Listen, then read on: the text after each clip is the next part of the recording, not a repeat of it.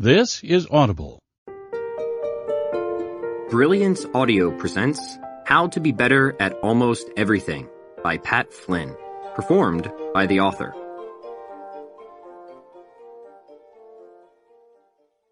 This book is dedicated to my grandfather John Jones and my grandmother Jacqueline Jones, aka DDOP and DDOM.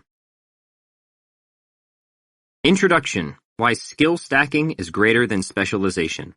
You don't have to be the best in the world to get ahead. You don't need to be number one to see the limelight, strike it rich, or find meaning in life.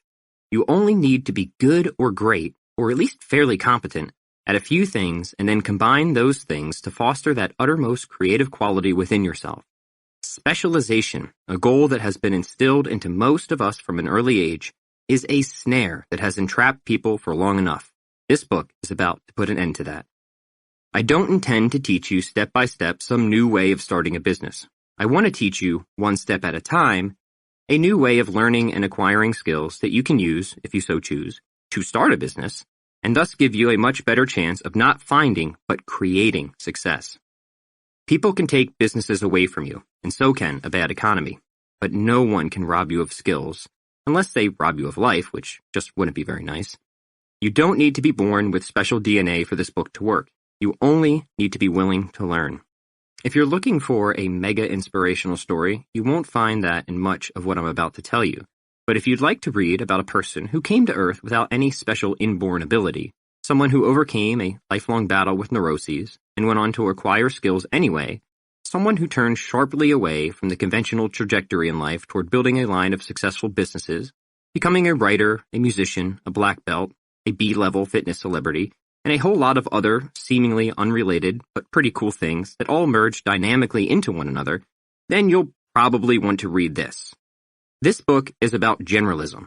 Our goal is to become better than most people at most things, even if we aren't the best at any one skill. Why do we want to do this? Well, the first thing I would say is that, at the very least, being a generalist makes you a lot less boring to be around. To be great at many things is, frankly, a quality that very few people have. Most people are somewhat okay at one or two things, and then either completely incompetent or downright terrible at everything else. They typically can't even do simple things like keeping a houseplant alive. Not that I would know myself how difficult that is, since the only plant I ever owned was stolen by my college roommate, who thought it was marijuana of some kind. Only the joke was on him because that's not what it was. It was just a totally regular plant that my mom got me. And I knew my roommate was the person who stole it because one day it just magically appeared on his side of the room. Would you look at that, I thought. I wonder what's going on here. So I said, "Yo, dude, did you steal my plan or what?" Then he told me to relax. I was like, "Whatever, man, that plan isn't what you think." And then I got over it, because that's how life is. You get over things. Lesson number 1. Second, if you have any interest in running or starting a business, then being able to stack a variety of skills is 1,000 times more powerful than trying to be the best at just one. We call this skill stacking, combining skills in a unique and useful way, which gives you more breadth and versatility than someone who specializes in one thing. This is something I plan to teach a lot about, so please make yourself comfortable. Finally, because happiness, as the philosophers will tell us, philosophers like Aristotle and Thomas Aquinas anyway, I'm not talking about the hedonists here, involves engaging in and enjoying a genuinely good activity. It seems our fulfillment is not found in what we accumulate, but rather in what we endeavor to do. In other words, skills are good because they give us something good to engage in, and we all need that. So, to put it all together, this book is about becoming good or great at many things, and at least fairly competent at almost everything else, and then learning to combine abilities to form competitive advantages, while at the same time finding total and complete fulfillment in life. Not too heavy of an assignment, right? The secret to all of it? Skill stacking. Yay. The enemy? Specialization. Ooh. Mostly, I want to teach you how to get better at getting better at things, the skill of acquiring skill, so you can build a reputation and a thriving business, if you so choose, with all the skills you never had and never thought you needed to have. The problem, as I see it, is that since most self-help books these days are about topics like finding confidence when you're semi-overweight or marketing yourself on social media, nobody's thought to teach you these inclusive skills. And while I'm all for finding confidence when you're semi-overweight, I used to be one such person, we'll talk about that in a bit, and marketing yourself on social media, those types of skills have little to do with being happy and successful on the most fundamental level. Happiness is a skill. Business is a skill. I'm going to teach you how to get the skills you need and then how to combine those skills to find your competitive streak and creative spirit. Am I a super creative person? Well, I should like to think that I'm at least somewhat creative. I draw things, I record music, and I write. I even entered a video game tournament once. I didn't do half bad. I won the first round, anyway. But the reason I'm creative, if I'm creative at all, is that I'm a generalist. I'm somebody who got good at many things and then found a way to pull them together to come up with ideas for, and this always sounds somewhat self-aggrandizing when I say it like this, making money. And, more important, having a pretty fun time doing it. I only say pretty fun because there were 1 or 2 times it didn't go quite as well as I had hoped. I'll get over it. You know what? It is hard being me. Thank you for saying that. No, really. It means more than you know. Here, let's sit and maintain eye contact. So this is the way this book will work. First, I like numbering things. Keeps me organized. I'll talk about generalism and the principles behind it and why I think this philosophy can help you or anyone find success and happiness by doing the things you love and making money from them. Doesn't that sound nice? I think that sounds nice. Second, I'll talk about skill stacking and why it's more effective for being an entrepreneur and human than specialization. We're trying to be the best at just one thing. Third, I'll talk about how to get better at anything that interests you through a series of principles that makes learning new skills 40 million times easier. I'll also share with you the skills I think almost every person needs to get started getting ahead both financially and figuratively. And don't worry, it's not like any of these skills take all that long to develop. It's just that most people never think to develop them. Finally, we'll talk about how to actually build a skill stack and put all your newfound talents to work in attaining the good life. Ah, yes, the good life. Because it wouldn't be a self-help book without talking about that. Along the way, we'll discuss some well-known people who use this philosophy of generalism, case studies, you could say, of those who became good or great at many things to find success and meaning and fulfillment. You'll also find more of these additional opportunities to see generalism in action in the appendix. People like George Washington Carver, whom I did a book report on in the 3rd grade, just so you know a little about my credentials. For example, George Washington Carver was more than just an innovator with the peanut and the sweet potato. He was also known for his advocacy of a proper understanding of the relationship between faith and science. In addition, he was a strong, original proponent of environmentalism, while at the same time offering advice to business leaders and establishing outreach programs. The man did a lot because he was capable of a lot, and he had a huge heart. He was even a competent painter. I'll also mention several contemporary figures along the way, which is my way of saying people who aren't quite so, well, dead. As I said, my goal isn't to teach you step by step some new way of starting a business because that, I think, would be boring. My goal is to teach you principle by principle how to become better at almost everything and then help you figure out what skills you may need to do all the things you want in life. I get that this book may be saying some peculiar things and that you probably think I'm somewhat peculiar as well. But trust me when I say I'm onto something and that specialization is not the way to go in life. So many people are still so preoccupied with trying to become the best at just one thing. But the greatest opportunities present themselves to those who are preoccupied, not with excelling at one skill, but with being just good enough at the right combination of abilities. Perhaps the greatest feature of generalism is that you don't need to have any sort of genetic head start. You don't need a perfectly groomed set of eyebrows or a strong pair of arms or a fast set of legs. You can just be whoever you are and that's enough. This philosophy is all very Mr. Rogers. And since you're not trying to be the best in the world at one particular thing, you don't have to be the best in the world at anything. You can just be you and I can just be me, and that's more than adequate because anybody can get better at almost everything. I'm not saying the world doesn't need specialists like Usain Bolt or Michael Phelps or whoever designs microchips for NASA. But I am saying I was never going to be that good, and not to sound insulting, I doubt you were either. And that's fine because most people shouldn't be specialists to begin with. That's why we have generalism. It's not that specialization is unimportant. It's just that so many people think that it's way more important than it is, or that specializing is the only way to get ahead in life, when they'd be better off focusing on breadth as much as depth of skill. Generalism allows people the freedom to become moderately skilled at a number of different things and then to put these skills on top of each other to sneak ahead because the competition, God bless them, never thought the game could be played in such a way. So, that's what we're going to do. If you're reading this book, you may already know a little bit about me. Or maybe you don't. But that's where I'm going to start because, believe it or not, I know a lot about me, and you'll see, a lot of it is going to apply to you. Chapter 1. When Great is the Enemy of Good. It's not like the idea of generalism just occurred to me. It's something I had to figure out after going on a long time in the opposite direction. Like many of us, when I was a kid, I thought I should grow up to be the best at something, and for me, that something was the guitar.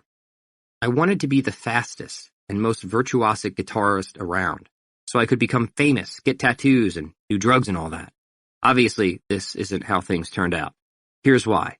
First, I have maintained a healthy paranoia regarding substance abuse, because with a family history of addiction problems, I know very well what I might end up like. I also maintain an unhealthy fear of needles in general, and have way too much of an indecision problem to settle on something as permanent as a tattoo. Plus, I don't care all that much about becoming famous anymore, for reasons we'll later get into. Those, lofty goals aside, I realized about 5 years into playing guitar that specialization wasn't getting me to the places I wanted to go. By the time I was in high school, I was, in my opinion, the best guitarist around. But only a few people enjoyed hearing me play since I only played stuff that other guitarists wanted to listen to, like sweep-picking guitar solos. For non-musicians, an example of sweep-picking can be heard quite prominently throughout the work of virtuoso guitarists from the 1980s, like Yngwie Malmsteen. Check out Arpeggios from Hell. Because, and this is something every specialist eventually realizes, there comes a point in every skill when you become so good you suddenly lose people on a common level and begin appealing only to other specialists. And that's when you know you've gone too far. Most people in my high school didn't want to hear virtuosic guitar solos. They just wanted to be asked to prom by some singer-songwriter kid with a Dave Matthews haircut. So it would have been better if I hadn't spent so much time perfecting sweep picking and instead had gotten just a little better at singing. This was a clear case of where a skill stack, singing and playing the guitar, was more attractive than specialization, being a solo guitarist. Because if the goal was to get attention as a person/musician, it was the generalist, in my case my friend, Tom, who was doing so, and not the specialist, me, who might every once in a while impress people with a fiery guitar solo, but could not write a catchy melody. And since most people are basically Philistines when it comes to this stuff, they don't care for all that technical mumbo-jumbo, they just want a tune they can hum along to. That was lesson number 1, in which somebody who was not as good at the guitar as me was getting the thing that I wanted out of being a guitarist, which was having people say how good a guitarist he was, when everybody should have been saying how good a guitar player I was. But how would they know that, since none of them were musicians? As you can imagine, all this made me somewhat displeased. So specialists mostly appeal to other specialists. I got it then. But this was also not the only case where I was the person who was better at something, yet not doing quite as well on the, let's call it, commercial level. Yes, I was, in my opinion, the best guitarist in my high school, but that hardly says anything, since there were only about 10 kids in my high school who even played the guitar to begin with. It's not like I had all that much competition living in rural Wisconsin. It wasn't until I began auditioning for college that I realized how ordinary my abilities were even as a so-called specialist. This was lesson number 2. Not only had specialization not gotten me to where I wanted to be in life, but even with practicing 7 hours a day, I still sucked. I didn't suck. I just sucked in the sense like, wow, really? All these years and I'm still not even close to being nearly as good as I thought? That's a bummer.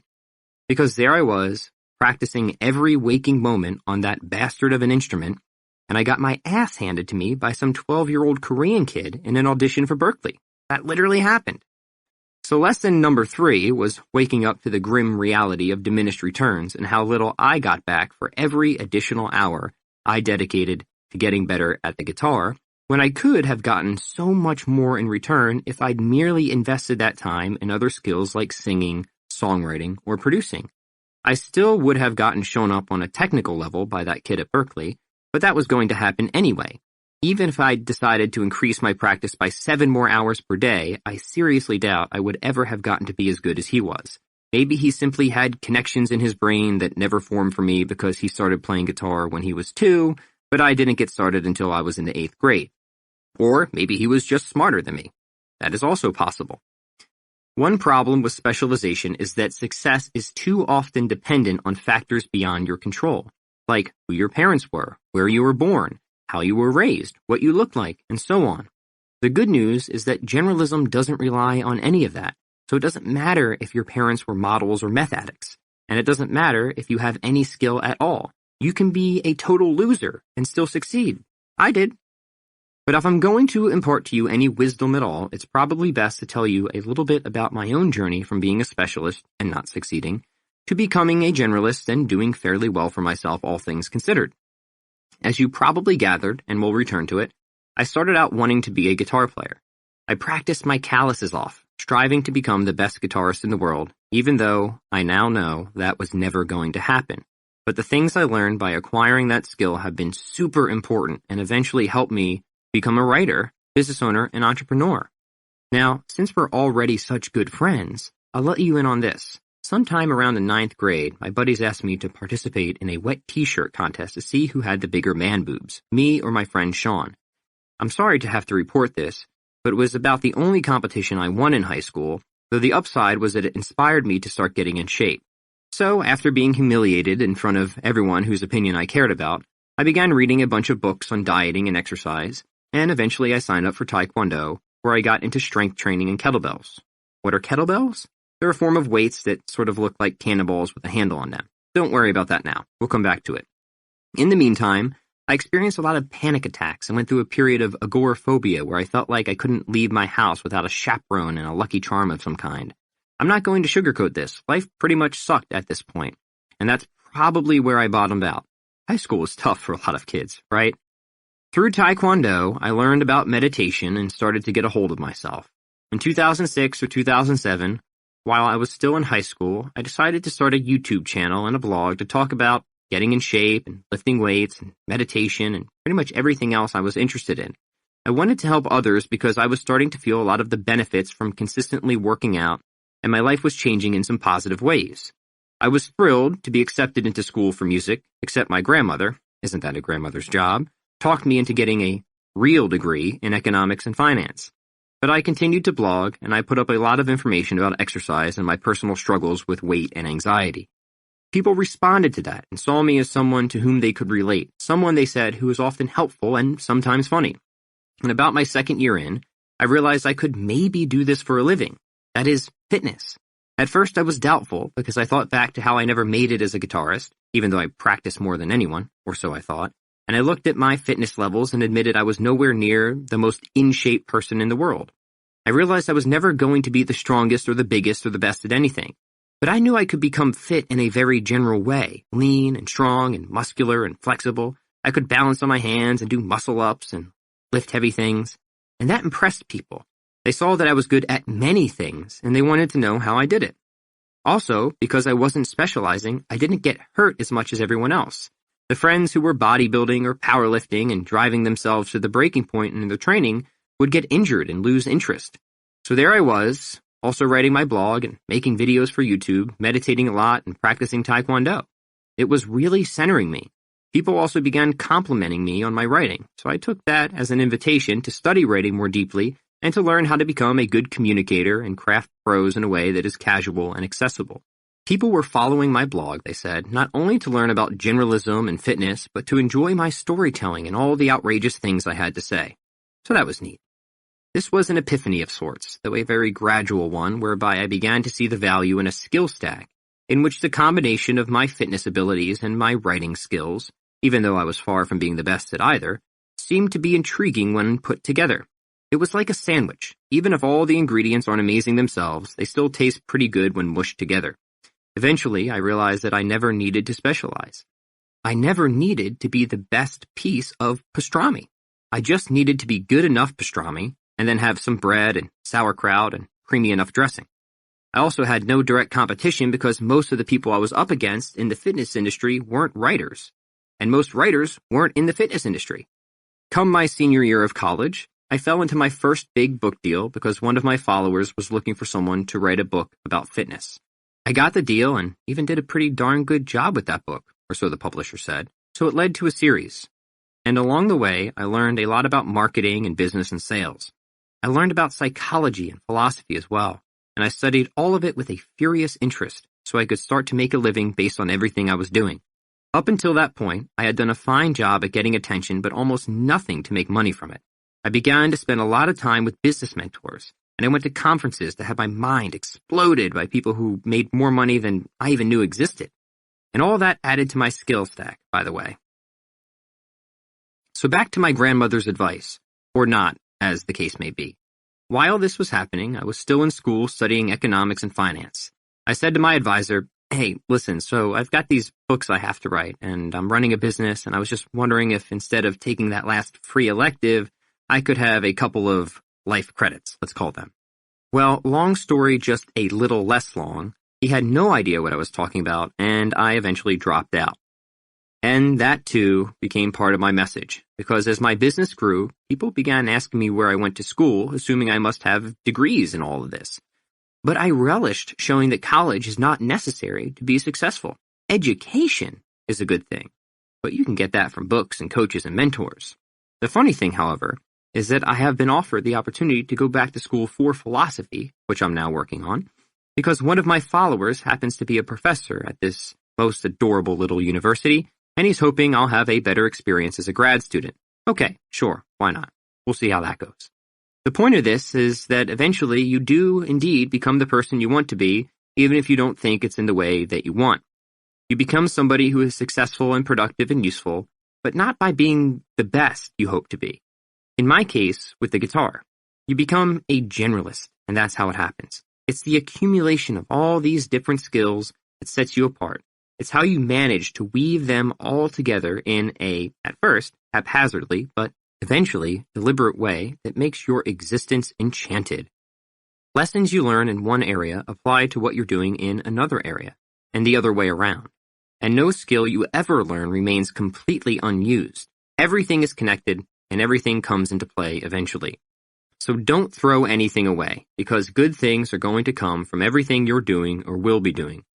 Your skills may all very soon coalesce, and you'll have money and C-level fame.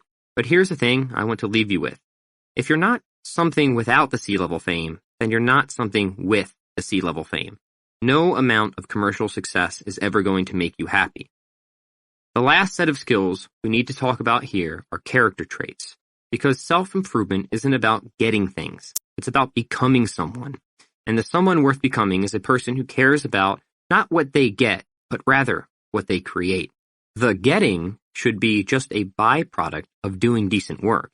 Your concern should be focused on whether you're putting things into the world that people benefit from and enjoy using, and another concern should be whether people like being around you. So it's not just about what you create, but also the kind of person you are because of what you create. For now, all I want you to know is that everything works out okay in the end. Well, at least it has so far for me. Life is hard. Writing is hard. Everything is hard. But eventually you find meaning in all of what you do because you discover that happiness is found by engaging in good activities, and that's what being a generalist is. It brought me to where I am today, which is a lot better than where I was a decade ago. Now you know a little bit about my autobiography, though, trust me, you'll find out a lot more. Let's talk a bit about freedom. Chapter 2. Gaining your freedom for excellence and the right to choose, wrongly, if necessary. In late high school and early college, I went through something of a libertarian phase where I became super skeptical about everything. Essentially, I was Snake from Escape from New York, whose answer to all the world's problems was, "Listen, fella, I don't give a fuck about your war or your president." This isn't the most productive attitude a person can have, but I did get at least one thing out of it, which was an appreciation for human freedom. But as I became older, and hopefully wiser, and came to see the good in people, I realized there was this whole other kind of freedom I hadn't previously appreciated. The libertarian cares about people's ability to do what they want without interference from some tyrant or some other power. That's called freedom of indifference, or autonomous self-direction, if you like. But the other kind of freedom, the freedom that's particular to generalism, is the freedom of self-expression. And that's just the ability to do things because you've gained the ability to do them. The libertarian is right to say that freedom of indifference is important because, yeah, you shouldn't enslave people. That's not a good thing. Slavery, bad. Everyone agree? But at the same time, the libertarian is incorrect to think that freedom of indifference is all people need for a happy life, because there's really no assurance that just because people are free, they'll make the most of themselves. Obviously, we can see this because we live in a country with large amounts of freedom, and yet large numbers of people feel their lives haven't amounted to much of anything. Thus, it seems that freedom of indifference is necessary, but is not in itself a sufficient means for happiness. Obviously, we need the ability to make decisions for ourselves in order to make the right decisions for ourselves. But just because we have the ability to make our own decisions doesn't mean we will make the right decisions. We might make the wrong decisions for ourselves, so that's not good. I don't want to make a philosophical treatise of this, but ultimately, here's what I'm trying to say. There's this second kind of freedom outside freedom of indifference that is more essentially tied to happiness, and that freedom is called freedom for excellence. The secret to finding freedom for excellence comes from living life in a way that does not center around simply doing whatever you want. If I were to put it more bluntly, I would say freedom for excellence is more about fighting tyrants from within, and freedom of indifference is more about fighting tyrants from without. For example, I'm only free to express myself as a musician after I develop my abilities on a musical instrument, but I can't develop those abilities unless I'm determined to follow a set of rules and practice habits. It's only by limiting my freedom in one sense that I can enhance it in another. It's only by giving up the freedom to not practice the guitar or practice the guitar however I please that I can practice the guitar in a way that's effective, which eventually grants me the freedom to express myself through the instrument. This is freedom of indifference. You don't tell me what to do, I won't tell you what to do, and we'll all just get along. Again, there's something to this. It's the stuff all good constitutions are made of. But then there's this other kind of freedom that says, hey, look man, it's great you don't want to be anybody's personal minion, I'm with you there, but do you really think just doing whatever you want is going to lead to a happy existence? Actually, dude, this is what I would tell that person. It's often better to take options away so long as you're removing those options yourself. Because here's freedom for excellence. This is the freedom that comes from restriction. Freedom for excellence isn't about being able to move in this or that direction like the notion of autonomous self-direction. It's about having the power to pursue whatever skills you think are worth having and developing the discipline to say no to all the things that are distracting you from your life's purpose. It's about making the decisions that any perfectly rational person with all available information about future outcomes would make, which is impossible since none of us are that rational and none of us can see into the future, but it's still a worthy exercise. Freedom for excellence can be thought of as the discipline of desires to make the good at first possible and then effortless. And to me, that sounds a lot like somebody who wants to get better at things. The point of having freedom is not so you can squander it, but so you can make the most of it and yourself. So you're going to have to learn to make some hard decisions. You're going to have to learn to put off what's easy for what's important. You're going to have to live as if you are not free, as if you are a slave to good habits and effective behavior. Ultimately, you're going to have to learn to impose restrictions and practice habits so you don't abuse the freedom God gave you. I'm not saying you can't choose to live the way you want. I'm only saying that with freedom comes the ability to choose wrongly. And with that comes consequences you might not be comfortable living with for the rest of your life. If you continue to gorge on junk food, you're going to wind up 50 pounds overweight, and maybe someday 200 pounds overweight, and you won't be able to get around on your own 2 feet. How much freedom will you have then? So you should know that freedom is not found in unhealthiness. Only oppression is. But turn that around a minute, because imagine you start working out and lifting weights and getting in shape. Imagine you work up the ability to do push-ups and pull-ups and handstands, and instead of teasing you, people admire what you can do, because that's a certain kind of freedom too. It's just not the kind of freedom people think of, but it is the kind of freedom that people want, even if they don't always consider it. People want the ability to do things and the freedom to express themselves. But how are you going to express yourself through abilities you don't have? For example, you're free to play the guitar when you learn your scales and modes and chords, just like you're free to speak French when you've studied the pronunciation and grammar of the language. You're free to do pull-ups only after you become more fit and gain strength, all of which comes from discipline. This is freedom for excellence. Freedom of indifference is the freedom to choose otherwise. Maybe you grew up getting pretty much everything you wanted and were allowed whatever you wanted, and you took that freedom for granted. And if you take freedom of indifference for granted, why on earth would you give any thought to freedom for excellence? Isn't that how it always seems to go? It's not until you're at the point of losing something forever that you suddenly beg and plead and make whatever bargain you can to hold on to it. Think about what happens if you let time slip away and take for granted all this freedom, but don't do a single damn thing about it. Think about how much freedom you have, but also how much you don't have because you aren't getting better at anything. Think of all the freedom that's left on the table, so to speak. All of us have a certain amount of freedom given to us, freedom of indifference, which is mostly luck of the draw. But so much more freedom is available to us, freedom for excellence, which is earned if we're willing to apply just a bit of consistency and effort. To bring it all together, I would say, again, that freedom of indifference is a necessary but not sufficient means for freedom for excellence, and that every government should secure for its people that first freedom so they can attain some of the second. On the other hand, no government has any business getting into our lives and telling us how to be happy because no government could ever possibly know what happiness for all of its citizens is. That's really something for enlightened philosophers like the author of this book to figure out. All of this, of course, is building to a much bigger point, which is how becoming a generalist can make us not just successful, but happy. I believe we all have every right to pursue happiness, but we have no right to expect happiness just because we live and breathe. Because happiness is not something somebody can give us, and that includes our parents, our spouse, and the president. Happiness is what happens when we engage in good activities. So happiness is not only a habit, but an act. Happiness is not an outcome, it's a deed. It's not like we do one thing, like get married or make $1 million and suddenly we're happy and that's it. That's not what happiness is. Happiness is a state of mind that's produced over time by doing good things. Aristotle said the point of humans is to know things, make things, and do things.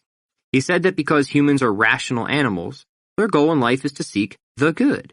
And the good, according to Aristotle, is anything that is spiritually, physically, or mentally productive. Without getting too far ahead of ourselves, Aristotle, and later on Thomas Aquinas, said the highest good is God, but there are also plenty of other things on the way to God, like art and engineering, and pretty much everything God made and wanted us to engage in. This is where becoming a generalist is important, because if happiness is knowing and making and doing good things, then it certainly stands to reason that we can increase our happiness by engaging in many activities, not just one. And here it's important to note that our engagement in genuinely good activities is not just about the accomplishment of the activity itself, but also about the kind of character we develop because of the things we're involved in and the reasons why. In other words, by doing good things and, importantly, doing them for the right reasons, we become genuinely good people. The reason I'm spending so much time laying out the philosophy of happiness is that before we get into any deeper principles of generalism, we need something to orient us so that we actually get better at the things that are worth getting better at for reasons that align with finding happiness. You mustn't fall into the trap of pursuing things only because you're a megalomaniac. All of us are at risk of becoming megalomaniacs if we're not careful. If you do so, no matter how many things you get better at, you'll always be sour and resentful and never feel fulfilled.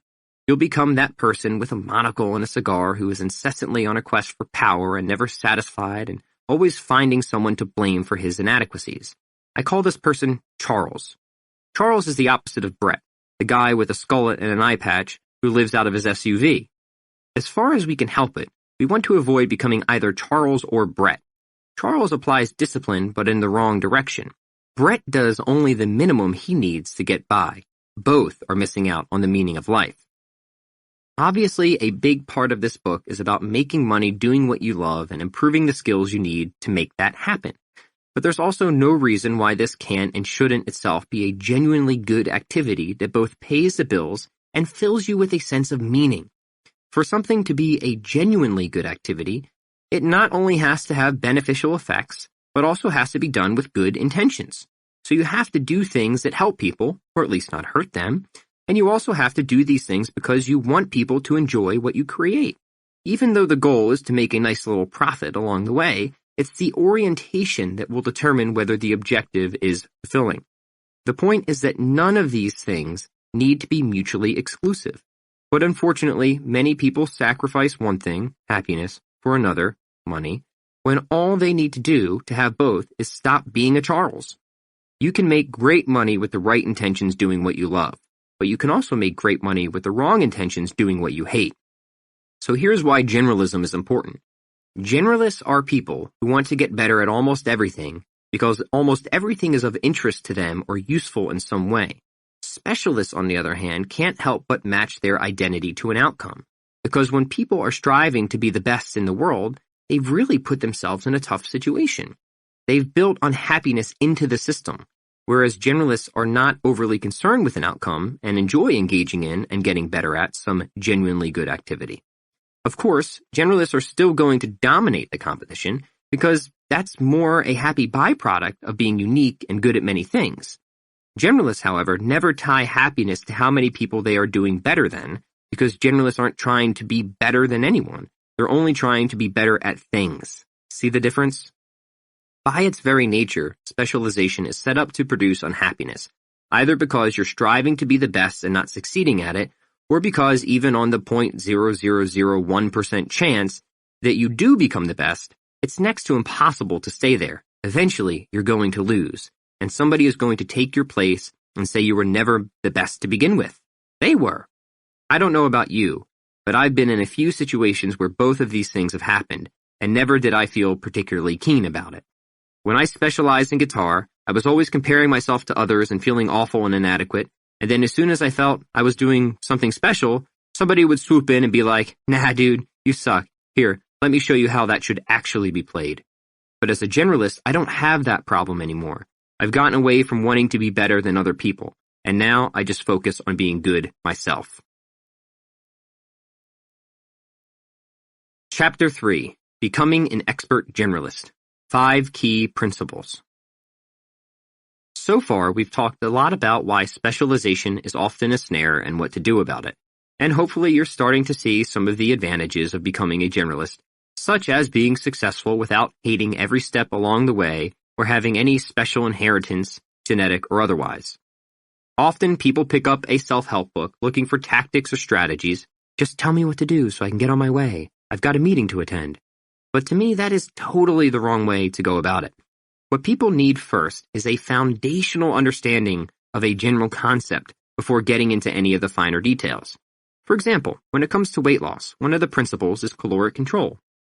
Often people are concerned with specific diet plans, though, and since they don't understand that any diet plan can work so long as it reduces calories, they wind up hopping from one diet plan to the next, never knowing why all of them fail. But the reason plans fail, or work initially and then stop working, is that the dieter hasn't understood the theory of thermodynamics or how metabolism works. Once you understand those theories, you can then figure out the most appropriate diet plan by determining which one is going to most effectively get your calories to where they need to be while taking metabolic adaptations into account. Fasting, not eating for a while, is one good example. It's a topic I've written a lot about. Some people think it's the greatest thing on earth, which sometimes confuses me. Indeed, fasting works for a lot of people, but it's important to know that it works because it takes large swaths of calories out of a person's diet. Sometimes fasting doesn't work, though, because it makes people so hungry that they wind up binging on foods they otherwise would have declined, and then they'll come to me and say, "Hey, so I tried your stupid fasting plan, and it caused me to gain 10 pounds, so what gives? WTF?" Which is when I'll tell them, as delicately as I can, that they should have taken the time to read the principles section before they got started with the plan. That way, they would have known to modify the fasting schedule so they wouldn't get to such a point of overwhelming hunger. This is true for generalism, because as we continue to work through this book, we're going to present a framework that shows you how you can go about developing skills. Before we do so, however, we need to understand the principles of what we're talking about, the principles of getting better at things. These principles are as follows. 1. Skill stacking is greater than specialization. 2. Short-term specialization. 3. The rule of 80%. 4. Integration over isolation. 5. Repetition and resistance. Let me give you a brief explanation of each principle, and then we'll see how they would apply toward getting better at something probably all of us are interested in: fitness. Skill stacking is greater than specialization. Simply put, it's better to be better than most people at most things than to be the best at any one thing. Skills in combination are more powerful than individual skills by themselves, even if they aren't as fully developed. This is the fundamental advantage of being a generalist, but it's not enough to acquire skills. You must also learn to combine them. For reference, I'm using the greater than sign to mean better than. Short-term specialization. Being a generalist doesn't mean you try to improve at everything at once. Good generalists are really just short-term specialists in the sense that they focus on one or two things at a time, and once those things are developed up to 80%, but never beyond, see the next principle, they then turn their attention to something else. The rule of 80%. The rule of 80% says that if 100% is the best in the world, then never go beyond 80% at anything, because that's specialization territory. 80%, believe me, is still masterful. So you can safely assume that if you're 80% good at something and still not getting ahead in life, then that something is not your problem. It's time to acquire another skill. Integration over isolation. This principle states that you should practice only the things you need to get good at as they pertain to the task at hand. This may seem obvious, but often people focus too much attention on techniques or skills that make no sense for what they want to achieve. For example, there's no point in a guitarist who wants to play AC/DC songs learning a B-flat 13 chord, since AC/DC never uses B-flat 13 chords. This principle also states that as far as possible, any technique should be practiced in the context of whatever outcome you're hoping to get. Again, thinking of the guitarist who wants to play AC/DC songs, that guitarist should learn just the chords needed to play those songs, and preferably in the context of the song itself. Specific practice produces specific results, so practice only the things you need and nothing more. Repetition and resistance. Finally, if you want to get better at something, you need to not only practice at something, but also find ways to make it harder on yourself. It's not enough to simply do something. You also need to make that something difficult for yourself. Fitness as a metaphor. I think one of the best ways to explain these 5 principles would be through the example of fitness. And even though not many people think of fitness as a skill, they most definitely should. Because what is a skill if not the ability to complete a task? And what is fitness if not exactly that? It seems to me that being able to do a pull-up is hardly any different in theory from being able to play a guitar solo, since both activities require the use of repetition and resistance. The only actual difference is the kind of skill a person is performing. Neither activity is any less of a skill. Part of the reason a lot of people never reach their fitness goals is that they don't think of fitness as a skill. They think of fitness as a habit. And while building a habit is important for building a skill, it's not enough to just get into the routine of doing something without also finding a way to progress within that routine. Putting yourself in a routine will make you marginally better at that skill. It will make you better than people who don't do that something at all, but it will hardly make you great at it. For that, you need these other principles. So how about I talk you through this from the standpoint of a gym instructor, because wouldn't that be fun? We'll imagine I'm addressing a bunch of mealy-mouthed middle schoolers who are timid about exercise, essentially my former self. I want to do this because I feel like when I was in school, I got the worst impression about fitness imaginable, since I was always forced to do it without understanding why. And then I'd get embarrassed because of how terrible I was. I'm sure some of you can relate. Now, let me grab my whistle and put my gym shorts on. Ready? All right, children, gather round. Today is your first day of gym class, so there are a few things we need to get across before we subject your tiny bodies to the rigors that await.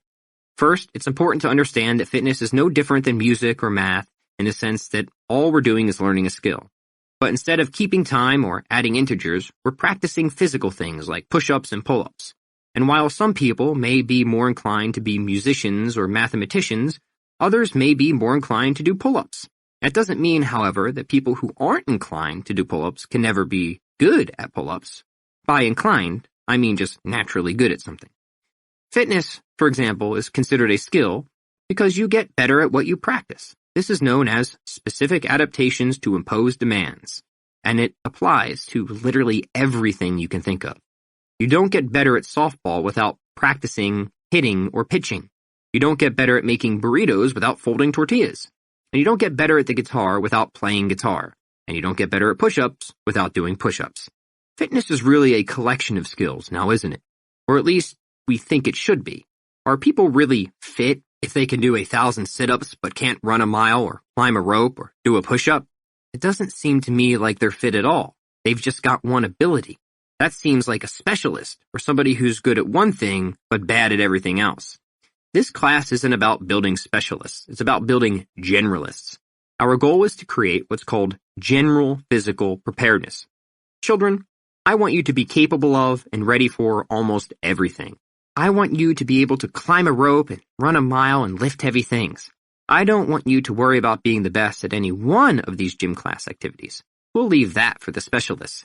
Our goal is to get as fit as we can across a very broad array of activities. GPP over SPP is our motto. General physical preparedness over specific physical preparedness. Why? Well, a couple of reasons. First, the competitive advantage. Surely you will not beat specialists at their specialty, but you will beat them at most anything that isn't. You won't outlift the powerlifter, but you should outrun them and have more flexibility and speed. You won't outrun a triathlete, but you should lift heavier weights and have more muscle than they do. And so on and so forth.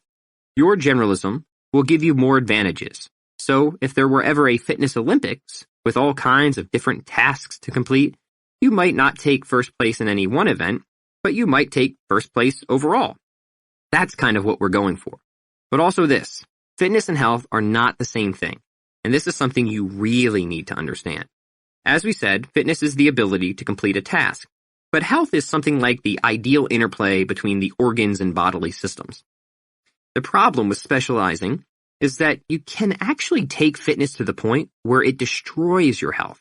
You can try so hard to be the best at some physical thing that you blow out your back in the process or cause your kidneys to fail. These things do happen, and detriments to health are all too common a price to pay for wanting to be the best in the world at something involving fitness. Just think of most football players or powerlifters or gymnasts. Nobody would deny that a person must be very fit to achieve greatness in any one of those sports. But I also doubt anyone would deny that they take a heavy toll. The football player winds up concussed, and the powerlifter winds up in need of new vertebrae, and the gymnast winds up with seriously deformed elbows. This is the price of specialization. There is no escaping it. But the generalist doesn't have to suffer any such ills since they don't care about being the best at anything. The generalist, and that's you, children, doesn't have to put fitness and health at odds, and in fact does exactly the opposite. Whatever we do to increase our fitness should at least not cause harm to our health and should preferably improve it. This means that if we are getting fit in one sense, we'd like to see an increase of health in a similar sense. Fitness is a foundation of health, and health is a foundation of fitness. For example, here's a sample plan that you can use to get started on your general fitness routine. Let's begin with this. Walk 20 to 60 minutes per day, briskly. Also, use the following morning recharge mobility routine. 2 minutes of jumping rope, 5 minutes of Turkish get-ups, and 2 minutes of Hindu push-ups. Just repeat those exercises for anywhere between 10 to 15 minutes. Now, let's take this day by day. On day 1, I want you to perform a pushing exercise and a hinging exercise. Once I work through the weekly routine, I'll explain some of the exercise options.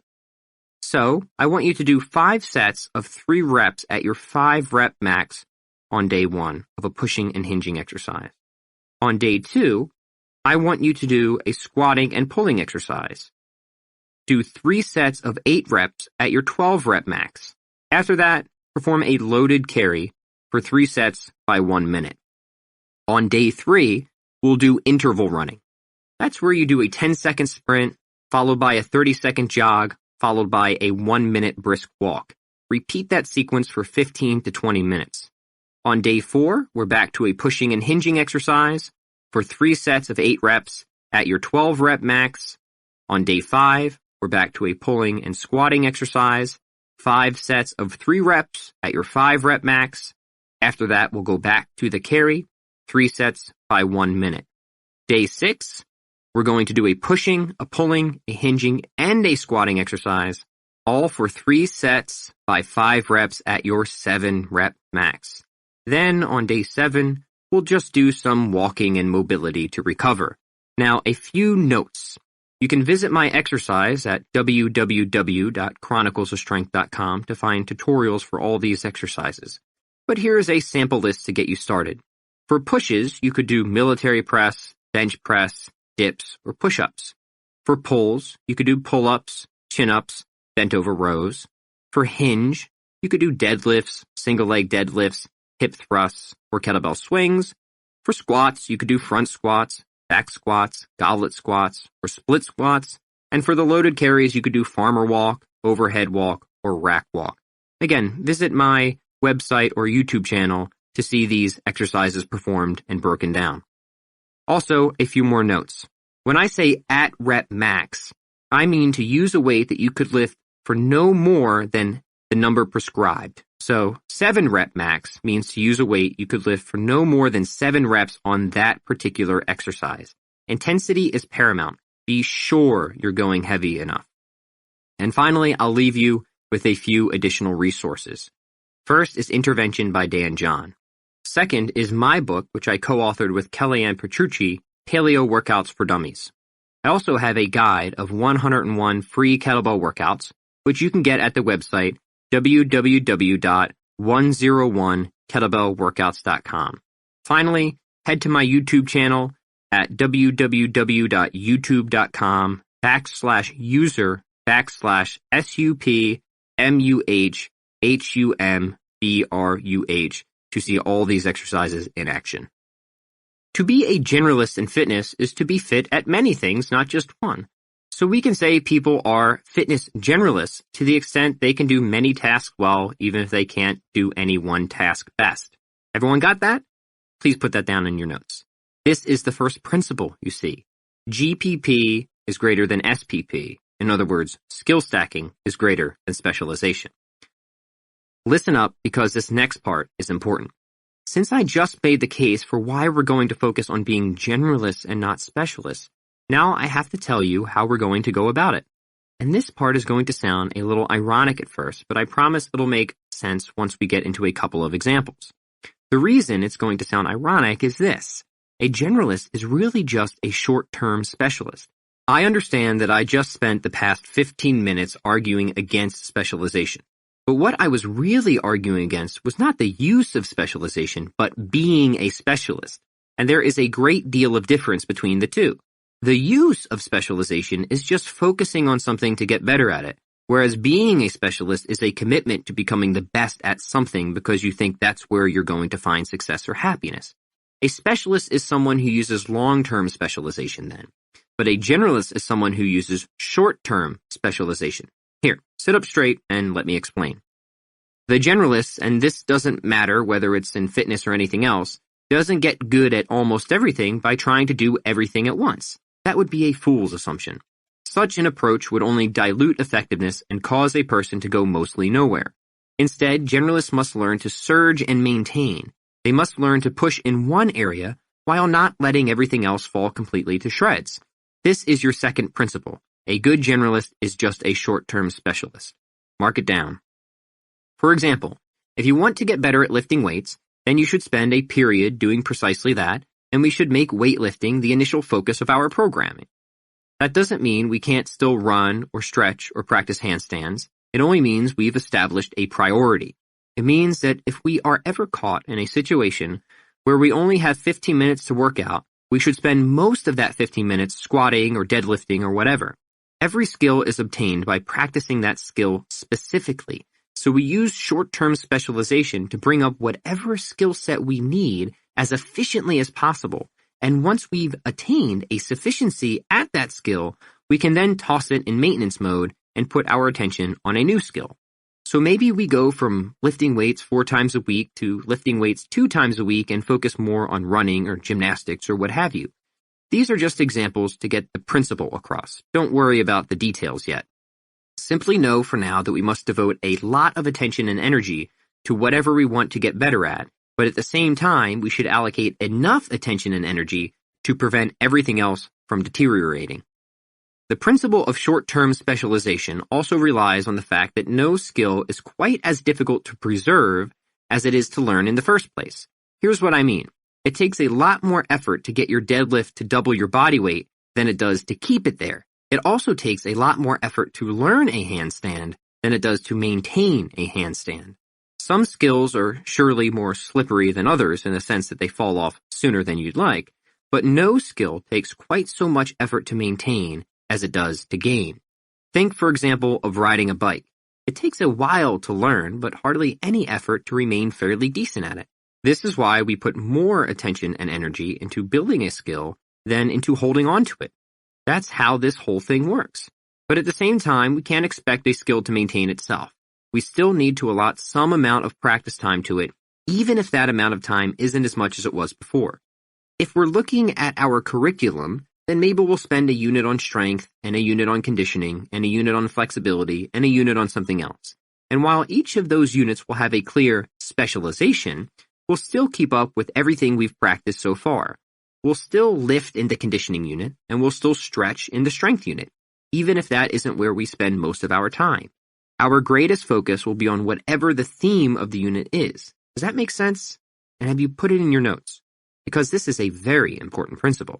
You cannot be a good generalist without knowing what short-term specialization is and how to rotate periods of emphasis on each particular skill set. Essentially, what I'm saying is that if you took a snapshot of a generalist training program, you might assume that person is a specialist. But when you zoom out and look at how the plan switches emphasis over time, you'll start to see what we're really after, becoming capable of and ready for almost everything. This brings us to our next principle, the rule of 80%, which states that if 100% is best in the world at something, then you should never go beyond 80% good at anything. This might sound even more peculiar than the last principle, but again, it will make a lot of sense if you can just sit still and let me explain it to you. I appreciate your patience. I really do. You're such good children, and handsome. Imagine our goal is to become better than most people at most things, which, as generalists, it is. Then when, I must ask, do you think you will ever need to be more than 80% good at something? The answer is never. You will never need to be more than 80% good at one skill unless your goal is to become a specialist, which would obviously defeat the entire purpose of this conversation. So that's reason number one. Reason number two is that 80% good at something is already so far beyond masterful that it's hard to imagine any situation where getting better at that something will contribute significantly to any goal that isn't lifelong specialization. For example, say you want to be generally physically fit, and you can bench press close to 500 pounds, which is in at least the 80th percentile of powerlifting. But you're 50 pounds overweight. Adding more weight to your bench press is not going to help you achieve the goal of becoming more generally fit. At this point, I think nutrition is your problem. I think it's time to learn another skill. The rule of 80% is really set up as a sort of shock-proof BS detector in the sense that it's supposed to help us figure out what our problem isn't. Because the closer you get to that 80% mark, the more you can be sure that particular skill isn't your problem. Another example is if you can run 50 miles but can't lift your own body weight up to a pull-up bar. At this point, it doesn't seem like cardio is your problem. Lack of strength is your problem. Finally, I want you to know that 80% is the cutoff, not the goal, since most of us will never need to get anywhere near that proficient at something to get what we want or need out of it. Most people don't need to get to 80% of the world's heaviest deadlift to achieve what they need out of deadlifting. They probably need to only get to 20 to 40%. All the rule of 80% states is that we should never go beyond 80% good at something, because as soon as we do, we're no longer generalists. Did everybody get that? Great. Because now we can talk about our next principle, which is integration over isolation. This is perhaps the most complicated principle, but also the one most worth understanding because so many people get so confused about skill development when it really doesn't need to be complicated at all. All integration over isolation says is that you should practice whatever skills you want to improve in the context of whatever goal you want to achieve. Take an exercise like the pull-up, for example. This is a skill that can be used to achieve a variety of goals. You can use the pull-up to build strength, muscle, or endurance. But how you practice that technique will determine the effect. For example, if I want to use pull-ups to develop strength, then I should keep my reps low and the weight high by adding a belt with some plates attached. If I want to use pull-ups to build muscle, then I should do a few more reps with a little less weight. Finally, if I want to use pull-ups to increase endurance, I should do as many reps as I can. Now, I get that some of you think this example is absurd because you can't imagine even doing one pull-up at this point. But let's imagine pull-ups aren't some insanely difficult thing, which they shouldn't be and won't be once I'm through with you. The point of integration over isolation is that to the extent that it is practical, we should practice every skill and technique within the context of generating an outcome. If we're on a strength program, then we should practice only the exercises we need to build the most amount of strength, and we should practice those exercises according to the sets and reps that will make us strong. There is no use in learning exercises at this point that don't directly attribute to our goal, even if those exercises seem interesting. For example, in this case, there's no reason we should be spending time learning how to breaststroke. The breaststroke is a fine exercise and useful for endurance, because swimming is useful for endurance, but we shouldn't spend most of our time during a strength phase in a swimming pool, geriatric workouts excluded. This would be like learning to draw cartoons when you want to create realistic oil paintings of landscapes. Integration over isolation forces us to start with the end in mind and devise a plan based on what we want to achieve. Mostly, it helps us focus specifically on the skills we need to practice to produce a particular outcome. For example, if we want to get better at running, then we should put together a plan that teaches stride mechanics and features protocols to increase aerobic capacity. And preferably, we should be able to practice stride mechanics within the context of those aerobic protocols. In other words, we practice the technique of running within the running program itself. What I'm talking about is being as efficient as possible and focusing our attention and effort as specifically as possible on exactly the things we need to improve and not wasting any time on extraneous or irrelevant activity. What is extraneous or irrelevant activity? Simply anything that isn't directly related to the goal. Bench press is extraneous or irrelevant if the goal is to become a better runner, but it's not extraneous or irrelevant if the goal is to build a bigger chest or upper body strength. This principle requires context, and just about any skill or technique can be validated by it so long as you're clear on what you want to achieve and what's needed to achieve it. A running program probably shouldn't focus overmuch on bench pressing, though we should, according to our third principle, bench press every now and then just to maintain what we've already earned. And probably a strength program shouldn't focus overmuch on running, though we should, again, according to our third principle, run every now and then to maintain that particular skill. Over time, we switch back and forth to develop each of these areas independently.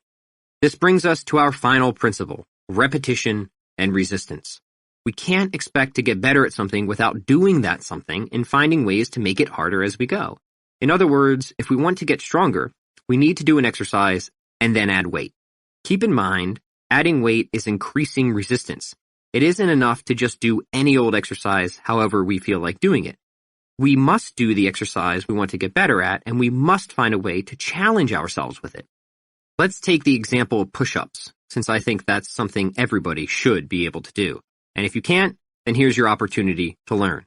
The first thing you need to understand is that you're never going to get better at push-ups unless you actually practice them, repetition. And you're never going to get past a certain point with push-ups unless you find ways to make them challenging, resistance. Maybe that means doing more push-ups in a set, density, or more push-ups throughout the day, volume, or adding weight to, or changing the angle of your push-ups, intensity, or just doing them more often, frequency. All these variables are ways of increasing resistance, and all of them work, though some may work better for certain exercises than others. But also remember that how we challenge ourselves with push-ups should depend on the principle that we covered before this one, integration over isolation.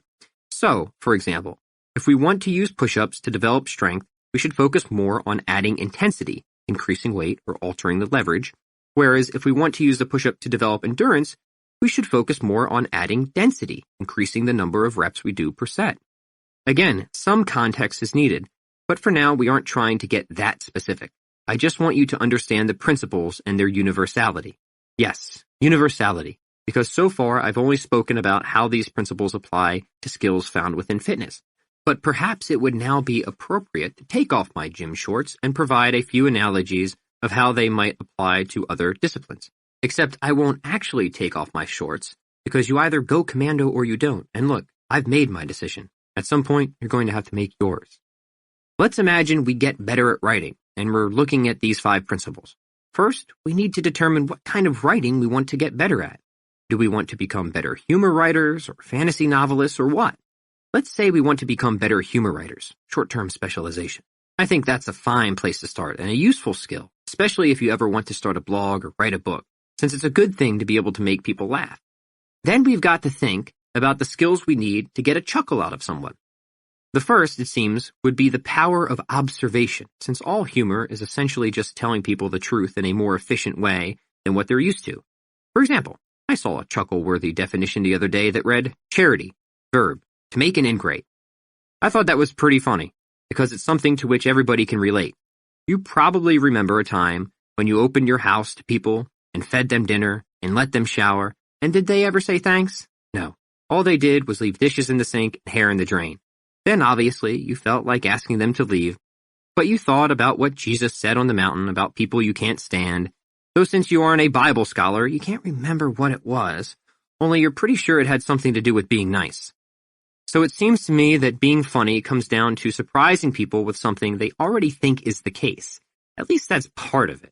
So maybe you start developing your humor by paying better attention to what's going on and taking notes of things that seem ironic.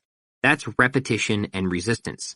And say you're in the fitness field like I am, so maybe you pay particular attention to whatever ironies you see in the gym, integration over isolation, which, God knows, offers no small amount of material. Now, I don't want to get too far into this just yet. I only want to point out how these principles apply no matter what skill you want to get better at. And obviously humor is an example of a skill that can attach to basically anything, so it fits in perfectly with the idea of a skill stack. Here's how I'd like to wrap this section up. Memorize these 5 principles and start to think of ways they might apply to something you want to get better at. Or use these 5 principles to assess why you didn't improve at something as quickly as you would have liked. That's what's helpful about the way we're doing things. You can apply the principles of generalism to get better quickly, and you can employ them to figure out where or why you're stuck on something you've already started. In the next couple of sections, I'll begin to outline what I believe are a series of essential skills, because if we're going to acquire a skill stack, we need a foundation on which to construct it, and that foundation should be composed of skills that are useful and awesome for everybody. So go use the bathroom if you need, but hurry back. The fun is just about to begin. Chapter 4, How to Practice Better and Improve Faster. Now that I've explained the principles of generalism, I'll tell you how I came to learn about each of them through a specific skill or teacher. I want you to know before we begin, however, that these principles are universal and not attached to any particular skill, even if I happen to learn them through playing guitar, growing eggplants, or what have you. There were also times when I already knew the principles, but they hadn't yet gelled completely in my consciousness. They were merely a blood pudding of amalgamated ideas that needed more time to congeal. I suspect this might also be the case for you. A lot of these principles are pretty much common sense, and sometimes people just need to structure them up or flesh them out or allow them to marinate. My hope with the sections that follow is to do exactly that, by giving you a fuller representation of each of these 5 principles and some context on how they apply, or at least how they applied for me. Later, we'll get specific on how and what to practice in accordance with these principles for assembling a skill stack. Please understand that these 5 principles are the orienting and philosophic foundation of generalism, and without them, any tactics we'll examine later may still be limitedly useful, but might also send you in the wrong direction, chasing pointless things. Principles are what guide us, so don't skip ahead. Be patient and thorough in examining these following few pages. The lessons are neither long nor lugubrious, but they are important. Principle 1. Skill stacking is greater than specialization. I learned about skill stacking from my high school guitar instructor, who made me very unhappy at first because all I wanted was to learn shredder-style guitar solos. But every time I proposed doing so, he'd say we should take the time to learn other kinds of music too. He'd say he could tell I was very eager to play shredding solos, but that alone wasn't going to make me a better musician. Essentially, he taught me that since I was already good at that type of solo, getting better at that wasn't going to take me where I wanted to go. And he'd explain how he's kept himself in business as a guitarist by filling whatever roles people needed either in a studio or a band. That isn't something a specialist, particularly a shredder-style guitar soloist, is able to do. And then to prove the point, he'd show how he could play rock music and jazz and country, and how he could sing, and how he could riff on the piano and the bass and the drums all hootin' and hollerin' like. And so I came to decide that maybe this guy was onto something. But that was hardly the half of it, because then he'd show me how adept he was at producing and marketing as well, since he had 13 albums out, and not one of them was a total flop by any conventional standards of self-publication, meaning they sold more than 13 copies. So you'd think at this point I'd have been receptive to what he had to say, but don't worry, I definitely wasn't. I was still stuck on being a specialist, the greatest shredder-style guitar soloist in a time when nobody listened to that technique. But he kept trying to get me to understand and take his advice to heart. He'd explained that it was because he was not the best at any one thing, that he always had a paying gig, and had always been able to make money on his own and support his family. He also explained how getting good at many different things gave him many different streams of income, including playing in a band, playing in recording sessions, selling his own music, and, of course, giving guitar lessons to friendly people like me. This is how he was making $500,000 or so a year as a guitarist without being famous or the best in the world, without even having a college degree. When he told me that, I was like, wow, this guy makes more money than my dad. And I kid you not, he actually said, I bet that's more money than your dad makes. It struck me. You know, that's kind of a weird thing to say, but technically I think you're correct. Now, here was a guy who made good money, and he was doing something I admired. He was playing the guitar, and he was awesome at it. Sure, he wasn't famous like Angus Young of AC/DC, but he was really good, and he was beholden to no one. He made his own music and his own schedule. He was doing what he loved and thriving while doing it.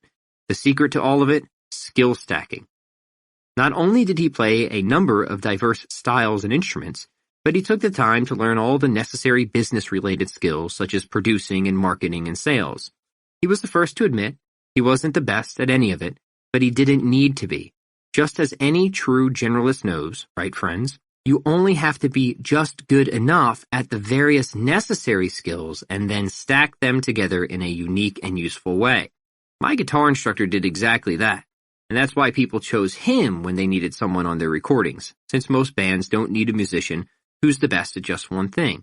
They need somebody who can play rock one day and jazz the next, and maybe even sell some paraphernalia.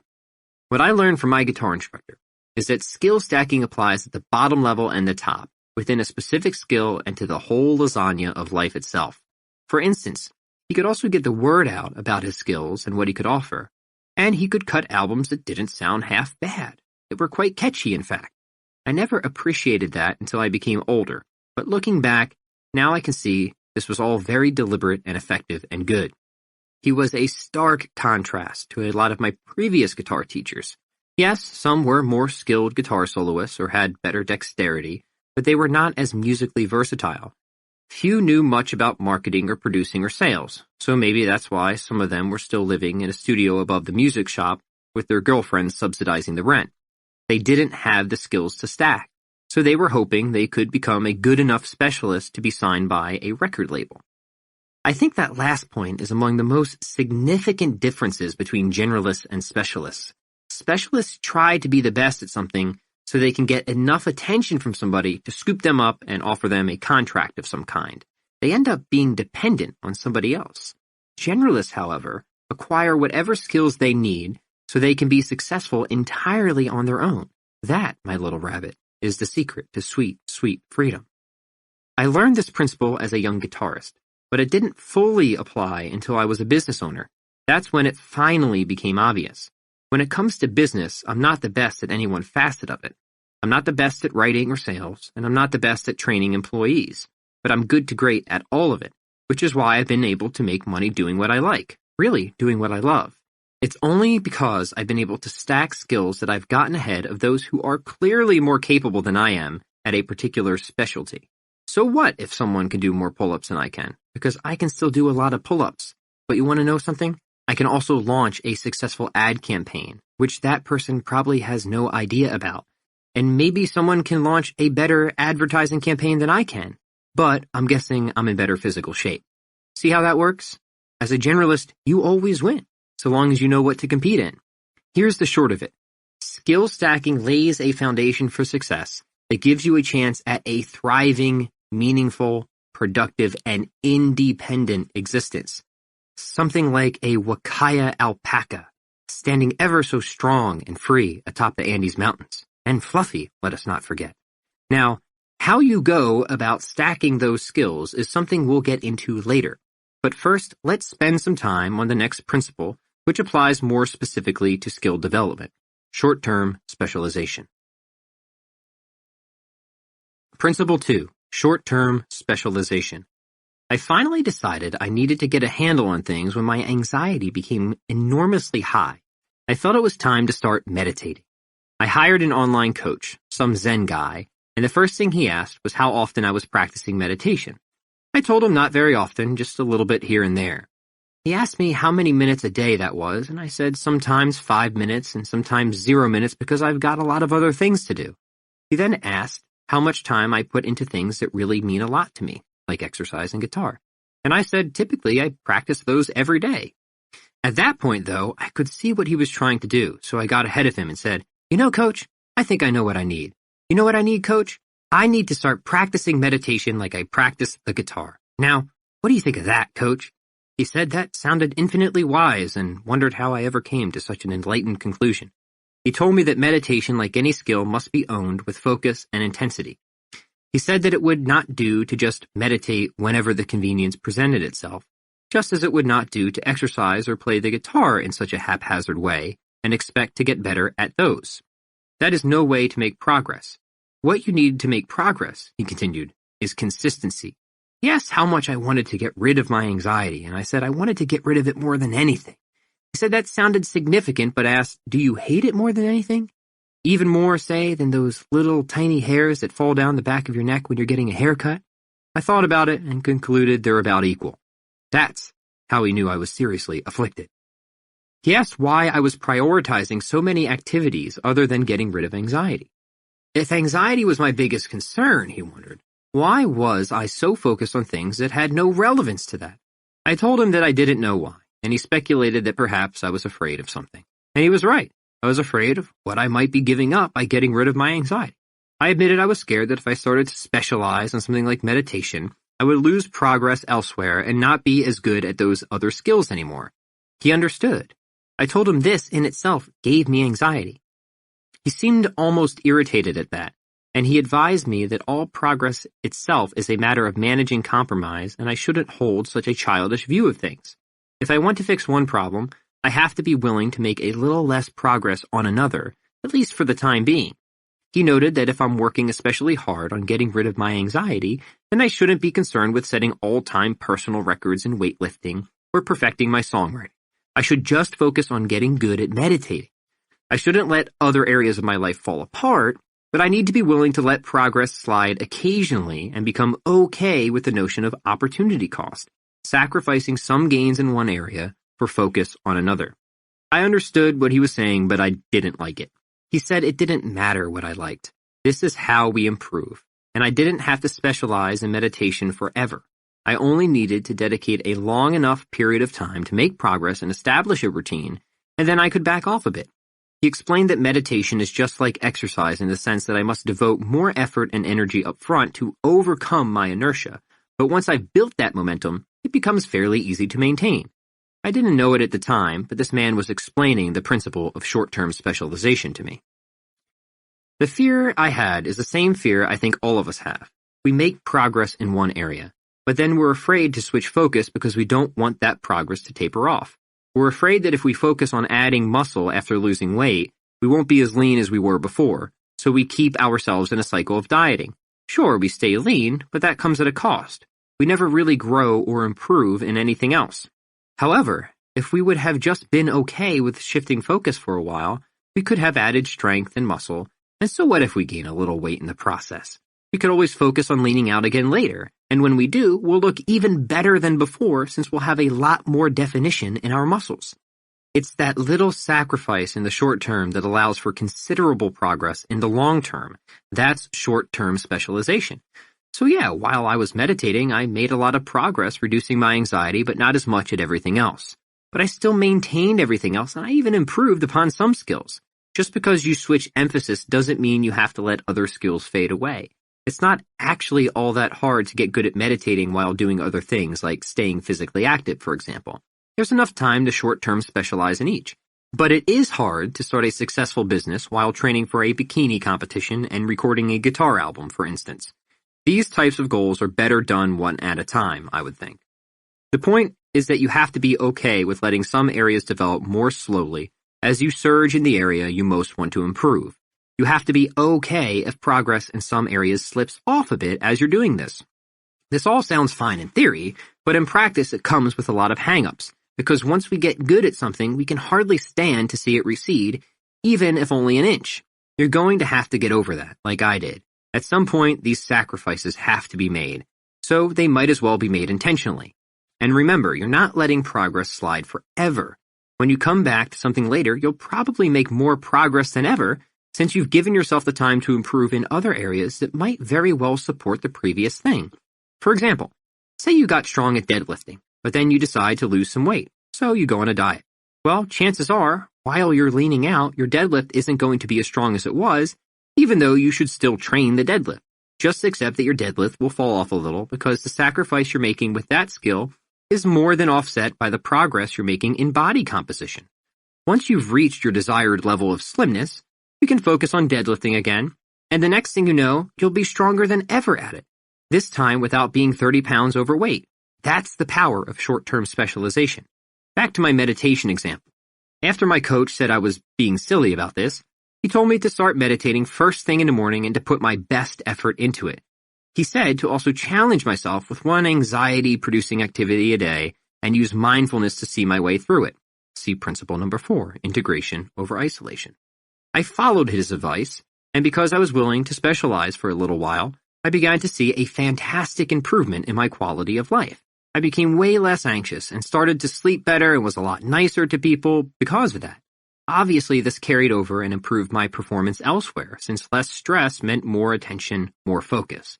In a roundabout way, it was specializing in meditation that made me better at a lot of other things, including working out, because of the carryover benefits, just like the carryover benefits you get from exercise. Not all skills work this way, but a lot of them do. It's nice when it happens. Speaking of fitness, this may be an appropriate segue into our next principle, the rule of 80%. Which is perfectly illustrated by the gym. Principle 3, the rule of 80%. The rule of 80% was taught to me in the weight room, since my original fitness coach was also my Taekwondo instructor, who knew very well there was little point in trying to be the best in the world at exercising.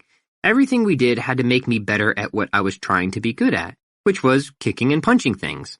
And to do this, he wanted me to improve as many areas of my fitness as possible without going too far in any one direction.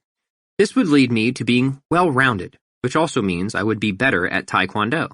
We spent a lot of time strength training, but we also ran and stretched muscles. He was making me a generalist in fitness even if I had never thought of it that way. And the one thing I most expressly remember about training with him was that good enough was good enough. He never pushed me to have the world's heaviest front squat.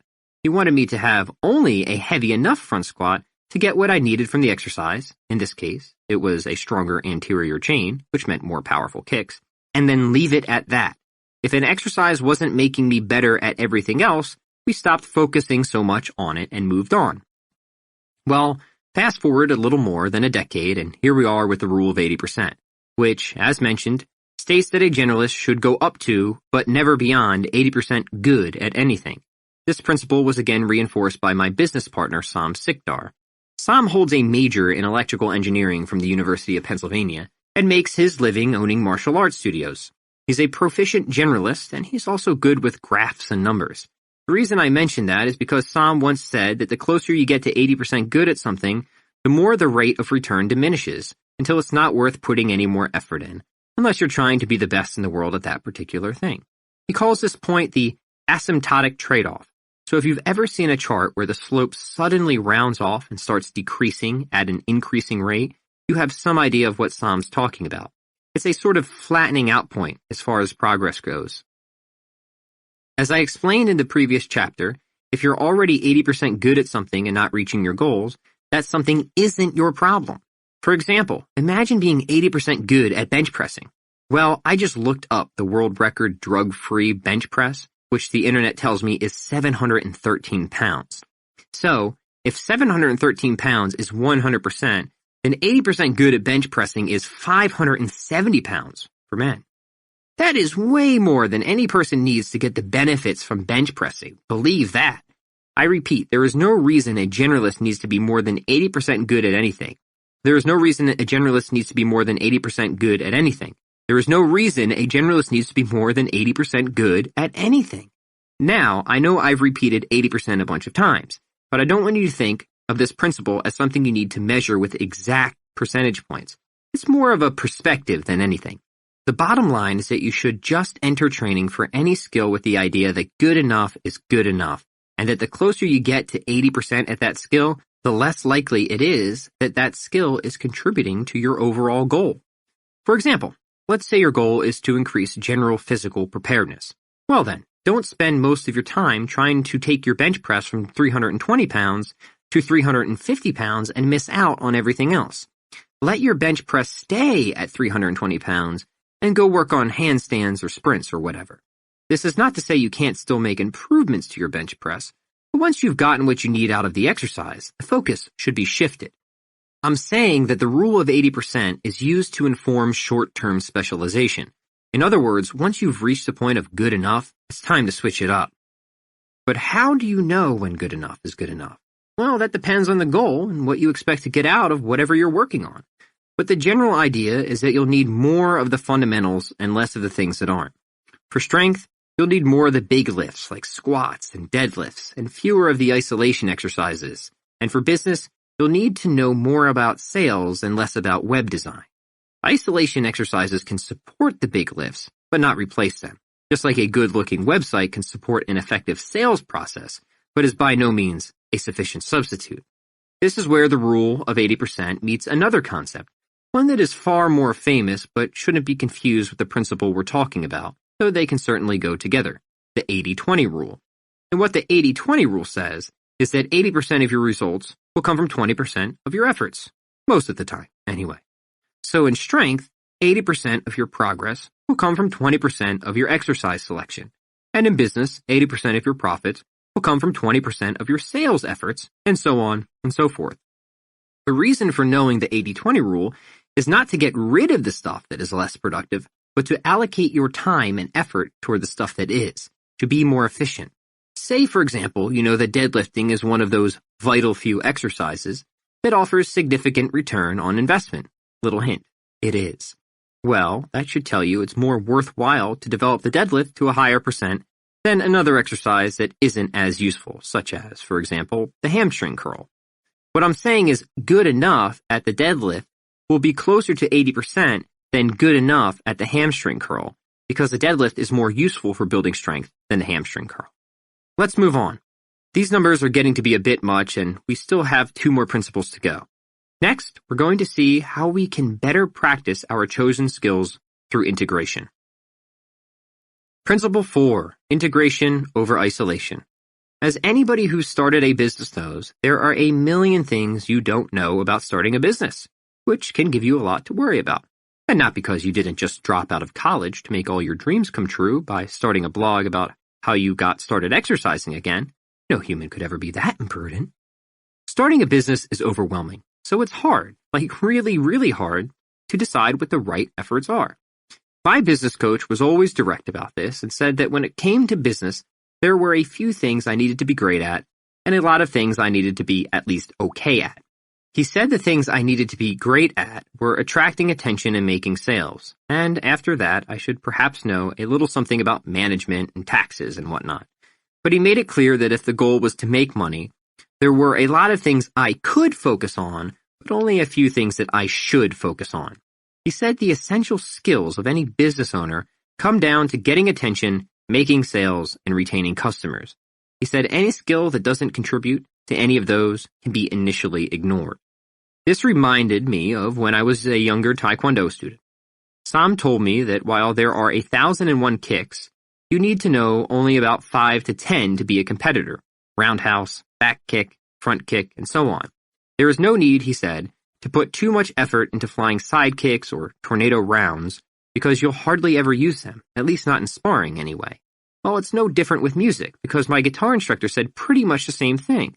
Don't worry so much about studying all those obscure jazz chords or exotic Indian scales because most of the stuff you'll be asked to play will involve a lot of the same few things in various forms. Think of the Rolling Stones. Think of all the blues-based rock bands. Get the basics down. Stick to the fundamentals. The principle of integration over isolation starts with the end in mind. What is the goal, and how are you going to get there? Not coincidentally, integration over isolation is a little bit like the 80-20 rule we just discussed because this principle is supposed to help us focus on what's important. We need to narrow things down so we know what to practice and how. Integration over isolation says practice only the things that produce an effect necessary for the achievement of a goal and ignore whatever doesn't. The principle also states that we should practice the skill as best as possible within the context of the goal we want to achieve, meaning that if we want to play a particular song and we need to learn a G chord to do that, then we should practice that G chord in the context of the song we want to learn. That is, in relation to the other chords in the song, at the appropriate tempo, and so on. Only, we may not be able to do that at first because the song may have a fast tempo, and we may not be familiar with any of those other chords. So we might have to pull the G chord out of context and practice it by itself a while, which would indeed be isolation. Integration over isolation doesn't mean a practice should never isolate an element. It only means a practice should isolate only the specific techniques or skills you need that will later become integrated toward the achievement of the goal. In fact, we often will have to isolate because the skill or technique is new to us, and putting it into context right away just won't be feasible. So we have to extract that skill or technique and practice it on its own, and maybe we have to practice it very slowly or in stages at first. Restrum the G chord, or maybe even just the first 2 notes of a G chord. Or we drill roundhouse kicks on a heavy bag, or maybe before that we work on balancing on one leg. But as soon as we can put that G chord into the context of the song or practice, that roundhouse kick in a sparring match, we should do that. So even if we aren't able to integrate right away, our goal is to integrate as soon as possible and to practice only the skills that we will integrate. There are a potentially infinite number of ways to isolate. In the above example, you could strum a G chord using 3 strings on the guitar. And just to be clear on our terms, to integrate means to perform something within the context that it is intended to be in, and to isolate means to extract something and practice it on its own so you can get it up to speed. Isolation is a tool for learning a skill or technique by itself, but the problem is that a person can get caught in a pattern of isolation and begin learning skills or techniques for the sake of learning them without actually producing anything with them or using them for any sort of greater project. An example would be practicing every conceivable Taekwondo kick rather than learning only the few you need to win sparring matches, or strumming every conceivable guitar chord instead of practicing only the few you need to play your grandma's favorite Elvis song.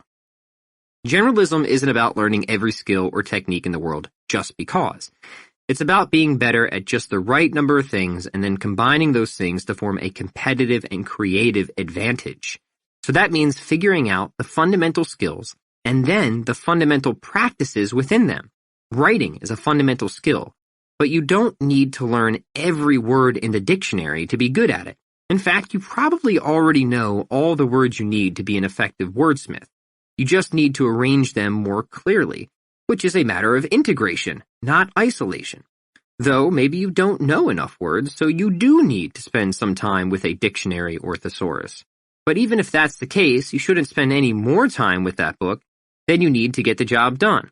Simply as you begin writing and come to discover you can't think of the word you want, you should then open the reference to find it. In other words, the practice of isolation is informed by the practice of integration. When you need a word, find it, but don't spend all your time finding words you don't need. Integration tells you what to isolate, because if you're integrating, that is, practicing something within the context of an outcome, and realize you're coming up short on a particular skill or technique, then you'll know what skill or technique to isolate. Again, using the example of an AC/DC song. If you're strumming along to Dirty Deeds Done Dirt Cheap and realize you're struggling because you don't know how to play a chord on the and of one, that tells you it's time to isolate playing chords on the and of one until you've got the rhythm so perfected that you can play the chord in context without even thinking about it. But you wouldn't sit around isolating every possible rhythmic configuration on the guitar. That would be wasteful. Instead, you let the integration tell you what to practice in isolation, and then you practice in isolation for as long as you need until you can achieve integration. Make sense? Yes? No? Some grunt of acknowledgement would be nice. How we isolate and how we integrate will themselves be informed by the next and last principle of generalism: repetition and resistance. But let's not get ahead of ourselves. The principles have flowed in this order because I have decided that's the order in which they should flow, which makes perfect sense, of course. It's a sort of top-down hierarchy, if you will, where we start by understanding what our goal is, skill stacking over specialization, how to achieve it generally, short-term specialization, how much to achieve of it, the rule of 80%, and then how to proceed specifically, integration over isolation, and finally, repetition and resistance.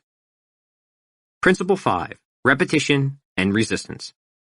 When I began working out, people couldn't believe it because of all my friends. I was always the most out of shape. I was never good at sports, and I was clumsy and hefty, so none of my so-called chums took me seriously when I started going to the weight room. In fact, nobody did.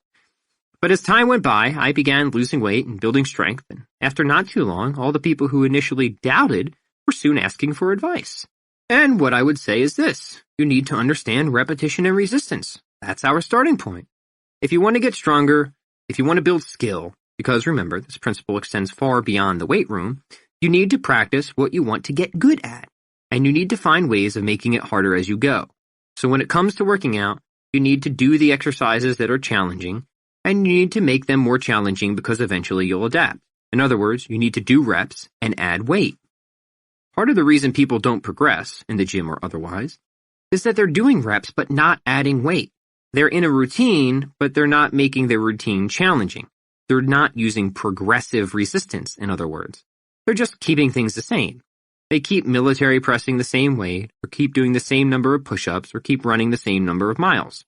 Well, it's similar with any other skill. Repetition will only get you so far. If you want to get stronger, then you need to add weight to what you're doing. I think a lot of people understand that to improve at a skill, you have to practice it. But I don't think a lot of people understand that to really improve, you have to find ways to practice that skill under increasingly difficult demands. It's not enough to merely write. You also have to try writing at a higher level or in different styles. It's not enough to merely pluck notes on the guitar. You also have to pluck notes at different tempos and time signatures. It's not enough to merely practice what you're already good at. You have to practice the things that strain your capabilities, the things that you're not already good at. Here's the litmus test. If you ever have a practice session in anything and you're not challenged by it, then you're not using the principle of repetition and resistance. You're not really practicing, at least not in an optimal way. So you can ignore all the terrific nonsense one is so accustomed to hearing about only perfect practice being effective, because whoever said that never did a workout with any significant weight. When you're struggling, your practice is never going to be perfect, but it is going to improve. At the same time, your goal should always be to improve the quality of your repetitions even as you are met with difficulty, to keep your knees out as you squat more weight, to keep your notes clear as you build speed. In other words, to not allow intensity to produce slop. There will, of course, be some competition between consistency on the one hand and intensity on the other. It is obviously easier to maintain the high quality of your reps if you always keep your reps the same, but that would be defeating the purpose. At the same time, however, you should never give yourself permission to slack on quality just because the assignment is difficult. If you want to make progress in the gym, you need to employ progressive overload, that is, increasing resistance. In fact, if you want to make progress at anything, you need to employ increasing resistance as well. But how you apply increasing resistance will depend on the skill and how far along you are with it. We'll talk specifics later, but for now, there are some general factors that can help you gauge what is appropriate and what isn't. To start, I would suggest memorizing the following motto: Challenged but successful. Training to failure is often training to fail. That is, purposely pushing past your known limits rather than working intelligently up to them is a mistake. Thus, the secret to successful practicing, if there is one, is to push yourself up to, but not necessarily beyond, your capabilities. If quality has become degraded in an exercise because of the intensity at which you're doing it, then you are no longer getting better at the exercise. You're serving slop. And the goal of an exercise is not to serve slop. The goal is to get better at the exercise. Squats, chord sequences, writing sentences, whatever it is. Occasionally you may exceed your limits. That's called strategic overreach. And that's not always a bad thing, but it can be a bad thing if that's all you're doing. Challenged but successful.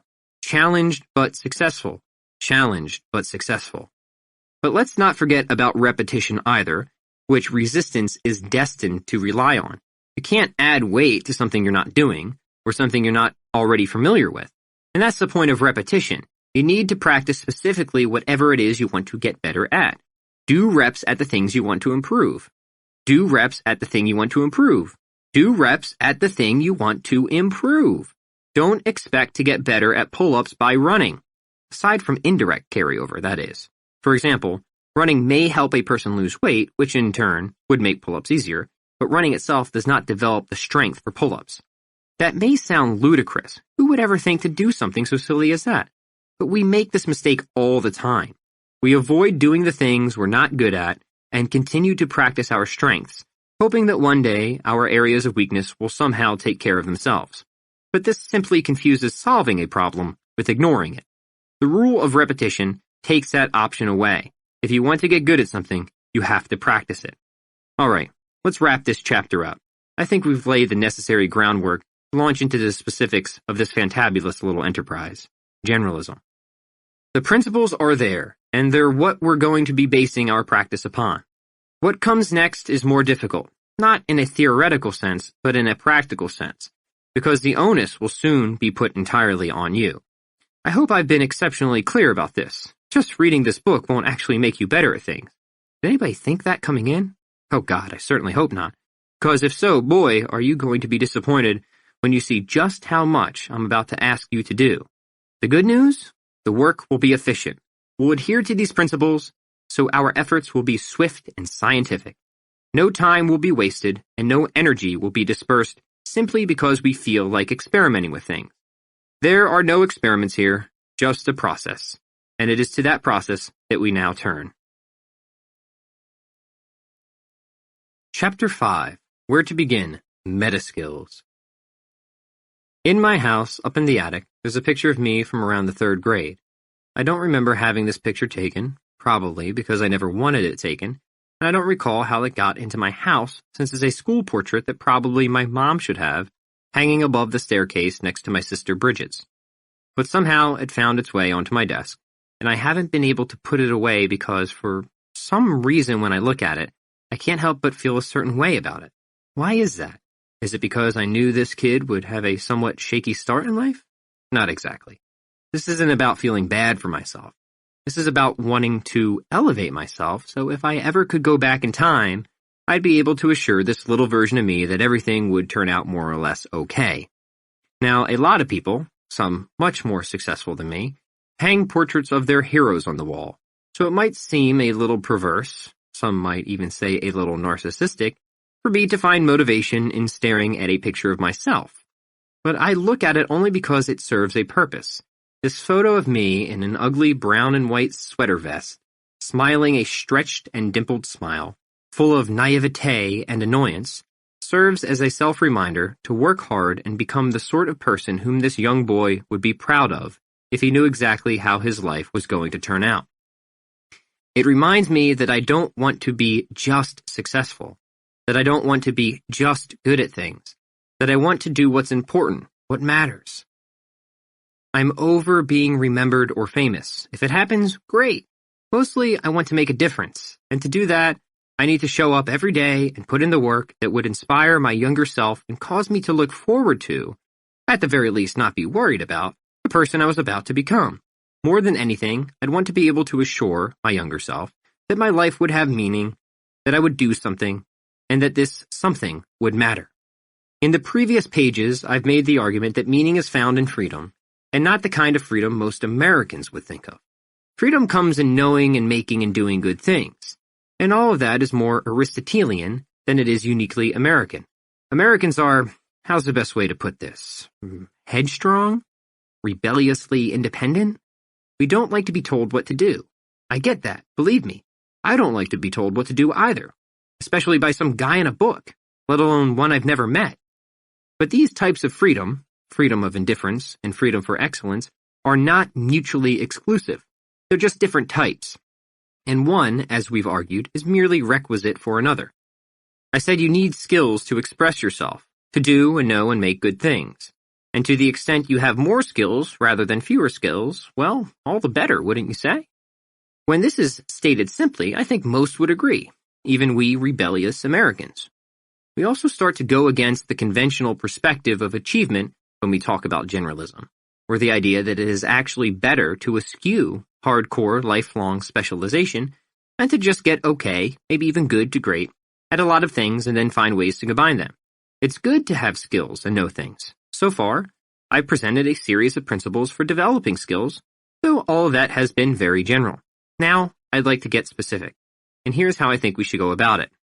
When I first began talking about generalism on my blog, a lot of people asked how I would approach public education, since so much of what I was saying seemed contrary to what we're taught in school, particularly college. We're instructed to specialize. We're told that if we want to get ahead, we need to narrow our interests, not widen them. The whole thing is very screwing. It's why people get degrees in subjects like economics, and it's why people then get even more specialized in their degrees upon graduating, like studying international trade theory, for instance. I think this is a misstep for a lot of people, not because the world doesn't need specialists, but because it probably doesn't need another international trade theorist telling us how to run the world economy. We've had just about enough of those. Thank you very much. To answer this question of how I would approach education, I think it might be instructive and perhaps entertaining to take a lesson from Mr. Rogers and enter the neighborhood of make-believe, where I'm the principal. No, take that back. Imperial viceroy of all the schools in the world. The world school system, let's call it. And since we're in the neighborhood of make-believe, we can simply ignore any small technical hiccup that might arise in an actual top-down, centrally planned regime. Because even if thought experiments like this one are not practical on a societal level, that doesn't mean they can't impart knowledge on a personal one. By explaining how I would educate all God's children, that is, how I would teach generalism generally, my hope is that you'll see how this would apply to you individually, that is, how you would become a generalist specifically. The idea behind my world school system would be to bring kids up through a hierarchy of skills, whereupon the foundation would be skills that are essential and helpful to anyone. These we shall call meta skills. And then the skills would become more particular and specific and probably exciting as we go. This is how we should create a skill stack. First, we build the bottom and focus on all the skills that apply to everyone, skills like focus and logic and faith. Those last two may sound contradictory to some, but you'll see why they're not. From there, we plop on our personal interests. Maybe we want to be musicians or cage fighters or whatever. Wonderful. Let's spend time developing those interest skills. Finally, as it is in most situations, there are filler or need-based skills required, the skills needed to bridge the gap between being good at something and getting paid to do it. So, these are the types of skills. Meta skills, fundamental skills that are helpful to everyone. For example, persuasion. Interest skills, skills you are interested in and love doing. For example, playing the ukulele. Need-based skills, skills needed to make a living around your interest. For example, marketing and promotion. Looking at the above skill stack, if a person were good at the ukulele, but also knew a thing about persuasion and how to advertise, they would have almost everything they need to garner a paycheck by playing their adorable little instrument, even if they're not the best in the world at it. That would be the objective of my world school system, to teach all the kids the skills every human should possess, develop the skills each individual is particularly interested in, and layer on any other skills needed for each person to make a living by doing what they love. That's a skill stack. Your first day at school. A letter from the Imperial Viceroy. Welcome to your first day as part of the world school system. I'm glad you made it. As if you had any other choice. You're here now, that's all that matters. And we're all together. Isn't that nice? I think that is just so nice. Since we have so many formative years ahead of us, I thought we should take a few moments to get to know one another and to understand the reason why we're here. Because the job, of course, of the world school system is to guide our youth, that's you, toward competency, productivity, fulfillment, and being a useful, not too annoying citizen. The goal is to get the stars to align, so to speak, to ensure that all our students find that just right mix of success and happiness and peace. So here I am looking at you, and I can see on all your smiling faces the look of carbonated optimism. That is optimism, right? Or do you need to use the bathroom? Okay, you go to the bathroom, but everybody else stay where you are and keep looking optimistic.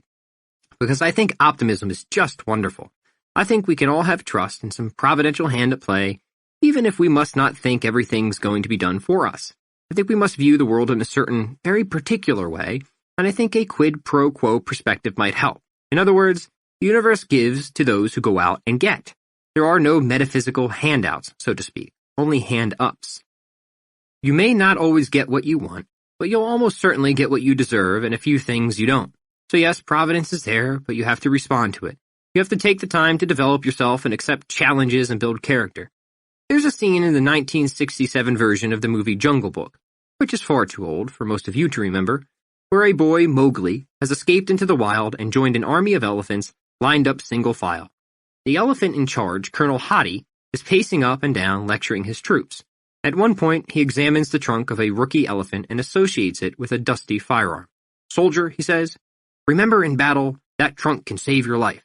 Then, after a short ramble about earning his commission in the Maharaja's 5th Pachyderm Brigade, he exclaims, "It was then that I received the Victorian Cross, for bravery above and beyond the call of duty. Aha! Those were the days. Discipline! Discipline was the thing. Builds character and all that sort of thing, you know."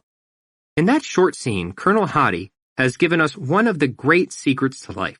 It's about discipline. Because discipline builds character, and all that sort of thing, you know. Discipline, in other words, equals freedom.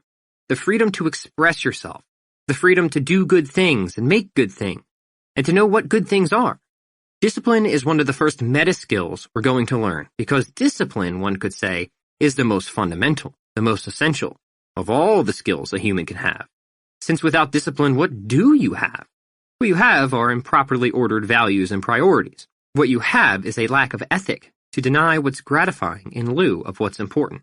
And that, my little elephant, is a problem. You are a slave to your animal instincts.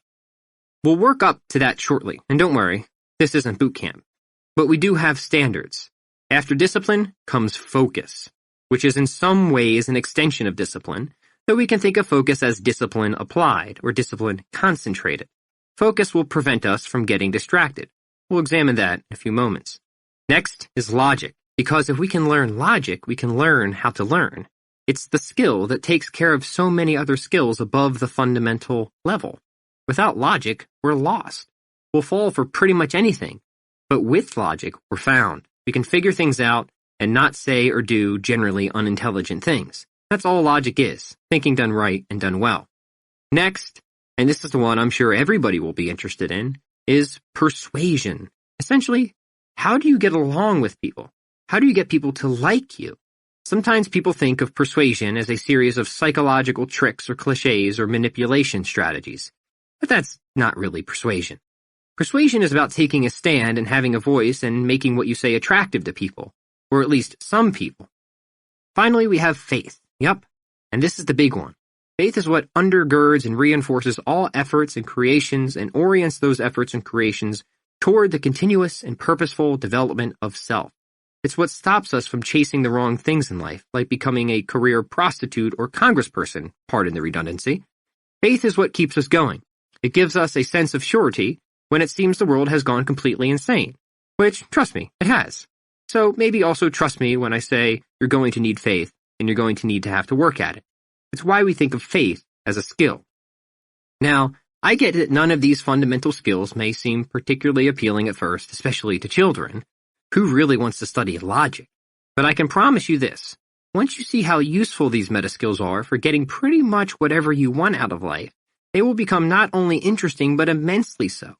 Think of it this way. Learn logic and never lose an argument again, even if nobody else knows it, and even if it's only because you'll learn exactly what arguments not to make. Wouldn't that be a nice position to be in? Lastly, we'll work on these skills through the principles of generalism, by applying short-term specialization, the rule of 80%, integration over isolation, repetition and resistance, and what's that other one again? Ah, yes. Skill stacking is greater than specialization. How could I forget? Because that one is really what this school is about. We're not overmuch concerned with any of you becoming the best at anything because, well, let's be honest here. That isn't what this is about. We merely want you to be exceedingly competent across a wide swath of human abilities so you can combine those skills to whatever just so happens to interest you, and be not only productive, but fulfilled. Let's begin. Discipline. You're not going to have a lot of discipline at first. This is just a fact. You're going to have a tough time keeping your butt in the chair or getting your butt to the gym. Because your butt has a mind of its own, and this we call butt mind, which is notorious for offering temptations and reasons to procrastinate. This is where we need to step in and assertively protest. No, you listen to me, butt mind. I am in control. You listen to me now. And I think this is pretty much what discipline is about.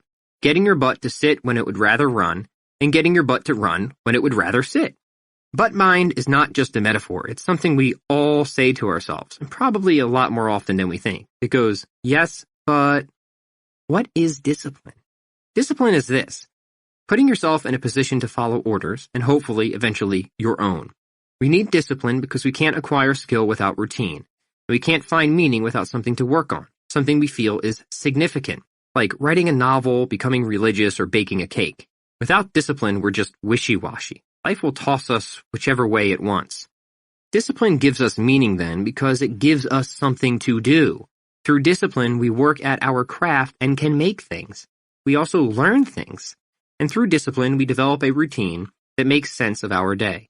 We wake up, steep the coffee grounds, and start on something big and fantastic. We sit our butts in the seat or use them to do kettlebell swings. Maybe toward the evening there's time for dessert, but let's just see how the day goes before we make any decisions about that. Discipline sets the agenda, and that's what makes us productive and creative. Whoever has found discipline has found freedom. Discipline, in fact, equals freedom, and there's actually now a guy who writes books on this idea, and he's a former Navy SEAL and people love him. He also happens to be fairly intimidating, so when he says discipline equals freedom, you're likely to believe him. Now, I'm not particularly intimidating, so I wouldn't expect I could just say something and have you take my word for it. But hopefully by this point I've made a good argument, because I've said about 1,000,000 times that the person with freedom is not the person who chooses to do whatever they want, but the person who chooses to not do whatever they want. Freedom is found in restriction that leads to the practice of something useful. If you want freedom, you need boundaries that force you to improve.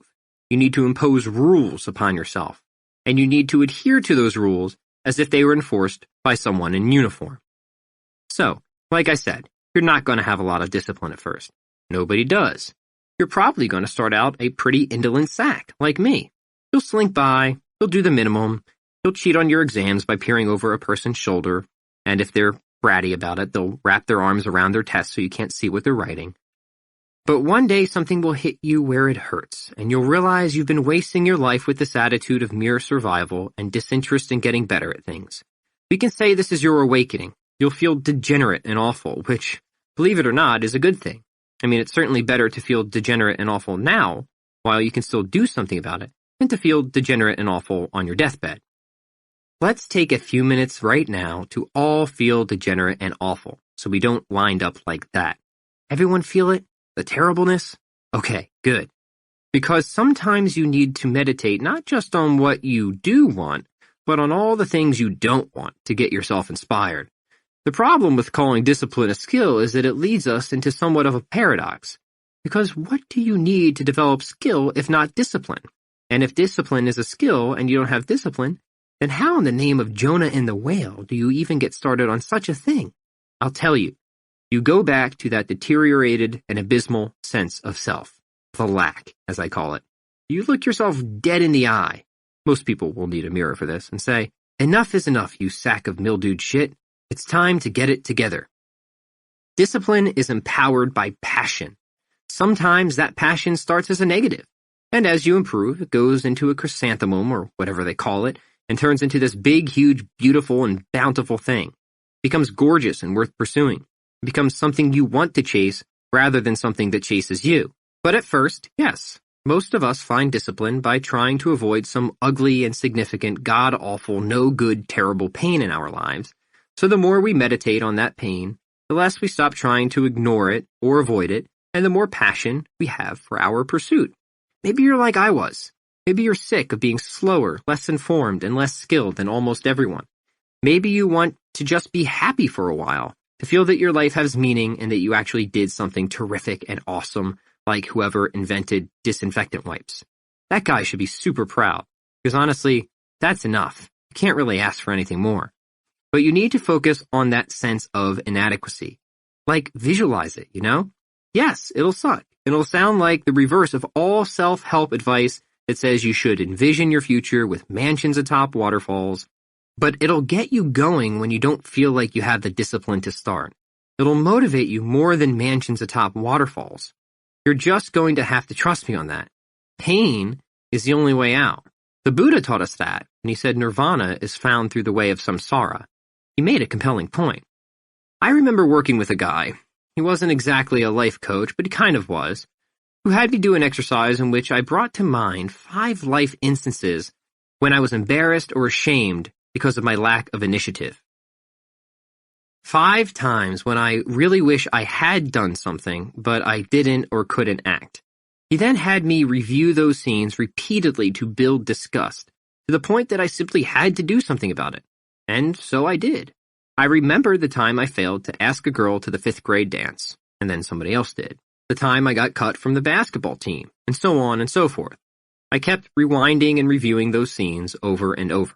And the very next day, almost entirely out of the blue, I signed up for Taekwondo. Because to me that seemed ideal. Why not start with this one very simple and humble skill, and then use it to kick the ass of everybody who ever made fun of me? How perfect. As mentioned earlier, I started working out because I hated the way I looked, and I hated that everybody was better than me at everything I wanted to be better than them at. I hated being picked on, pushed around, and picked last for pretty much everything. I didn't feel fondly about any of these things at the time, but I remember them fondly now. They led me into that chrysanthemum, remember? They changed me from a fat and disheveled teenage derelict with a fairly significant dandruff problem to somebody with something to show for myself. In this case, a yellow belt. As I started to lose weight, I started to gain confidence. What happens when you gain confidence? Your discipline improves. When you gain confidence, you gain discipline. A different discipline. A discipline that comes from being excited about what you can do, not what you're trying to run away from. The whole thing eventually flips over on itself, like a pancake. And now one side is beautifully firm and brown because you've been cooking it. It's no longer clumpy, amorphous. All of us must start with a belief that we can, in fact, do something about ourselves, and that it's never too late to start. No matter how ragged you feel, no matter how run down, you're never past the point of rescue unless you're, say, 93, maybe. Then we might want to consider other options. But so long as you're not 93, and maybe even if you're 92, it's never too late to turn the operation around and become the person you've wanted to be. I'll give you an example. I have a much older friend who was really overweight his entire life, more than 50 years. And in just these last 2 years, he's lost 100 pounds, and his attitude and outlook and everything, it's just so cool to see. He has confidence now. He's out doing things. He's pursuing goals, learning skills, starting a health business even. And when I asked why he was able to succeed this time, after starting and stopping so many times before, he said it was because he finally gave himself permission to succeed. He said every time he tried to lose weight before, he always doubted that he could do it, never really believed. Now, I didn't get a chance to conduct a full and proper psychoanalysis on him, but if I had to guess, I think it was that he finally realized he was worth investing in. He also had something of a religious perspective, so that helped. Give yourself permission to believe. It should also be mentioned, of course, that he trained with me. I do seem to have a knack for getting people to lose weight, I'm like the fat person whisperer. I can say that because I used to be more than just hefty myself, but don't you say that. It might come off a little insensitive. Finally, how do you get started? The question answers itself. Get started. And get started on something that interests you, because discipline isn't a skill you develop in isolation. It's a skill you develop through integration, through the practice of something specific, like karate. You don't sit down and do discipline, because what would that look like? It would look like you were just sitting there. And unless that sitting involves meditating, you're not actually practicing discipline. You'd have to be doing something to be practicing discipline, right? So sit down and write or strum the guitar or get up and exercise, and that is practicing discipline. The secret is to start with whatever rouses the emotions, whatever infuses you with passion. There are other things we can do as well, like, for example, following an exercise program. Here's an idea. Make the first act you do every day an act of discipline. This can be a workout or meditation or a cold shower. In fact, I think it should be a workout and a meditation. Because why not both? So let's put that into the schedule. Let's say that at the start of the day, we do a little exercise and then spend a little time focused on our breathing. We'll start with the sweaty stuff and then become super silent. It won't take long, say a 10 to 15 minute workout, followed by a 10 to 15 minute meditation. We're talking 30 minutes max. I remember when I used to spend the night at my grandparents' house, I'd come downstairs in the morning to find my grandfather working out. He did a simple routine, but he did it every morning with no exceptions or complaints. He'd start with some push-ups, and then he'd use hand weights and finish on the ground and stretch like a frog. It wasn't the most laborious workout I've ever seen, but then again, it didn't have to be. He was very active otherwise, so this was just the start of his day, a way to get himself going. Small acts of discipline undertaken every day do magical and fantastic things to our unconscious mind. Having the discipline to do the work kickstarts the creative process. A writer friend of mine said good ideas are rewarded to those with a disciplined mind. It's not something you just happen into. He said if you want to invoke the muse, you have to show that you are worthy of handling what she gives you. And the only way to do that is to show up every day and to be on time.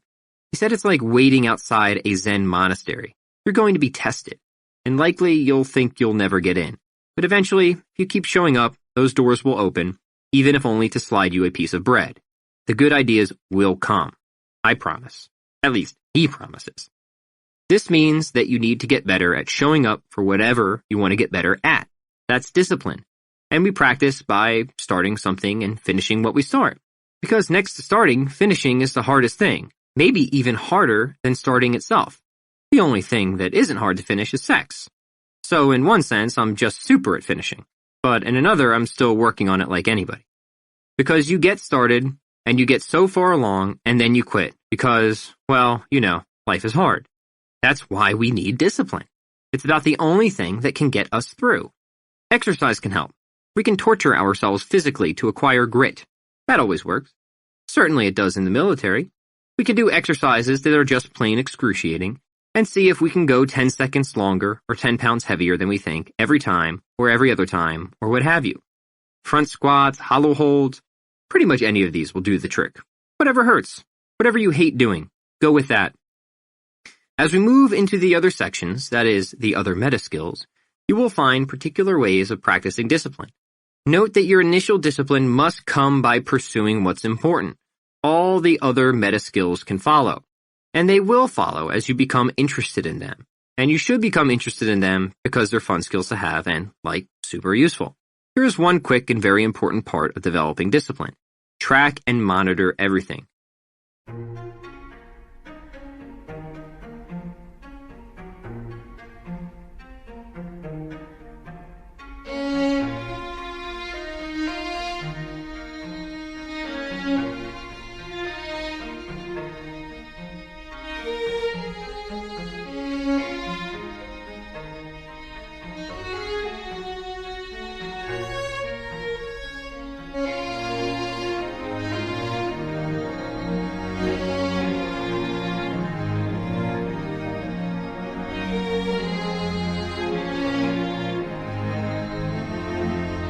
What workouts you're doing, all your income and expenses. If you're playing guitar, record your practice sessions.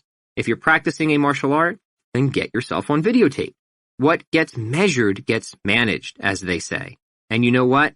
They are right. Tracking builds not only awareness, but accountability. It also illuminates progress. It gives you something to celebrate. So one last word about discipline before we move on.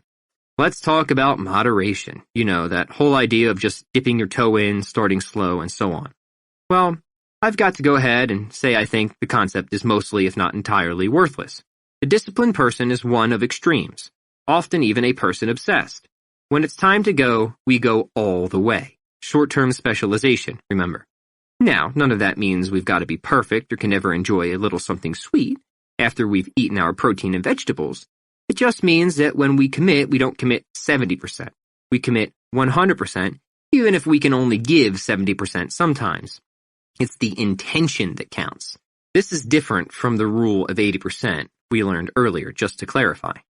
This is why, when I'm talking fitness or business and people ask how long it will take to reach their goal, I give them an estimate of about double the time I honestly expect. This is sort of my assessment device. Because if you care about something, if you found that boiling hot cauldron of passion, then spending double the amount of time on developing that something should be no big deal, right? If you ask me how long it will take to become happy and successful and totally fulfilled, and I reply, until you're 93, would you still be interested? Would you still engage in everything we're about to do? The good news, I'm convinced anybody can achieve freedom and happiness, that anybody can become a successful generalist and a sufficiently disciplined person with about an hour or two of practice a day. My only request is that you should be willing to give 8. I provided some brief examples for developing each skill discussed in this chapter to give you a kickstart. The Daily Discipline Checklist. 1. Establish a regular bedtime. Get at least 7 to 8 hours of sleep. Preferably, wake up before 5 a.m. and go to bed before 10 p.m. 2. Exercise at least 30 minutes a day. 3. Meditate or pray at least 10 minutes a day. 4. Have protein at every meal. 5. Take a cold shower or a shower with a cold finish. That is, use cold water for the last 2 minutes. 6. Walk 10,000 steps a day. 7. Each day, do without something you, quote-unquote, need. Hint, iPhone, TV, etc. 8. Make your bed. 9. Do the most difficult and important thing of the day first. 10. Keep a gratitude journal. Here's some recommended additional reading. Check out Discipline Equals Freedom, a field manual by Jocko Willink. Focus. If there's anything I've noticed about life, it's that most of us probably think too much, and that most of the thinking we do isn't super abundantly helpful.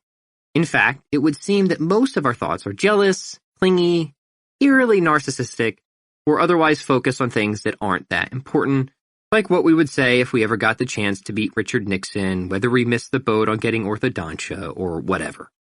Thinking is a skill, and one we'll soon get into. But not thinking is also a skill, and that's called focus. Others might refer to this as meditation, but meditation is more of a technique used to develop the skill. Focus can be used to make ourselves smart and to stop from going insane. It's a powerful skill, and one that is left curiously undeveloped in most people. With focus, we can concentrate on what matters and not give in to our concupiscible appetites as much. We can say no to sin. Father Arul would be proud. Father Arul is a priest friend of mine. Short guy, mostly bald, Indian. Maybe you know him? Because with focus, we can sit our butts in the seat and not get up for anything. Focus is the skill that lets us do the work once we've got the discipline to show. Here's the biggest difference between winners and losers in life. The winners know how to keep their butts situated when it's time to write, or get their butts in the gym when it's time to train. The losers procrastinate. They get distracted. They stop before the job is done. And that's it. Now, part of that is discipline. The other part is focus. Because here's the thing, and I don't know how else to put this. There are enemies out there trying to do everything they can to stop us from succeeding. Demonic forces, I'm convinced, that delight in our undoing, and that we absolutely must battle against if we want to survive. Sound serious? Well, it's true. Author Stephen Pressfield calls this universal negative force resistance. And maybe I'm a bit old school, but I just think of this bastard as the devil. Now, we can see that most public school systems have gotten away from offering instruction on demonology, and personally I find that just a little irresponsible, because I very much believe the devil is out there buzzing around with his big leathery wings, or occasionally walking on his buttocks like Red Guy from I Am Weasel, doing everything he can to either scam, torment, or destroy us. And he'll use whatever he can to do it, too, though mostly he'll work through secondary means, using such sly instruments as complacency, self-doubt, and, as we know, the DMV. These are just a few among his beloved pets, also the dishwasher repair guy. But the most amazing trick the devil has ever pulled is getting us to believe that he doesn't exist. That one you can bring to the bank. I really think so much of success is engaging in some level of spiritual warfare. Butt mind, the universe, Hades, resistance, Satan, whatever this ongoing negative opposition is, and however you want to envision it, is a real thing and is constantly attempting to thwart our efforts to make something of ourselves. It throws every distraction and assignment on our plate at once. It's the reason there's never a good time to start a diet plan, write a book, or pick up a musical instrument. And it's the reason there never will be. Our job is to do whatever we can to piss the devil off and let him know that we're simply not going to stand for this abuse. That no matter the amount of smelly garbage he tries to pile in front of us, we're going to remain focused. We're going to stay on the job, and we're going to finish what we start. It's not only the goings-on of life that get us distracted. It's our thinking as well. Most of us have next to no control over the thoughts that flit through our head. We're possessed by them. Probably, we feel we could benefit from an exorcism at times. And perhaps some of us could. A little exorcism now and then never hurt. But the good news is that most of us just need to learn to focus through the techniques of meditation and or prayer, because it usually goes something like this. You decide you want to do something. Let's take writing, for example. Say you're excited, really excited, because you just read a book that motivated your socks off, and now you're going to practice the skill, and you're going to write a novel. You know, I think that sounds just swell. You haul your bony little butt up to the attic, sit down, and turn on your computer. You open a Word document, crack your knuckles, and realize you forgot your cup of coffee. Darn. So you schlep downstairs into the kitchen and brew something nice for yourself, not once noticing how the devil has already scored a point against you. Now you're back in the attic ready to write. And then, a social media notification. Oh joy, somebody commented on a thread you started in the dog lovers group your sister added you to. How nice. So you take a peek to see what they said, imagining it to be pleasant and interesting, and not intending to start a conversation because you've got work to do. You click on the person's profile, only to discover that their entire timeline is just one long, quivering, insane rant against everything you stand for politically and religiously as well. Well, that just about does it. You blast them with everything you've got, barraging them from completely out of left field, and then slam your computer shut. All right, now that that's done, time for business. There's only one problem. You can't get that reptilian idiot out of your head. The excitement you had, the jollity over the project, has all turned to rage, and you can't stop thinking about all the things you wish you had said to that person and their dumb little dog. You could have, for example, illuminated them with the minorly helpful fact that the only reason they exist is to serve as one hilarious and pathetic example of what not to look like. And so it's no wonder they own a corgi. You're just so enraged. This isn't how your morning was supposed to go. This isn't how you wanted to write. And then the doorbell. Well, look who decided to show. If it isn't our old friend, the dishwasher repair guy. And on it goes, your day bombarded and beleaguered by all these distractions and disappointments and doubt. Oh, you think this is coincidence, do you? Okay, sure. That's where focus comes in. It's pretty much the only weapon we have to be able to stay on target, to sit and stay seated or run and keep running. And this, believe me, is a skill. It's not something any of us have. It's something we develop. Here's how. First, we sit, cross-legged, tall kneeling, on a rocking chair. Look, it doesn't matter. Just don't lie in savasana like at the end of some heathenistic yoga ritual. Father Arul would be very upset. Plus, why run the risk of becoming possessed by a throng of demons? It's not like we don't already have enough to worry about. Second, we do something to center ourselves. Here we could focus on breathing or reciting a mantra or prayer. For people who are particularly prone to overthinking, yes, hello, I recommend speaking out loud. It gives you something a little more solid to hold on to. The whole mindful breathing thing is a bit much starting out. It's too easy to get distracted. But if it works for you, great. Or you could start with some sort of guided meditation. That can be helpful. Here's a plan for practicing focus and meditation. Upon waking, engage in 10 minutes of mindfulness meditation and/or prayer. Then, during the day, practice trigger meditations. For example, doorway mantras or prayers. Every time you walk through a doorway, recite a mantra or say a prayer, returning to the present moment. 2-minute car meditations are also a good idea. Every time you're about to leave the car, or at least twice per day, take 2 minutes to practice mindfulness meditation. And also before bed, engage in a mindfulness prayer-based tea ritual an hour or so before bed. It'll help with a lot, and especially sleep. A recommended resource for this would be How to Pray, Reflections and Essays by C.S. Lewis. It's pretty simple. We sit for at least 5 to 10 minutes first thing in the morning and let whatever thoughts happen to come. We don't try to push them away, but we don't try to hold on to them either. Instead, we simply note them. We build awareness and welcome them lovingly, but also don't pay too much attention to them. Oh, hello, anxiety. Come right in. Cup of tea, perhaps? It's this warm, empathetic invitation that gives us headspace. We're after clarity and independence of mind.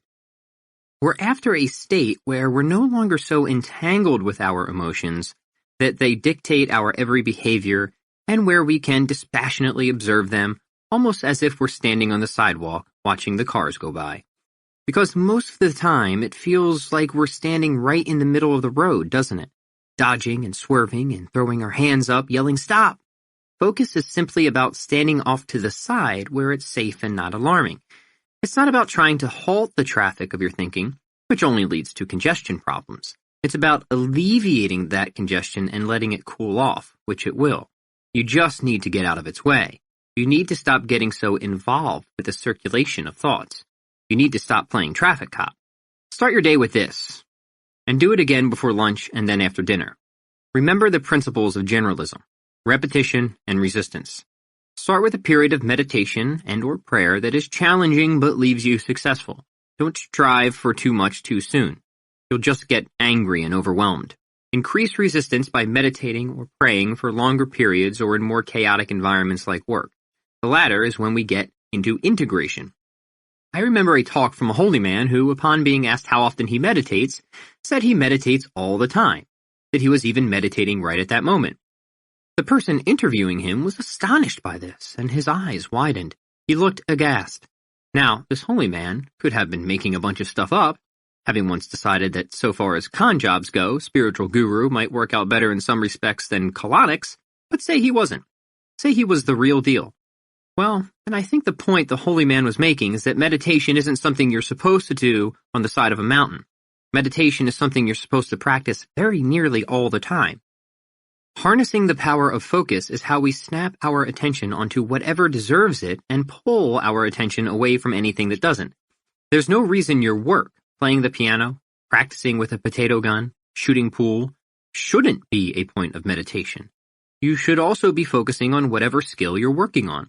But at first we develop the skill by extracting the principles and practicing them in a seated or kneeling position. At home, in church, while waiting in the parking lot as your spouse finishes the weekly shopping. And as soon as we're able, we apply this focus to every single activity we can. This is how we break free of the prison of our own minds. This is how we overcome anxiety and self-sabotage and avoid turning into someone we really don't want to be. It all starts in our mind.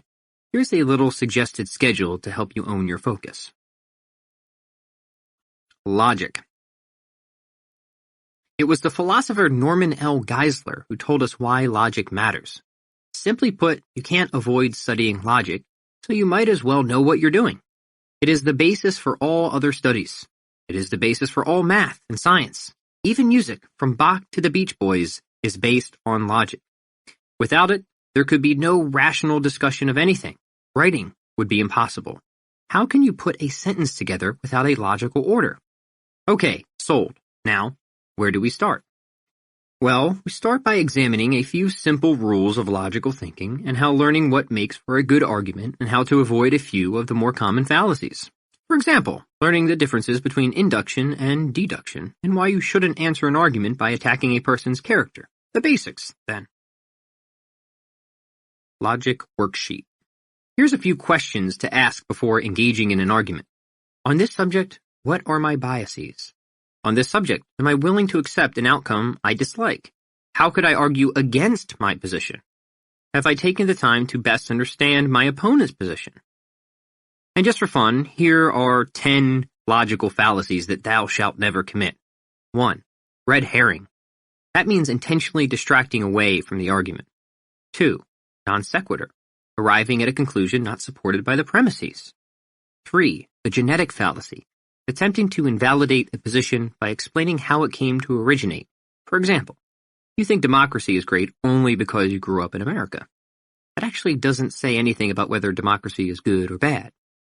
4. The bandwagon fallacy. Assuming that because many people believe something, it must be true. 5. Composition fallacy. Assuming that something is true of the whole because it is true of some or all of the parts. For example, if a team has all the best players, then that team will always win. Ad hominem. An attack on the person, attempting to undermine the character of a person rather than addressing their argument. False dilemma. Claiming a situation to be either or when there is at least one additional option. Circular reasoning, or begging the question. Already assuming what you are attempting to prove. In other words, offering no evidence distinct from the conclusion. For example, Sandusky is in Ohio. Therefore, Sandusky is in Ohio. Appeal to authority, assuming that just because someone is in a position of authority, they are therefore correct. Finally, straw man. That is, setting up an artificially weak version of an opposing argument, therefore making it easier to refute. How to practice making arguments. Here's a good idea. Join a Facebook debate group. There's plenty of them. Engage daily. Or record at least one logical fallacy in conversation per day. Perhaps you engage in frequent, consensual, low-stakes arguments with friends or family. Or write a weekly, well-reasoned opinion piece on social media. Here's some additional recommended reading. Check out the book Come, Let Us Reason, An Introduction to Logical Thinking by Norman L. Geisler and Ronald M. Brooks. Logic is ordering your thoughts. It's thinking done well and done right. It's what stops us from buying stupid things and voting for stupid people and putting our fingers in places that could shock us. Logic, put frankly, is life's foolproof bullshit detector. And since this is your life, you've got to be able to think if you're going to survive. You've got to be able to figure your way through things. You've got to know what makes for a good argument and what sound reasoning is.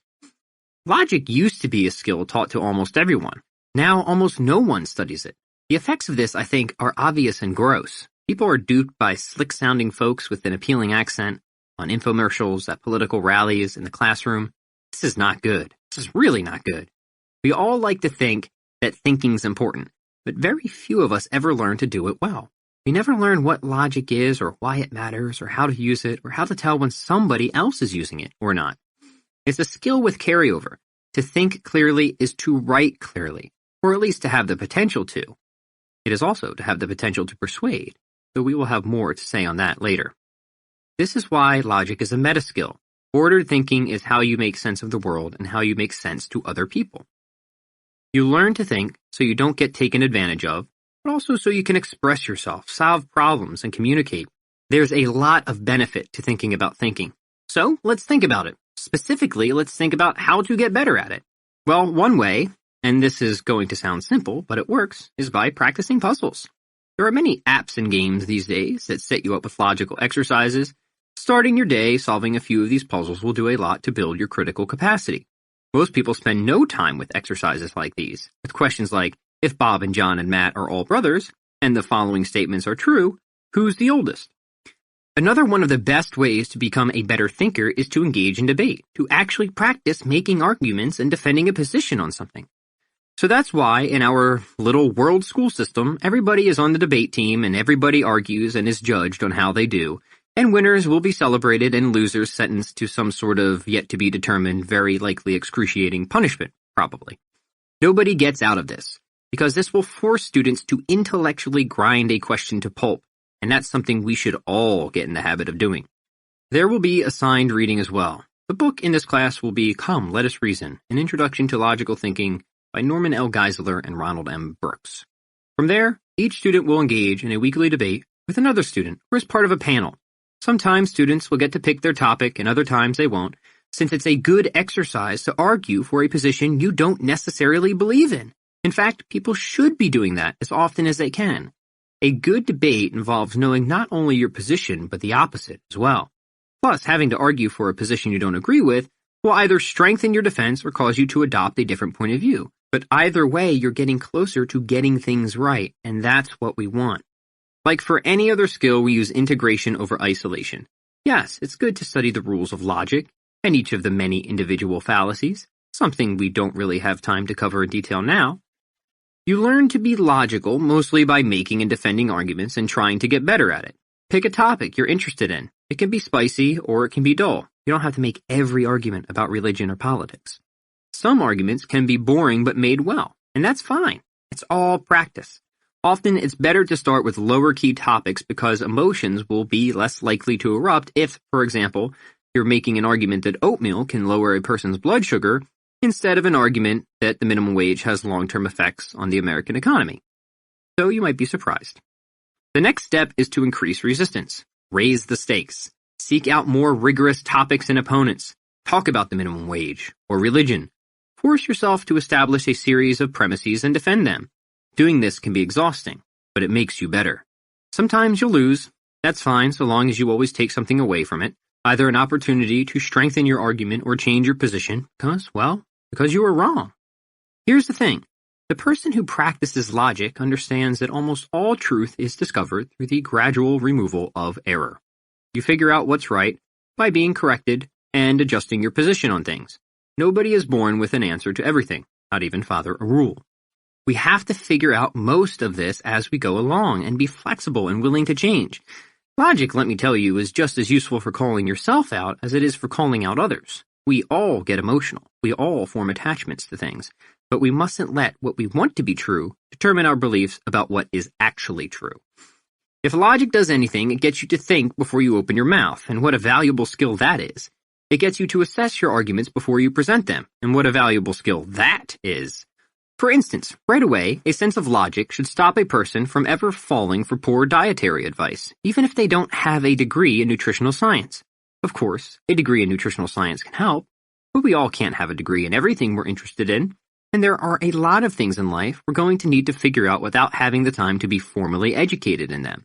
This is why we think about thinking, so we can think about things and do a good job thinking about them, or at least realize when we don't have enough information to go on.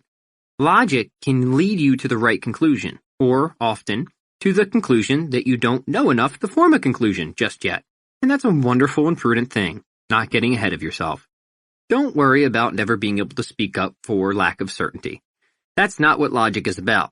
An argument is merely presenting reasons for assuming that a position is true and making those reasons as convincing as possible, even if they aren't absolute. Say you want to argue for Austrian economics or the existence of God or Megadeth over Metallica. You don't have to establish a geometric proof for any of these. You only need to offer reasons that make your position more plausibly true than not, and some will accept those reasons and others will attempt to refute them, but hopefully everybody will learn something and get along. I just want to emphasize the use of the word argument before we wrap this discussion up. When most of us think about arguing, we picture how badly our extended family members behave around the holidays, shouting at each other over their various religious and political and economic beliefs, never once presenting anything in the realm of lucidity. That's not what I mean when I use that word. I mean something that is well presented and well debated. Something, logical. Not something people do when they're drunk. Not something emotional. I've lost a lot of arguments, and I think I'm getting better at it. The better I've gotten at losing arguments, the more I've tended to win them. The point of arguing shouldn't be to win, however. That may be the point of being on a debate team. That's not the point of arguing, which should be to figure out a position, to discover truth. The best way to win an argument is to not be wrong. And the best way to be right is to know when you're not right. Logic can help you do that. Persuasion. So far, we've talked about discipline and focus, or patience and logic, or reason. Now we need to talk about persuasion, because it's hard to get what you want in life without being able to convince people to give it to you. That sounded odd. Let me put it this way. It's better to get along with people than not. It's better to have people like you than not. And if persuasion is anything, it's being liked by people, even if it's only some of them. So here's how to get people to like you and why this doesn't involve being liked by everybody. All worthwhile attention starts by telling the truth. If you want to be persuasive, you need to have confidence in what you're saying, since people can always tell when others aren't so sure of themselves. Persuasion isn't about getting everybody to like you. Persuasion is about getting enough people to like you. Because here's the problem people fall into. They think being persuasive means to pander. But pandering isn't being persuasive. Pandering is having no backbone, no real true center of belief. It's not having enough conviction to say what is true. It's saying only what you think people will like, whether you believe in it or not. Nobody wants to be friends with somebody like that, or if they do, it's only because they want to get something out of them, like free coffee at work. People are attracted to those who have something to say and who apparently believe in that something. And if you have something to say, people are going to either agree with you or disagree with you. A good example, love him or hate him, is Donald Trump. Very few people like Donald Trump. They want to either marry him or send him to the gulag. I'm not saying you have to be like Donald Trump to be persuasive, but I'm saying there's something you can learn from Donald Trump who is persuasive. I'd like to note something about one of Donald Trump's persuasion techniques. Some people say he's a liar, yet I just said being persuasive starts with telling the truth. What gives? Well, Donald Trump has learned to make statements that are often quote-unquote directionally true, but specifically or in other ways exaggerated. This is a more nuanced technique and not something we have time to get into now. But it is not necessary to use this technique to be persuasive, and I do not particularly agree with its use on an ethical level, though virtually every effective politician engages in it. Anyway, it's worth noticing. For more, see the book Persuasion, A Revolutionary Way to Influence and Persuade by Robert Cialdini. The first thing is to become very okay with the fact that not everybody is going to like you and not everybody is going to agree with what you have to say. Because as soon as you have something to say, there's always someone who will disagree with it. Even if you state the earth is round, there will be someone who disagrees with it, unfortunately. And someone who will be offended by it. You simply can't go through life worried about who you're going to upset with your beliefs. The very act of having beliefs is bound to upset somebody. The fact that you own things is upsetting to someone, and the fact I just said that is upsetting to someone else. Instead of worrying, go through life getting clear on your beliefs and the reasons you adhere to them, and then speak. Now, don't be an ignoramus, however. Don't voice an opinion without backup. This is why we use logic and reason, because you're going to need to know how to defend yourself after you've offended someone, even if you've never intended to. Back when I got into fitness, a lot of my original audience was drawn to me because I was bold about what I believed. A lot of people were specializing. I was saying maybe try generalization for a change. This got me into no small number of arguments.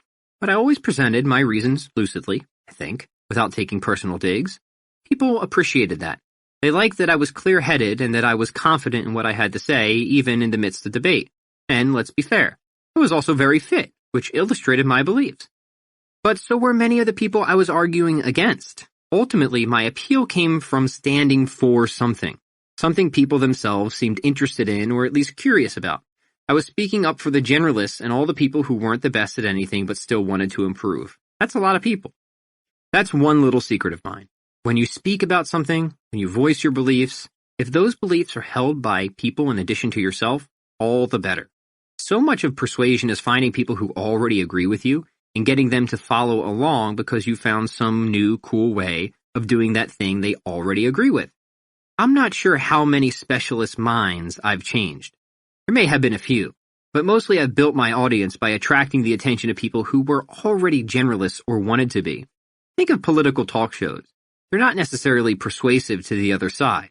Who on the right was ever brought to the left by watching The View, and who on the left was ever brought to the right by listening to Rush Limbaugh? But they're attractive to people who already assume that position. It's only because those talk shows are so assertive and bold that people tune in and are persuaded by them. Either people pay attention and they agree, or people pay attention and they can't stand a single word of what they're hearing.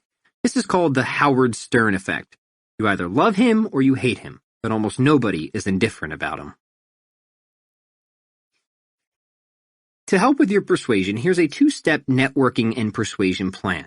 Step 1. Reach out and introduce yourself to at least one new person every day. Try to form those connections. Social media is really helpful for this.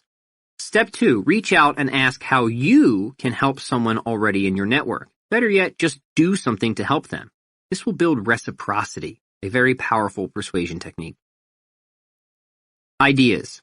Share something with your connections online. Comment meaningfully on their work, or send them something you think they'd enjoy reading.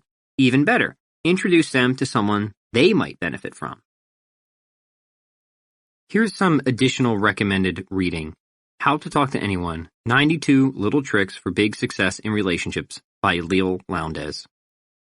At this point, I'd like to add a measure of subtlety to this approach. Although I've used examples like Donald Trump and Howard Stern, I don't want you to think being polemic is the same as being persuasive. These are merely illustrations to bring out a particular element of persuasion, which is polarization. You can be persuasive without being polemic, without causing people to want to twist your bratty little nose off. But I'm not sure how persuasive you can be without being polarizing. And that's what I'm trying to get at. To be polarizing is to make people choose one way or another. It's about marking your territory and saying, here's what I believe, and I want to be as clear as I can about it. You don't need to be rude or offensive to be polarizing, but you do need to be upfront about where you stand. People don't need to hate you, but some will strongly disagree with you or see your way, your style, your product or service as simply not for them. And that's fine, because the more people you push away, the more you attract from the other side. The problem is that people are afraid of pushing away. They're afraid of not being liked by someone, and the trade-off is that they wind up being ignored by everyone. There's a saying in marketing that if you're not upsetting at least one person with every advertisement you write, then you're not really marketing. I think this is true for everything. If you're not upsetting at least one person every day by taking a stand on something, voicing your opinion, or being clear about who you are, then you're not really living. Think of the apostles. Those guys really knew how to piss people off, since many were put to death because they just wouldn't shut up about that Jesus guy. And now look, people remember them, even though they weren't all that well liked at the time. Talk about polarizing. They weren't polemic or rude. They just said everybody else was wrong about, well, pretty much everything. And that was enough. You can tell people they're wrong, and I think you should, but only if you've reasoned out your point of view. Once you've got your life figured out, your religion, your politics, your great good service to the world, talk about it. You'll pull some people in and push others away, but I promise you this, you'll certainly be persuasive. Boldness is a lost attribute in today's society. People are so afraid to speak up about things. Even just a mild act of courage goes a long way toward getting attention. That's what persuasion is. It's having the courage to speak candidly about something people already think is true. Good writing is the same way, and that's why good writing is persuasive. People want to be happy. That's the first thing to understand.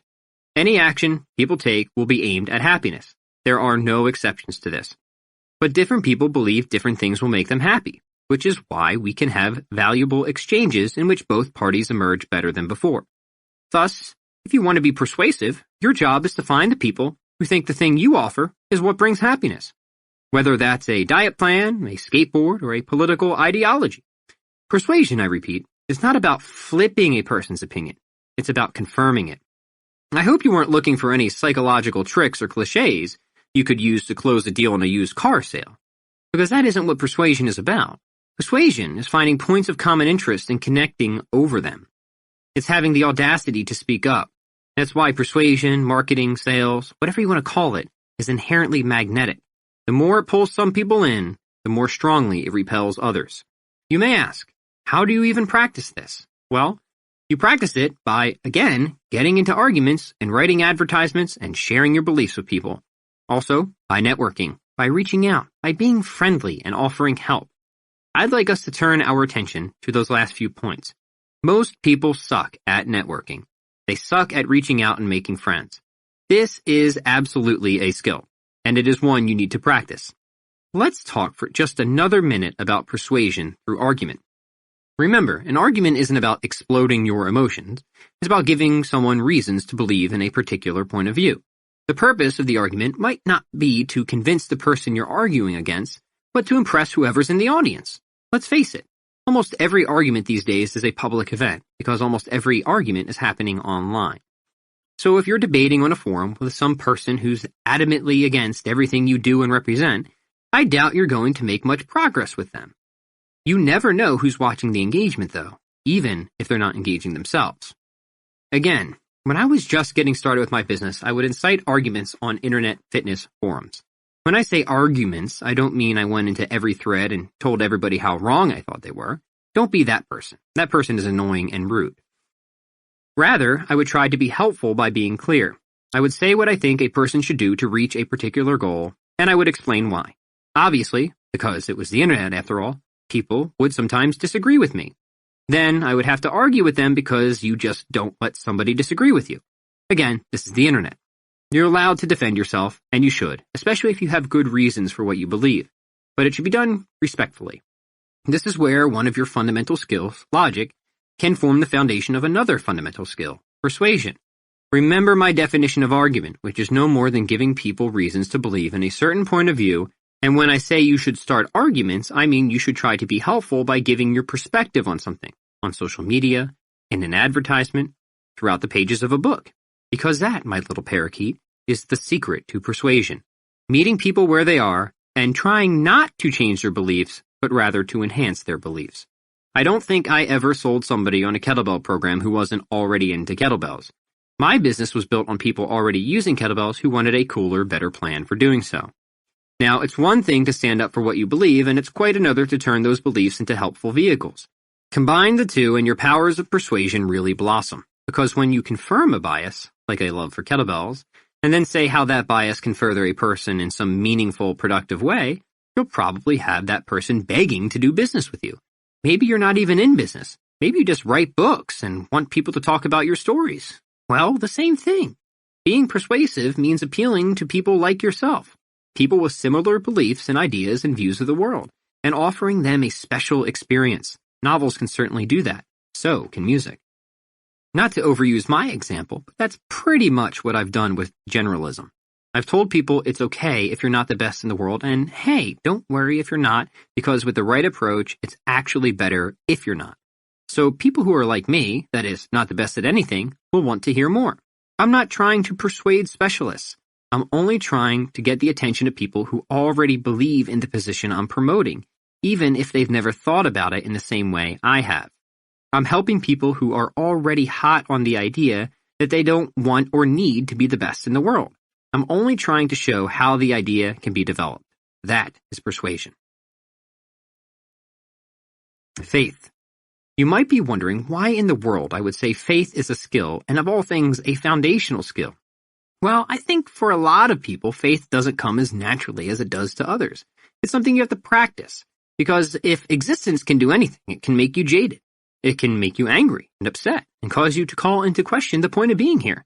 There's a lot of, go ahead, call it what it is, bullshit, that goes on in our lives, a lot of stuff that none of us particularly like or can make sense of. For example, deer ticks. But also the nuclear arms race, polio, and smog. All of these are seriously awful situations, and sometimes such things make you wonder whether this is all just one big put-up job. It's no wonder nihilism is growing. I spent a few years in that department myself. It was certainly an experience. So yes, I would say faith is a skill, and I think it's a necessary one. I think people sometimes equate faith with credulity. Oh, you just believe things without evidence. But that isn't what faith is. At least that isn't what faith should be. This is why I like St. Thomas Aquinas with his preambles to faith, or what he would call philosophy. Essentially, he says, here are the reasons we have for believing the world isn't just some random, pitiless accident, and why we can trust in God's plan. Now, let's figure out what to do about it. Aquinas' whole point, though, was to show that faith was meant not to be infra-rational, but rather supra-rational. That is, on the far, not near side of reason. Faith, in other words, is simply trusting in that which you have good reason to believe. Many subsequent philosophers agreed. This was a turning point for me, because for most of my life, I was anything but a person of faith. I was indeed a person of science, of facts, and of reason. Faith just seemed like unnecessary woo-woo. If it couldn't be measured empirically, then what was the point? Or so I thought. Then one day I got into an argument with a religious person, as I called people of belief at the time, and straight away we quarreled over the existence of God. I accused him of believing in things with no evidence, and he responded by asking what sort of evidence I required to change my mind. I said something scientific would be nice, don't you think? He replied that I simply had made a category mistake, and that no clear-thinking religious person sees God as just another entity within the universe, some big bearded warlock in the sky twirling his beard or twisting his ring. So to expect to detect him empirically is to have a fundamental misunderstanding about who God is, to be arguing against something that God is almost certainly not. He said if God is anything, he is the ultimate sole reality, timeless, spaceless, possessed of intellect and will, and so on. An extremely simple but extremely powerful mind, in other words. God in principle is not some thing to be found under a microscope. And there went my spaghetti monster argument before I could even present it. He then trotted out a series of logical arguments for the existence of God that I had never heard before. Arguments that were altogether convincing. Arguments that I didn't even know existed. Now, I don't recall how particularly convincing I found them at the time, but they did cause me to see there was another side of the story, one I had somehow successfully avoided, maybe because I just never wanted to believe in something like God. Long story short, I studied the other side, and after many years of doing so, reached the conclusion that there was in fact good reason for believing in something greater than myself. That's where faith comes in. We can't prove the transcendent, whatever that may be, at least not scientifically, because the transcendent is by definition beyond the purview of science. But we can at least make it reasonably acceptable and likely, or as philosophers like to put it, more plausibly true than not, and that's all a good argument is for. All this, of course, is a return to logic. It's important once again to note that faith is not below reason, but rather above it. Again, faith is on the far, not near, side of logic. And that's why it's a skill. Anything less is credulity, maybe even gullibility. In trying to figure out what faith is, I've decided it can be nothing more, and certainly nothing less, than trusting in that which you have good reason to believe. But you still have to take that wee bit of a leap. You still have to trust in that which you have good reason to believe. It's like being married. I can't verify that my wife loves me, at least not empirically, and to even suggest conducting such an experiment would cause me a considerable amount of grief. But I have good reason to believe that she does, in fact, love me. I'm trusting in that which I have good reason to believe. There is one problem with having faith that I forgot to mention, and that problem is this. As soon as you believe in something greater than yourself, you must accept there's a reason for being here that transcends your selfish little ego. That means it can no longer be just about you all the time. It now must be about something else and something more. Life probably isn't about how much money you can make or how famous you get or how many awards you acquire. Faith takes not only practice to have, but practice to live out, since true faith, true belief, means turning yourself over to some greater plan, becoming an instrument, if you will, of divine intercession. While I was writing this book, there came a point when I was extremely annoyed. Resistance was high, deadlines were tight, patience was short. So I was a bit snippy with people and not quite as polite as I should have been. I decided to take a break that day to visit a local church to see if I could pray it out, a practice I wasn't particularly sold on at the time. On my way to the church, I nonetheless asked God if he wouldn't mind sending a spiritual pick-me-up. I requested something nice, something cheerful, like the sighting of a dove, say. I told God things were a little stressful right now, so if he could work this one small favor for me, well, that would be nice. And how did God respond to this? I'll tell you.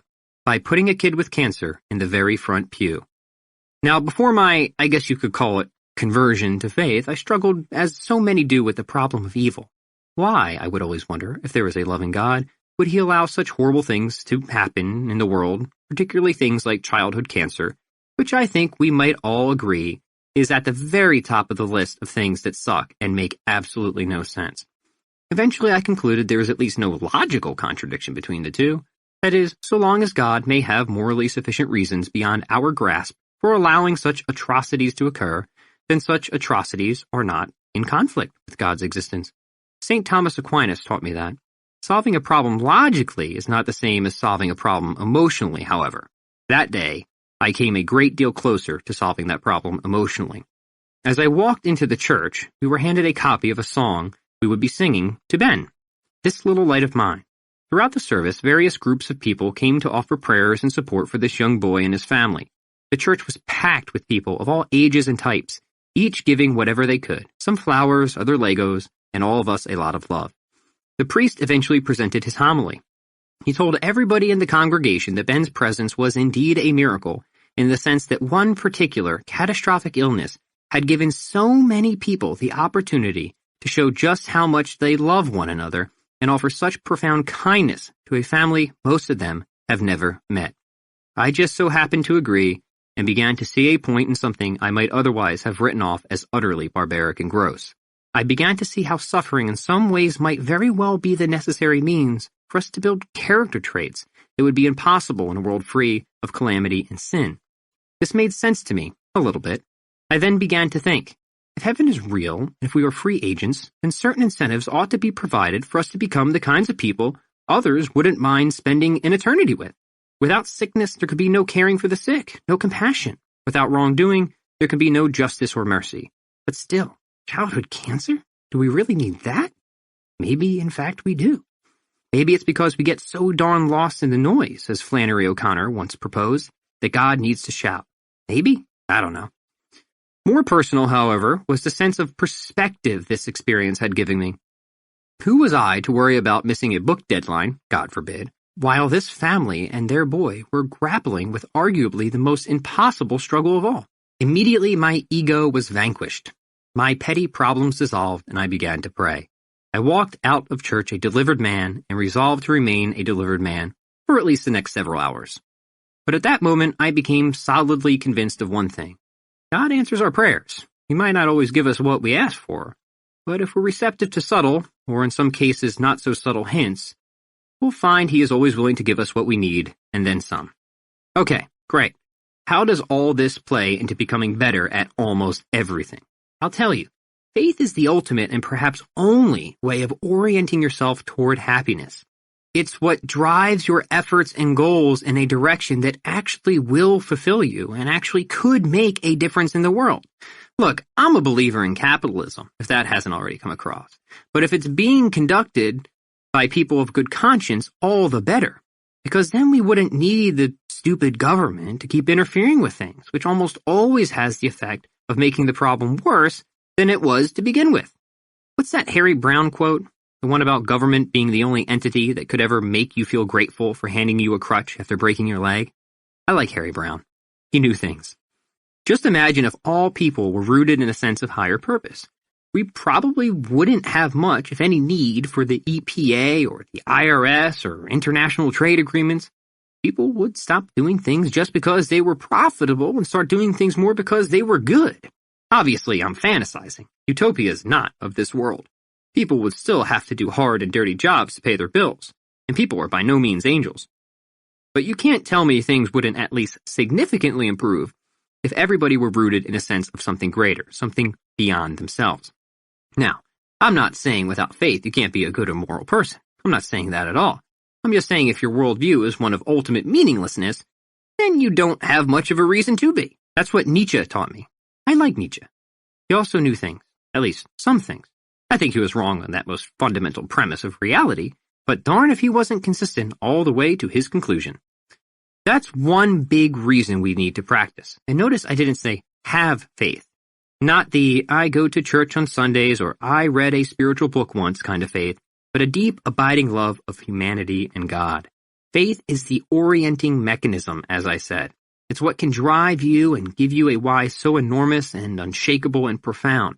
You're not working out just because you want a set of abs or learning guitar just so you can get with groupies. No, you're doing things for reasons so much more meaningful than that. You're building a skill stack so you can change the world, even save it, and serve some greater purpose in life. Having a why, having faith, is what will keep your butt in the chair or get your butt to the gym. You've got to offer it up. Now, take it a step further. Faith compels not only trust, but virtue. In other words, it's not just about what you believe, but also about the kind of person you become because of that belief. This again is very Aristotelian. Aristotle argued that the point of knowing and making and doing good things was, at least in part, to build positive character traits. You do good things because doing is becoming. Therefore, morality is about not only the acts you perform, but the sort of person you're shaped into because of them. Here again is where faith can either help or hurt, depending on how well you understand it. You want to do the right things, but you also want to do them for the right reasons. Because good acts without good intentions don't make a better person, do they? You've got to want to do the thing you're supposed to do, if you get what I mean. For me, that was always the hardest part. I was charitable before I had faith, I just didn't particularly want to be. Mostly my generosity was driven by my desire to buy myself a good night's sleep. Now it's driven by love, mostly. I had to work at that, and I'm still doing so. It's part of my spiritual practice. We can argue that at the end of your life, faith is the only skill that's going to matter. Ninja skills, writing skills, your ability as a salesperson, none of that is coming with you. And neither is your Beanie Baby collection, your bank account, or that Cayman GT4. What you will be remembered for is the person you were and how you affected others. This point was made painfully obvious to me when my grandfather passed. He was a man I never considered to be the epitome of success when I was growing up. He had a lower middle-class job and lived in an upper lower-class neighborhood. He never seemed to aspire to anything. But that's only because I had the wrong view of aspiration. My grandfather aspired to everything because he aspired to love people and be a man of faith, and he accomplished both. He was the one who always held me on his shoulder as a crying baby, came to all my sporting events, however insignificant, volunteered constantly at charity events, and never missed a Sunday sermon. His was the most crowded funeral I ever saw. People lined up around the building like at a midnight premiere for a summer blockbuster. And that's when I realized he had a skill that was fundamental and essential and utterly lacking in my own life. If I had died that day, I doubt if even most of my own family would have shown up. For me, the line would have been like one at a matinee of a movie that's been out for 3 months. My grandfather taught me that faith was not just believing, but also trying really hard to make good on those beliefs, no matter how many times you fail or don't live up to your own expectations. We're all going to fail, and to some extent, we're all going to suck at having faith, especially at first. But that's what makes it a skill: repetition and resistance, integration over isolation. Just start with small acts of goodness and giving. Bring water to the thirsty and food to the hungry, and offer somebody who looks downtrodden an unexpected compliment. Meditate and pray at home or in church, and then bring your faith out into the world. Then take on more challenges. Maybe work a mission trip in there somewhere. Or, here's a challenging one: tithe. Let me tell you, tithing is tough. You have all these plans for the money you're making, vacations, retirement, clothes, whatever, and then you go and just give it away? Don't tell me that's an easy thing to do. Maybe for some people it is, but certainly it wasn't for me. Don't tell me faith isn't a skill. Yes, make gobs of money doing good and then give gobs of money away to an even greater good. But don't stop there and don't be afraid to get your hands dirty. Go out and do the good acts yourself. Prep the meals, visit the poor, wash the feet of some very sick person. If you tell me these things are hard, I'll tell you, I know. Honestly, I'm not trying to be pushy about religion, which reminds me, a friend of mine goes to a church whose motto is friendly but not cultish. I like that. I think it makes sense. That's another person who knows this. Whatever religion you are, or whatever religion you aren't, faith should be attractive because it's beautiful and because of the good things it gets people to do and because of how it brings people together. You don't believe in God because you want eternal fire insurance. That's not what faith is about. You believe in God because you love the world and want to save it and because you love Him and everything He's given you. Faith will stop you from taking shortcuts. Faith will give you the framework you need to engage in fulfillment. If you need a practice plan, start with this. When you meditate or pray in the morning, you don't need to make it just an exercise and focus. You can make it a spiritual workout as well. Start there. Here's a few quick ideas to build a spiritual practice. First, morning meditation. Spend 5 to 15 minutes in mindfulness meditation. Use a guided app to get started if you need. The skill being developed is focus, and the benefit is presence and awareness. This will flow into all the rest of your life. Be sure to do it every day. Second, mid-afternoon affirmations and prayers. Whatever your religious orientation, prayer is a powerful and transformative practice. Affirmations also tend to work well. So spend 5 to 15 minutes on prayer every day, whether reciting affirmations, chanting mantras, praying the rosary, or praying in whatever way your religion suggests or you feel comfortable. I prefer to do this in the mid-afternoon, though I will sometimes stack this with my morning meditation session. Prayer, I found, can often be a steadying force to lead into meditation. There are no strict rules here, aside from that you should try to stick with one prayer or form initially in order to set up a pattern for yourself. Lastly, evening journal sessions. Finally, spend 5 to 10 minutes every night reflecting upon your day in a positive manner. Don't just record what you did. Rather, explain why you're grateful for whatever happened. This simple exercise gets you in the habit of seeing the good things in life and seeing that life itself is good. A much-needed habit in a society that constantly slams us with bad news. For additional reading, I recommend Mere Christianity, also by C.S. Lewis. Chapter 6. Skills you may be interested in, but may not need. This next step is easy. Start getting good at the things you want to get good at. This is not so much a next step as it is a simultaneous step. There's no reason to wait to develop your interests. The meta skills, while foundational, don't have to come first. It's better if they come sooner than later, but this is why we have a practice method and short-term specialization and all that, so we can get better at many things instead of just one. What are your interests? What do you want to get better at? There are no rules here, really. The only thing I would suggest is this. If you're going to get good at something, make it something you want to get good at. That sounds like a truism, and that's because it's true. Remember when we talked about discipline and how the only way to develop discipline is by practicing discipline, and the only way to practice discipline without already having discipline is by doing something you like? Well, it's time to find that something you like. When I was growing up, I went through a long stretch of being a seriously bad student. I'd skip class and refuse to do homework. Once, I got in-school suspension for showing my underpants to my German teacher. Some thought I was a degenerate. The truth is, I wasn't so much a degenerate as I was disinterested in all the subjects I was supposed to learn in school. I didn't really care about calculus. I didn't really care about German either. Looking back, I wish I had paid better attention to both because now I see the value in these things. Well, maybe not German, but French would be nice. Unfortunately, nobody ever taught me that math was a way of learning logic. Instead, math was just a way of learning math, which I thought was a skill with limited value when it came to high-level branches such as calculus. I would have been interested in logic. Maybe. It's easy to say that now. Mostly back then I was interested in music. This is why, even as a terrible student, I'd spend hours practicing guitar. It wasn't that I didn't have any motivation. It was just that my motivation chased a separate set of interests than what was being taught at school. This is what I want for you. I want you to develop whatever makes you most excited.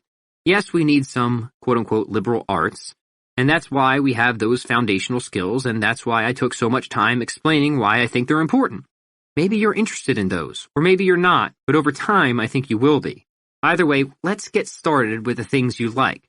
What do you like? Woodworking, painting, gardening, cooking, training dogs? You can make a business out of just about anything you can be good at. Well, let's return to music. Let's say you're interested in drums. Or, you know what? Scratch that, guitar. Drums are cool, but I know guitar, so let's go with guitar. Say you want to make music and you want people to pay you to do it. And say you want to grow your hair out and get it highlighted. I think that would be just fine.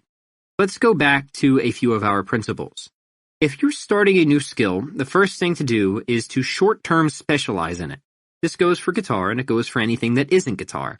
I would say you should dedicate at least an hour of practice a day to anything you're short-term specializing in. That's a reasonable start. You could do more, depending on the skill, and in some cases, you could do less. There's not an exact prescription for this. You need to use some judgment to decide how much practice is necessary and how much is too much or too little. When in doubt, ask somebody who's figured it out. Hire a coach, in other words. Now, let's consider integration over isolation. What kind of guitar player do you want to be? Do you want to be a rock player, a jazz player, a country guitar player, or maybe you want to be a generalist with your guitar playing? Certainly, I wouldn't argue against that. Still, you'll have to pick a place to start, so let's say you want to learn rock. Let's say that whenever you hear Metallica, it sends a yellow streak up your spine, because if something can get you going like that, it's a skill worth investing in. You probably think that it's cool and resonate with it. Imagine all the things in your life that do that. Maybe it's reading a piece of writing or watching a comedian or solving a math problem. I can't tell you what you might be interested in. I can only tell you how to get better at that thing once you've determined what it is. For me, there are now quite a number of things that fill me with giddy excitement. I'm not actually a huge sports fan, but I can see why people get into it. Debating, I love. Boy, do I get giddy when somebody gives a great argument on stage, something I only started to appreciate after I joined the debate team in middle school. What else? I get giddy over yo-yo tricks sometimes, though I'm not sure I get quite giddy enough to want to dedicate my life to learning them, but still, it's enough to cause me to learn at least a little bit. I get giddy over philosophy and science, and certainly I get giddy over growing businesses. Finally, I get giddy over God. Faith gets me triply giddy. These are my interests, most of them anyway. Now, it's time to identify a few of your own. You might not even know your interests at first. Maybe you have a few fleeting areas you're interested in, a few suspects in the lineup, so to speak. But maybe you're not positive because you've never spent time practicing them. That's the test. because to the extent you love something, you won't mind practicing it, despite the endless frustrations that are absolutely destined to occur. I remember watching a clinic by one of my favorite guitarists back in high school, and at one point someone from the audience asked him how he found so much time to practice guitar. He said, seeming almost confused, "Because I want to play the guitar?" To him, it wasn't a valid question. Of course he found the time to practice the guitar, because he wanted to play the guitar. How simple! I mean, of course. If you want to do something, you're going to find the time to do it. This isn't a question about making time or scheduling or anything like that. This is a question about what moves you. This is a question about what matters most in your life. Now, hopefully I've done a fair job explaining what should matter most in your life. In case it isn't clear, I'm not exactly a moral relativist.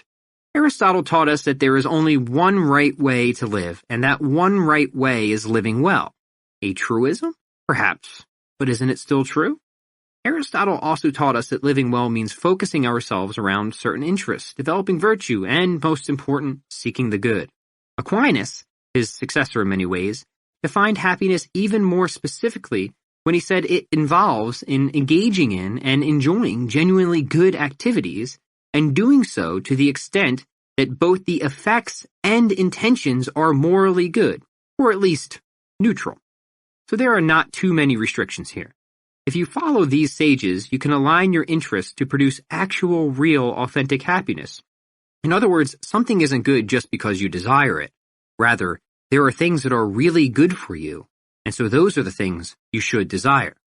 Aristotle said this: "He is happy who lives in accordance with complete virtue and is sufficiently equipped with external goods, not for some chance periods but throughout a complete life."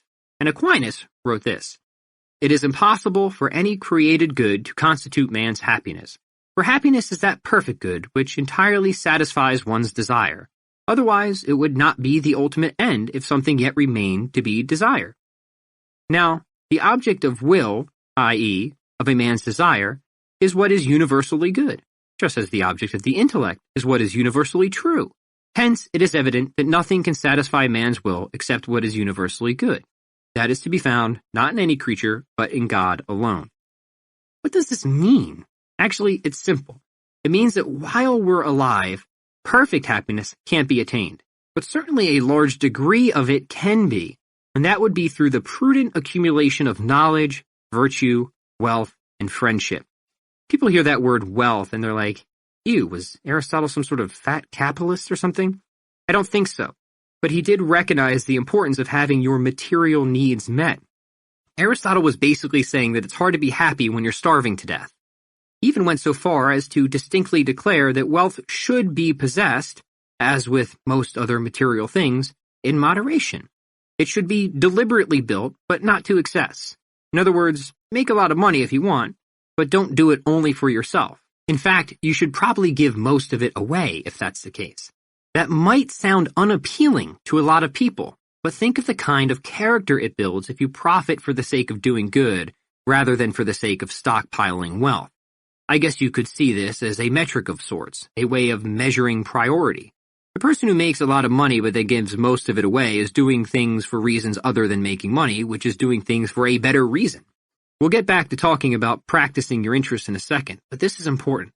I can tell you that Aristotle is absolutely right about this, because there was a time in my life when I had gotten pretty good at making money, and frankly, I still am.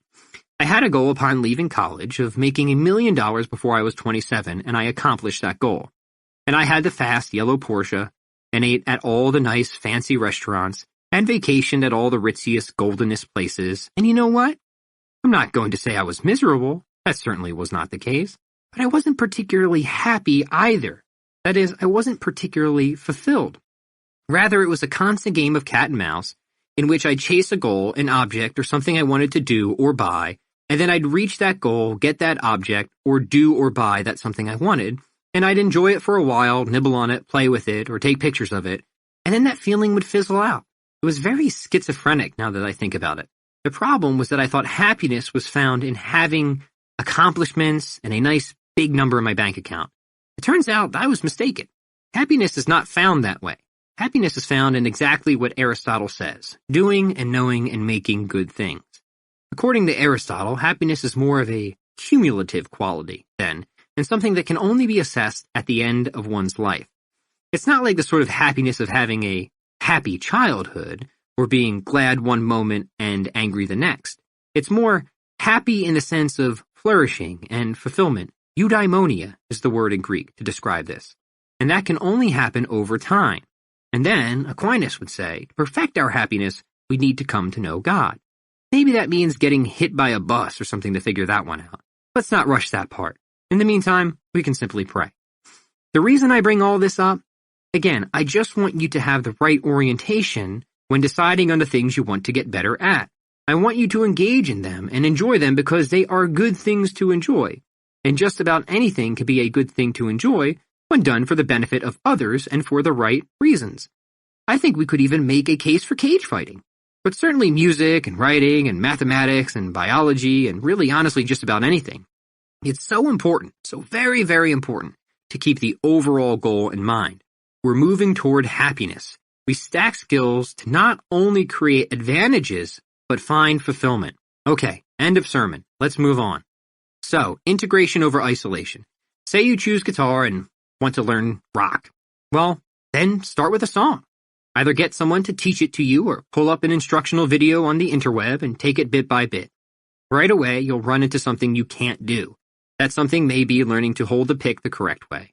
So you isolate that technique until you get it right, but don't rush. Skills take time to set in, and it's worth spending extra time on the basics. Your brain works very much like a crock pot in this way. You plop in all these ingredients by practicing them, and then at some point you just need to set it and forget it. Come back the next day and everything will have hopefully blended.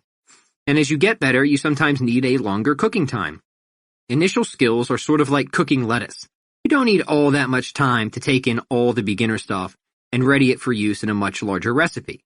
Later, you'll get onto roasting chuck, the higher level skills that take a lot more time to soften and set in.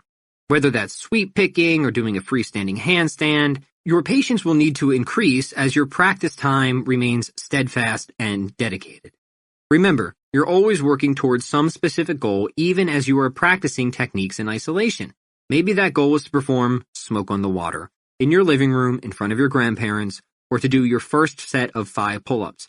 But whatever the goal is, be sure you have one and be sure you're working toward that goal in some capacity at all times.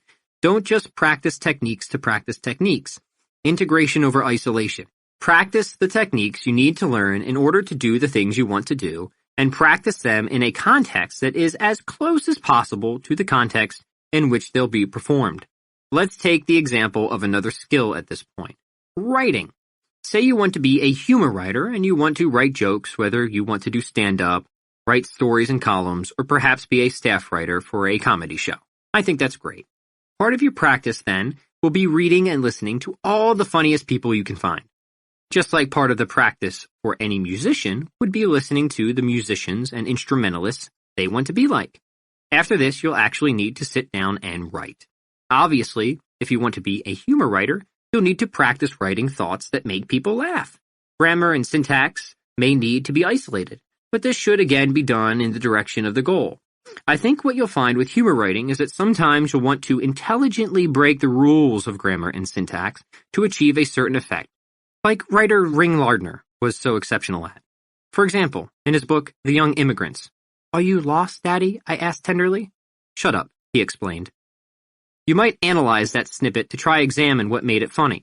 Part of it certainly would be the element of surprise. Nobody really explains shutting up to someone, do they? As if this needs to be explained. And such is the problem with attempting to dissect humor. It dies in the process. But when coming from the perspective of a kid, it kind of makes sense. It gave you an idea, though. Maybe you want to try to write a short story from the perspective of your childhood, and maybe you want to bring out the absurdities of family road trips.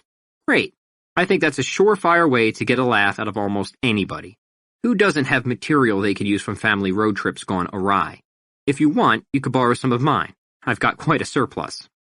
This is integration over isolation. You're practicing writing, but you're practicing specifically in the context you want to get better at.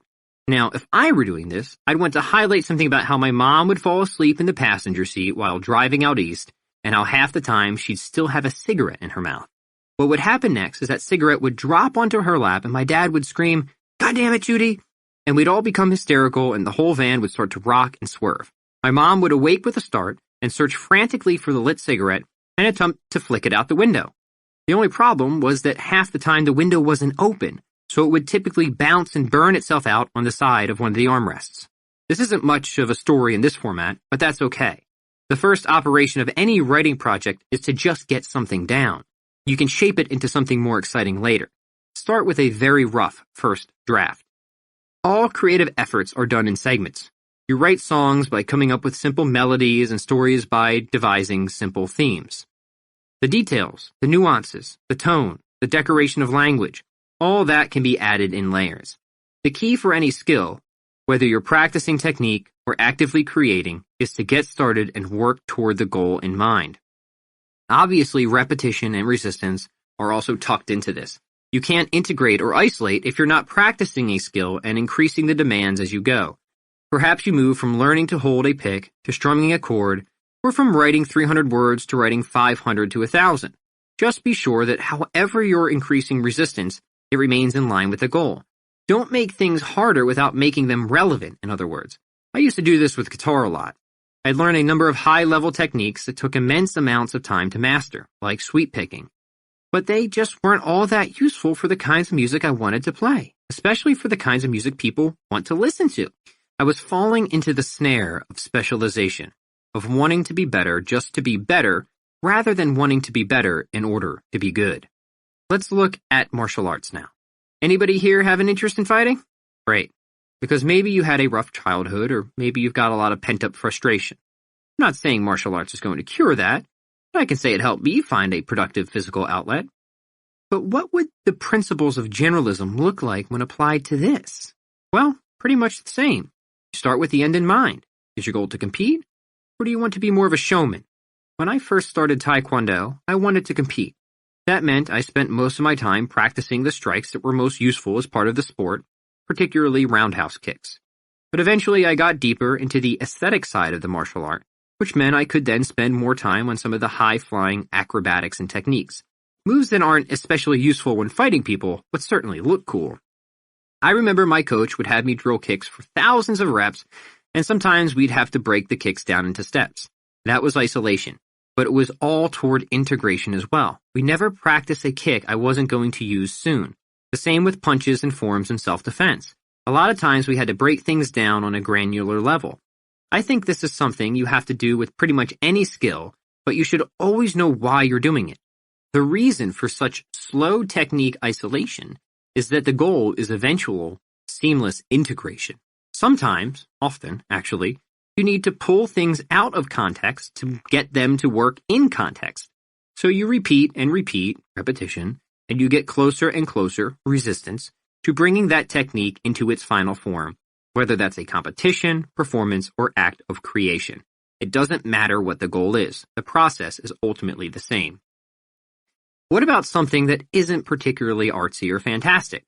I know I've talked a lot about activities that I'm personally interested in, but there are also a lot of things that I don't get particularly excited about, but maybe you do. For example, forensic analysis. Anybody here want to become a forensic analyst? No? Okay, yep. That's about what I would expect. What about a marine biologist then? Anybody got a thing for whales or tiger sharks? Sea stars, maybe? Let's say that you do. Because this is something I have no interest or ability in, but I assure you the principles of generalism still apply. Take the skill of dissection, for example. I don't particularly know how relevant this is to marine biology, but I'm guessing some marine biologists dissect things, and certainly dissection is a skill. I know because in second grade, I had to cut open an octopus. Frankly, it was disgusting. But I remember we started with just a small procedure for practice and then moved on to the final operation. We were isolating so we could integrate. I forget now what we were even trying to discover, but I remember distinctly that there was progression to it. There was a goal, and that goal was broken down into small little bits for us to practice. Obviously, none of us conducted a clean operation. One kid just put the octopus on his head and pretended it was sucking his brains out. This boy quickly became a classroom hero. It would be insulting to any great dissector to insinuate that a second grader could master the skill in just one lesson. I don't know enough about dissection to say how long this skill takes to develop, but I know enough about skills in general to say it can't be acquired overnight. The point is this: it doesn't matter what you're interested in. The only thing that matters is that you figure out how to apply the principles of generalism so you practice it in the most efficient way toward the outcome you want. And you do so while keeping the bigger picture in mind. In some capacity, you remain oriented toward happiness and flourishing and helping others. Finally, as you build your interests on top of the foundational skills we covered earlier, you'll develop a strong and sturdy base from which to launch a career or a business. There is one last remaining element, however. Even if you build those foundational meta skills to prepare and direct yourself, and even if you get really, really good at things that interest you on top of that, there often remains a chasm. That chasm is the gap between taking your good to great ability and combining it with all the other skills you have, and then bringing it forward into the world and, preferably, getting paid to do so. And it is to that particular topic that we turn now. Chapter 7. Skills you may need, but may not be interested in.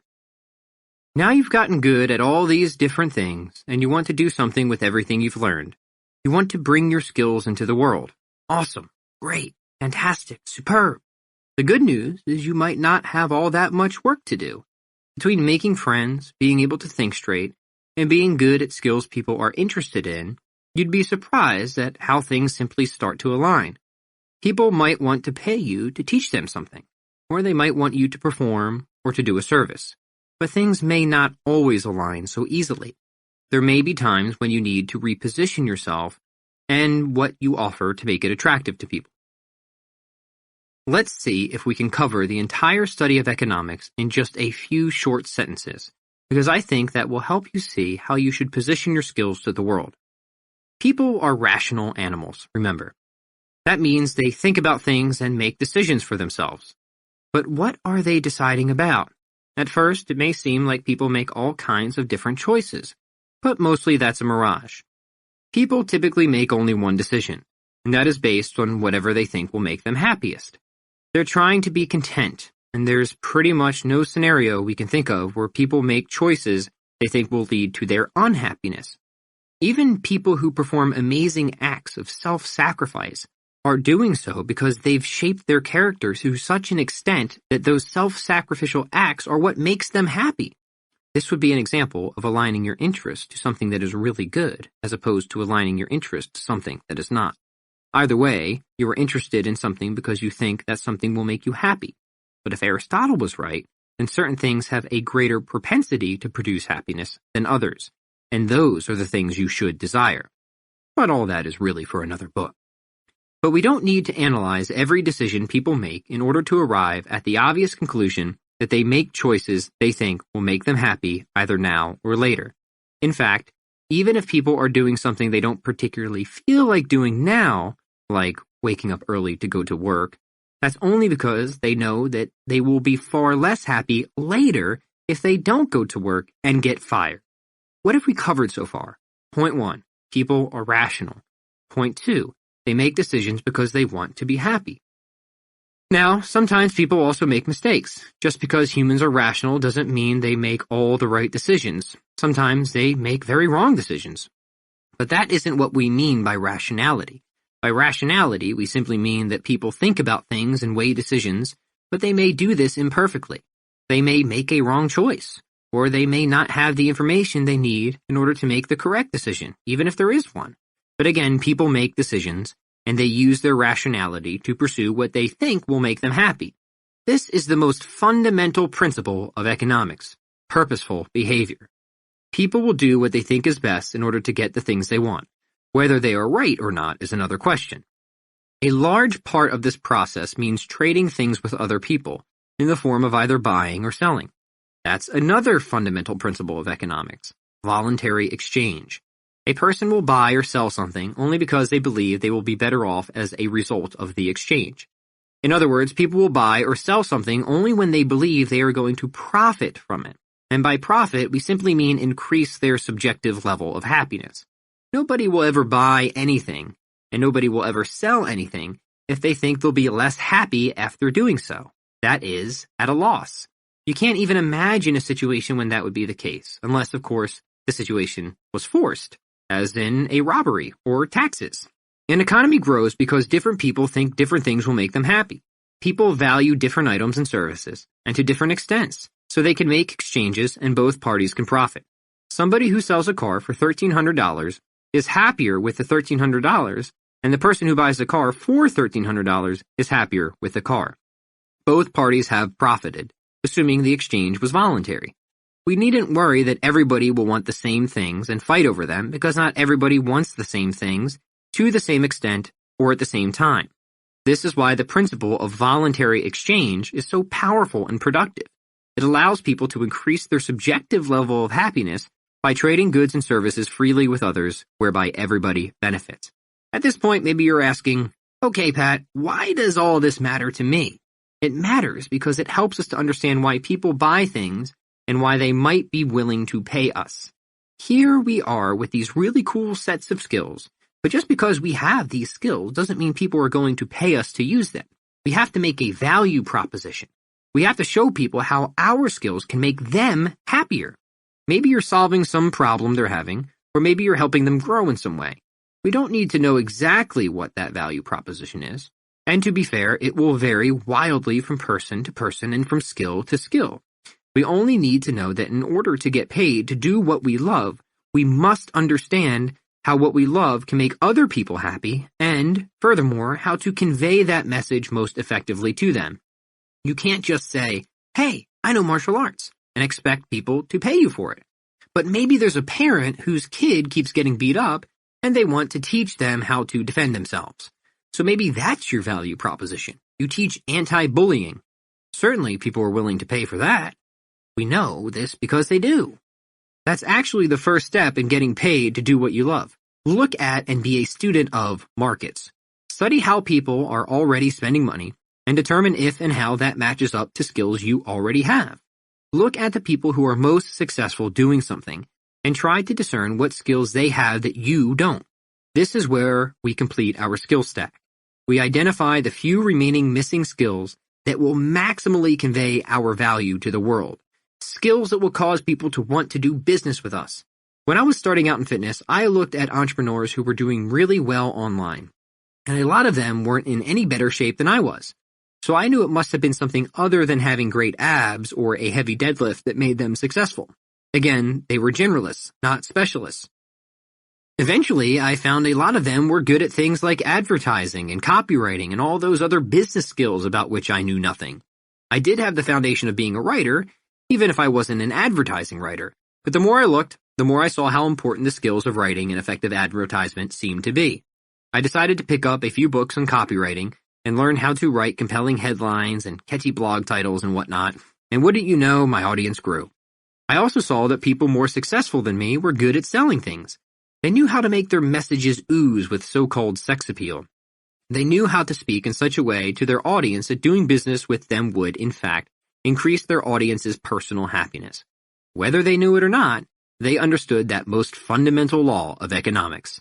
They knew about human action, and they knew how to attract it. They knew how to make and offer programs, services, or goods that spoke directly to the problems people looking for fitness solutions wanted. Their messages were so targeted, so precise. It's no wonder they were successful. I knew I needed to learn about copywriting and how to sell things. I knew I needed to learn how to make my value known. Because that's all selling is. It's positioning what you have in such a way that people see it as an answer to their problem. Almost everybody has a problem that somebody with a particular skill has the power to solve. The only problem, for you anyway, is that most of them don't see it that way. Your job is to make them see it that way. I was already good at writing and fitness, but I sucked at sales. So this became a need-based skill for me. It became something I needed to get better at to make a living by doing what I loved. That's why I studied it, and maybe you'll need to do the same. I'm not saying selling is a fundamental skill. I think it's a need-based skill. Not every successful person is also a phenomenal salesperson.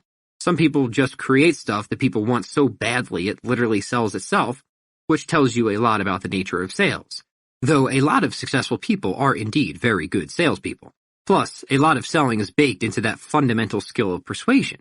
Selling focuses more on specifics, like how to price goods or services, and how to position yourself in a specific market or environment.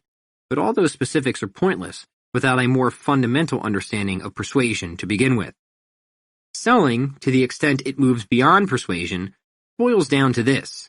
People pay only for the things they want. If you hope to be successful, you need to sell the things that people want. It doesn't matter how persuasive you are otherwise, how many people like you and want to hang out with you or come to your birthday party. If you're not selling something that solves a problem for people, ain't nobody gonna buy it. The best advice I can offer about selling isn't to study high-pressure sales techniques. Rather, it is to focus your saleable skill in a way that will make it of interest to other people. In other words, give the people what they want and are asking for. Try to make something so attractive that it sells itself. Now, generally, that isn't going to happen, but it'll make your sales job a heck of a lot easier. In some cases, people may want something not because it's entirely necessary, but because it's tied to some sort of social status. For example, the iPhone, whatever version it is now. The fear of missing out is a major motivator for a lot of people. People often want what almost everybody else has, even if that thing isn't needed for a good or happy life. Think first about what you love and how you can use it to help people. If you're a writer, what can you do to sell your writing? Because, let's be honest, it might be difficult to become famous from a novel before anybody's ever heard of you. What if you taught writing courses or wrote advertisements or something like that? That at least offers a service to fulfill a demand and could provide the income and exposure you need to launch that novel you've been so desperately scribbling. You have to think creatively, just like you do in your writing. This is what generalism is about, and it's what can help you break free. Sometimes you use one skill or subset of a skill to subsidize another. I've used my more sellable skills of fitness and writing to subsidize my, I'm not going to call it music career because it's not really a career, but let's say musical activity. I've been able to get a good amount of attention for my music, not because I started as a musician and grew an audience by playing around in some grungy old bar bands, but because I built an audience from my stack of skills in fitness and writing. I've used my music on a lot of my workout videos, and over time people started asking who the artist of a song was. I pretend not to be too excited when I said it was me. Same thing with the book you now hold in your hands. There's no way I would have been able to make this a noteworthy endeavor without first having established myself in some more specific capacity. I needed fitness to make myself known before I became the guy who talked about generalism. I guess the point I'm making is that with your skill stack, you need to start by selling what people want to buy, not what you want them to buy. Then, over time, as people come to know you, like you, trust you, and so on, you can shake the system up a bit. At that point, they become more invested in you as a person. At least, hopefully that's the case, assuming you've done a good job and delivered the goods. I'll give you another example. A friend of mine sells a lot of albums as a solo guitarist, and people are always asking how he's been able to make a living from that. His secret was that he didn't start by selling albums. He started by having a YouTube channel that taught people how to play the songs they wanted to learn, and then offered courses doing the exact same thing. Because he provided people with what they wanted, guitar lessons in some capacity, they came to know and enjoy him and his style. And as soon as that started to happen, they began purchasing and reviewing his albums and talking about them. People on the outside thought he got lucky. He didn't get lucky. He provided value, and eventually that value was returned to him. He was, and is, a remarkable generalist, very skilled in online advertising and marketing. All his skills helped build his presence on YouTube, and all his skills eventually funneled back into doing the one thing he wanted to do more than anything, create and sell his own music. But notice the compromise. Notice that he wasn't content to just make it selling music online. Music that was very good, music that probably almost nobody would have ever discovered if he simply decided to put it out there. Rather, he was willing to accept reality and position his skill in the most helpful way possible to build an audience. After he did this, people discovered his music because they had already discovered him. And notice the skill stack. He was great at guitar, great at online advertising, and pretty good, but not great, sorry Bob, on camera. These few simple skills, when combined, made this once poor and shabby guitarist into a millionaire.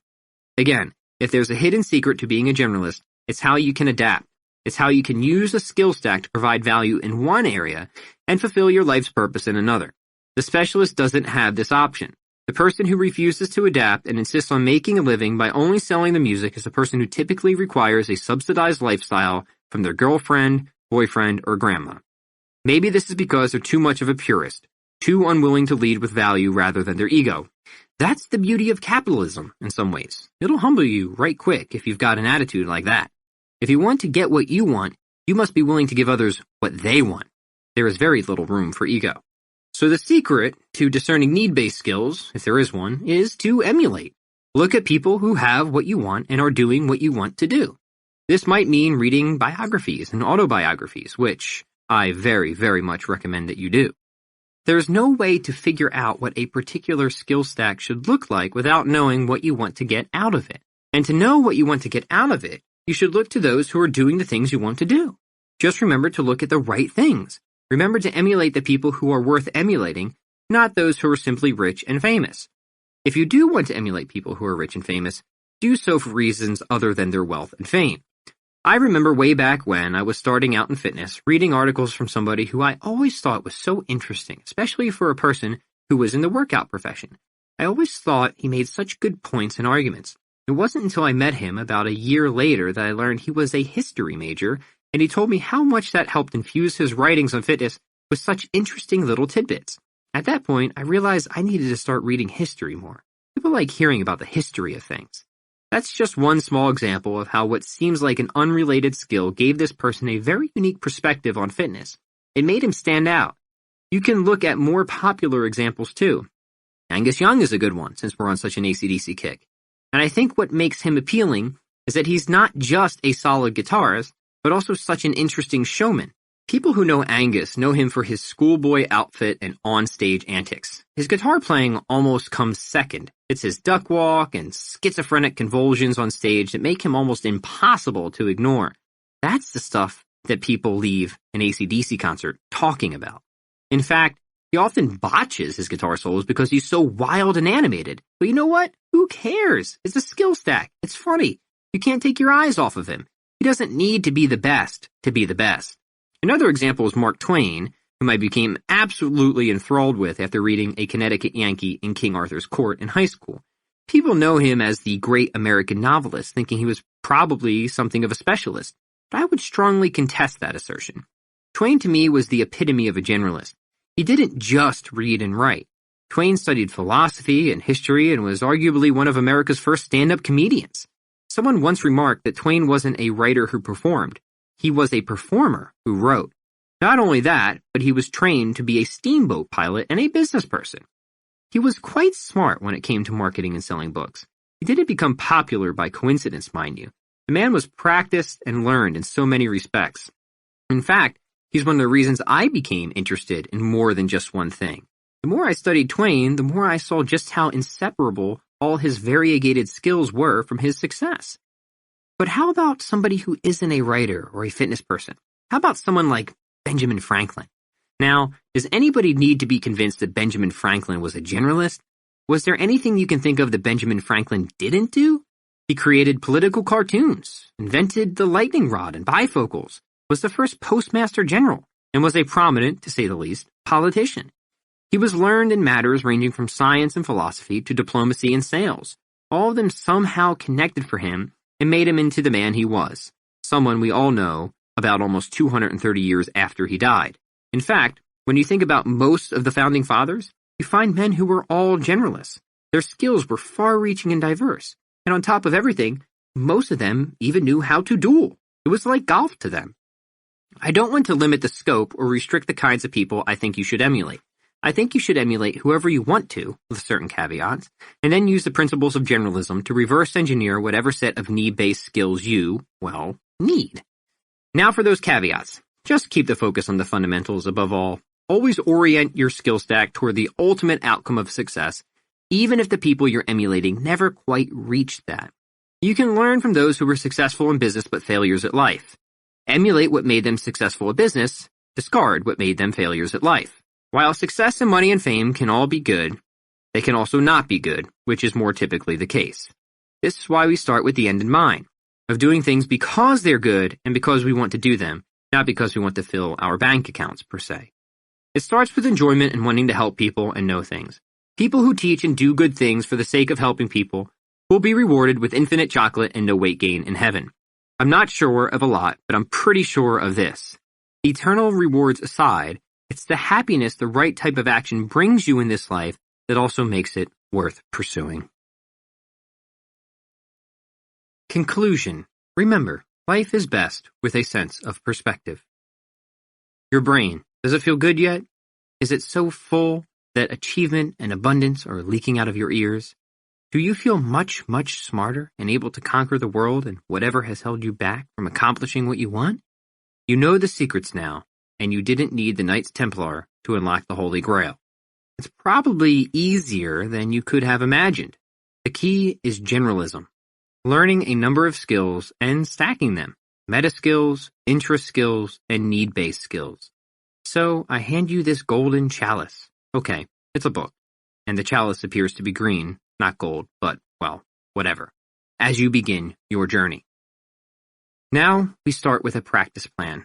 We treat our schedule like we would a day in school, like we're students again, this time in the world school system. There are just different subjects to learn, which means we need to set aside the time to practice them, even if we don't practice them all at the same time or for the same amount of time. If you ask me, I think this is tremendous fun. I think you will find it to be tremendous fun also, especially once you start to find enjoyment within the process. You will achieve concrete outcomes. Don't worry about whether this will happen, as they're inevitable with the process. When you practice writing, things get written. When you practice martial arts, people get judo tossed. If people fail to produce outcomes, it's because they fail to adhere to process. And they fail to adhere to process because they don't enjoy it. They do it for the wrong reasons. I can already hear some objections burbling. How am I ever going to find the time to do this? I have a job, and kids, and all these other commitments, man. But what did I say earlier? This isn't a matter of time. It's a matter of priority. I can't help you find the time. I can only help you look within yourself to see that your self-actualization, your nibbana, if you will, is so important that any excuse not to make the time is simply invalid. You will always fail to make the time as long as you continue to make that excuse. It's like the guitarist who raised his eyebrow in confusion when somebody asked how he found the time to practice as much as he did. He found the time to play the guitar because he wanted to play the guitar. It's not a tautology so much as a truism. Before we go on, this is something you need to answer for yourself. Do you want to get better at things? Are you willing to make a mess and get lost? If the answer is yes, then it doesn't matter how little or how much time you have. People get things done with full schedules and busy careers and a lot of kids. They get up early and they stay up late and use instant coffee when they need to, because they want to get better and they want to do things. Now, I can't get you to see that being better and doing things is important. I can only tell you it's important and hope that you see my point and don't have to learn these lessons by putting off life until you're 97 and regretting everything. I don't want you to regret everything. I don't want you to regret anything. I want you to finish your life knowing you did the best you could with what you had, because that's enough. But anything less isn't enough. Then you're not fulfilling your nature. You're not acting according to reason. You're not doing the things that God put you on the planet to do. This, of course, to pursue our own human flourishing, would be your ontological duty. As for the fundamentals, you should start the day with meditation and reflection and prayer. You could also exercise. Then you should do whatever you're specializing in. Devote your biggest and most productive chunk of time to that. Often this will be an interest skill, but not always. Sometimes you need to specialize in the fundamentals or need-based skills, especially at first. Not every class, in other words, needs to be the same length, especially not since you're essentially homeschooling yourself. Classes should be whatever length they need to be to maximize efficiency and effectiveness of practice. Sometimes shorter is better, sometimes longer is better, but it should always be the least you need, because if you give yourself too much time to do something, you might spend a lot of that time with your hands in your pants. Do you think Aristotle would be happy to hear about that? I don't think so. Personally, I think Aristotle would be very displeased. Guilt is good, but deadlines can also help keep your hand out of your pants. Don't give yourself any longer than you need to be productive at the task at, hesitating to say, hand. Clearly, it would be impossible to set a specific time frame for how long you should practice each skill. But again, this is where you look to other people for guidance. See what the teachers say. This stuff really isn't all that hard to figure out, I assure you. If you think it's hard to figure out, you're probably just being lazy. You're using lack of information as an excuse for not getting to work. Which brings me to another important point. Information as an excuse. It seems that a lot of people believe they aren't succeeding because they don't have enough information. Some of the time that's true. A lot of the time, however, they have more information than they know what to do with. I know this almost as much as I know how to eat and breathe, since through all my years as a fitness coach, the most common complaint from people was that they had so much information that they didn't know where to start. There's just too much information, they would tell me. It's all so terribly confusing. When I first got into fitness, I remember being so enthralled by the sheer amount of information on the internet. I was so excited at the prospect of getting in shape that I'd spend hours a day reading articles and watching videos to learn as much as I could on the subject of exercise. And while I certainly learned a lot, I also absorbed no shortage of pseudoscientific twaddle along the way. I took in more than I needed to get started and get ahead, and there even came a point when I spent too much time reading and too little time doing. A lack of information became an excuse for what was really a lack of work ethic. I didn't need to know more. I needed to do more. I needed to stop reading so many damn fitness articles. I see this a lot. People spend hours reading all the countless articles on exercise and nutrition, and that's all well and fine until they forget the fundamentally more important aspect of self-improvement, actually practicing the thing they want to get better at. Read all the articles you want, but at some point you're going to have to squat if you want to get stronger. Watch all the handstand tutorial videos you can find. But only turning yourself upside down on a regular basis will cause you to finally master one. Burn through every business book you can get your greedy little hands on, but you're not going to make $1 until you actually attempt to sell something. I've come to appreciate this seemingly obvious but often overlooked notion, the so-called low-information diet approach, in which you willfully limit the amount of time you spend acquiring information about something, hopefully, forcing yourself to spend more time implementing the information you already have. Again, integration over isolation. I found this approach to be virtually foolproof for calling yourself out when you should be practicing, but instead think it's somehow an adequate substitute to just read up more on the thing you're neglecting to do. And this is true for nearly any skill, by the way. For example, I used to fall into this trap constantly when learning the guitar. I'd put off practicing and act as if watching guitar clinics online would accomplish the same thing. Funny how even though I learned things, I never seemed to improve until I stopped watching so many damn guitar videos. This is normally where I'd sit a person down and say, "Listen, my little iguana, the problem isn't that you don't have enough information. The problem is you don't know how to take action on the information you do have." This is where we go right back to that fundamental principle of generalism, integration over isolation, and go to that low information diet for a while. That's where we consume just the minimum amount of data we need to get to work and then do exactly that. And only when we feel we really and truly need more information to move ahead do we seek it out. Otherwise, we keep our information intentionally limited. I think people like to hoard information because it gives the illusion of progress. That may be the case if you're studying history or something, but it certainly isn't the case with any skill that requires perspiration. For most skills, you want to put action above information. You want to do more doing than reading. None of this is to say I have something against reading. I read quite a lot. And that's because I write quite a lot. So reading is a part of that practice. I'm also reading only the type of material I'm attempting to write myself. Integration over isolation. I'm not reading to acquire information just for the sake of saying I know things. I'd rather people say I can do things because of what I know, not just that I know things. Yes, some skills may require more initial information than others, but the goal should always be to spend less time seeking information and more time putting it to work. Be a minimalist. Start with the fundamentals and take action as early as you can. Ah yes, to be a minimalist. This brings us to our final point. It seems to me that if there's anything left to figure out, it's how to bring it all together. I can't tell you exactly how to do it, since I can't know how long, or in what order, or in what way you should practice all the specific skills you personally want to get better at. But I can give you a mindset to go along with the approach I already presented. Let's talk about minimalism. Minimalism is doing the least you need to get from A to B and not a follicle more. That is, a minimalist is someone who finds themselves at the crossroads of effectiveness, doing the right things, on the one hand, and efficiency, doing things right, on the other. I say this as a mindset, or rather, an intention, because it's impossible to achieve perfect minimalism. No person can ever be perfectly effective and perfectly efficient in the way they practice, but every person should at least strive to be. To be a minimalist, you set hard and pressing deadlines. You don't give yourself any more time than you need, and in some cases you give yourself dramatically less.